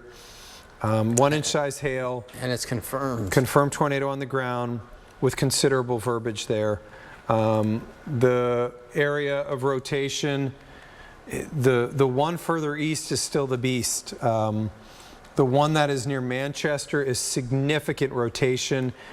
That one is the one that already moved through London and caused damage in Somerset earlier. And then we've got a second tornado confirmed. Look at the long duration warning on that second one, Rick, the Manchester one. Does that get out of Kentucky? It's close. It's close. This thing is making a run at being an elite company. Going from one side of the state to the other happens. Going from Paducah through London, potentially through Hazard, through Pikeville and out of the state on the long side. Kentucky is an exceptionally long state, east to west, is crazy. This is going to be a storm that will be remembered for a long time. And quite frankly, that area of rotation, that thing may have tornadoed for over an hour now. that tornado started west of Somerset. So the presentation is held. It's very sturdy for a seriously long time. I just want to turn over, just see if we have any. The debris signature doesn't look like what it was. It's not like what it was, which is. But they still issued a long fuse, a way long fuse warning. I mean, that's. I just am kind of curious on this, how long that rotation signature has been there. Let me just turn a bunch of the other stuff off so that we can see, and I'm going to change over to velocity, just because I'm actually curious how far back I can go and trace this. So there it is. This is a 12. Here, let's go back to this one. This is, okay, let me just show you here. So look near Big Creek. You can see that's north of Bush with a confirmed tornado on the ground. You can see it there going just south of London. You could see it here near Mount Victory. This is the same storm with potentially a confirmed tornado on it near Somerset. And there it still has significant rotation west of Somerset. This was as of 10:53. That's in about an hour and 50 minutes. Rick, we may have seen a tornado that was that's on the ground for over an hour and 30 minutes. Unreal.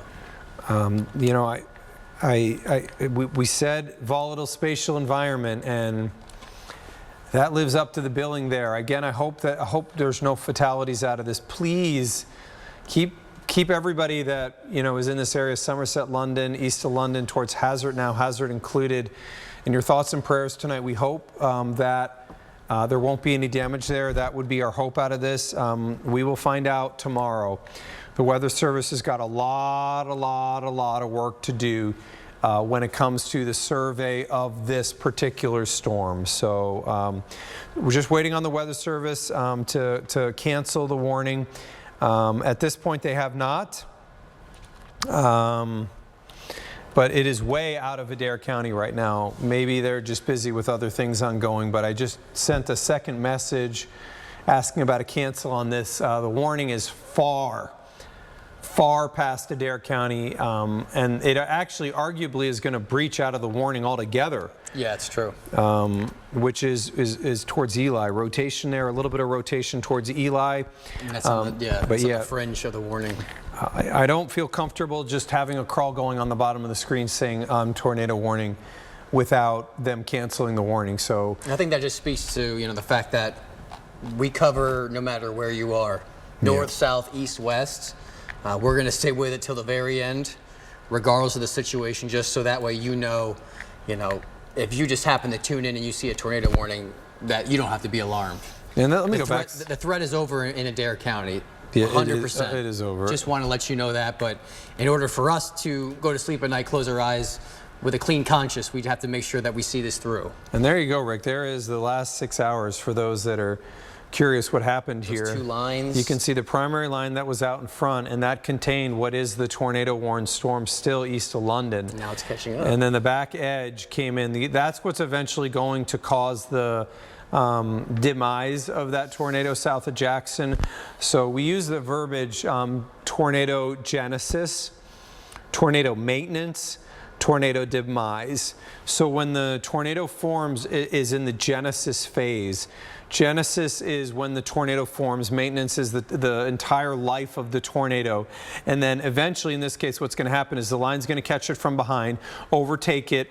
It will have the air that's coming out of it aloft push into the tornado-producing storm. That will seed the updraft. Then rain, cooled air will contaminate the updraft. Cold air will surround the tornado. It occludes. It goes into what we call tornado demise, and that would be the end of the situation. I fear that this is definitely a scenario where there could be loss of life. I think that the time, the duration, we could have lost some Kentuckians tonight. Hopefully we did not. But it is certainly possible under the scenario, and the amount of real estate that's going to need to be covered if there's any search and rescue is so difficult at 12:25 in the night. And on top of that, there is a risk if there is search and rescue because there is more lightning and thunderstorms coming in behind that. So it is a dangerous night here still in eastern Kentucky. And there they just extended the warning. So it can't seem to, yeah, they extended it, but they're not canceling. Interesting choice. Yeah, we like I said, the area of rotation and is out of our area. It's completely gone. But let me see. It does look like they finally may have. Nope, still have not done the cancel yet. So they have a lot on their plate with the thunderstorms that are ongoing. I feel for me that it is important for me to be able to say that you can go to bed without any warning. And the end of all of this, after the type of day that we've had, we want to make sure we can say all clear, and that be the last words you hear from us for the night, and then you can go to bed. But Adair County right now, if you're asking me, should I continue to watch? Am I at risk of seeing a tornado? My answer is no, no, and no. My answer is that the tornado warning should have been canceled by now. Weather Service Louisville is normally really good at this in terms of canceling and understanding the need for all clear. We're not there yet, but once they get there, we'll release the warning and send you guys off to bed. So. In Adair County, go back to bed, relax. The watch itself will probably be trimmed shortly after. So you'll see the warning go. That will be step one. Step two will be you see the watch go. And at that point in time, you'll hear Rick's voice go. That will go too. I think I just need Rick, do you think this is the longest? I know. No, December 21st. How many hours is it? So it's a true story about December 21st. Rick, there was several years where whenever I was out of town, there was severe weather. So there's two that jump out at me that I'll always remember. 2021, I was in Florida. And the reason I stayed is because we felt that the greatest risk was going to be west and south of our area, but we did know that we could still get one into our area that could be damaging, and it was. We got the EF3 Campbellsville tornado. That one I'll always remember.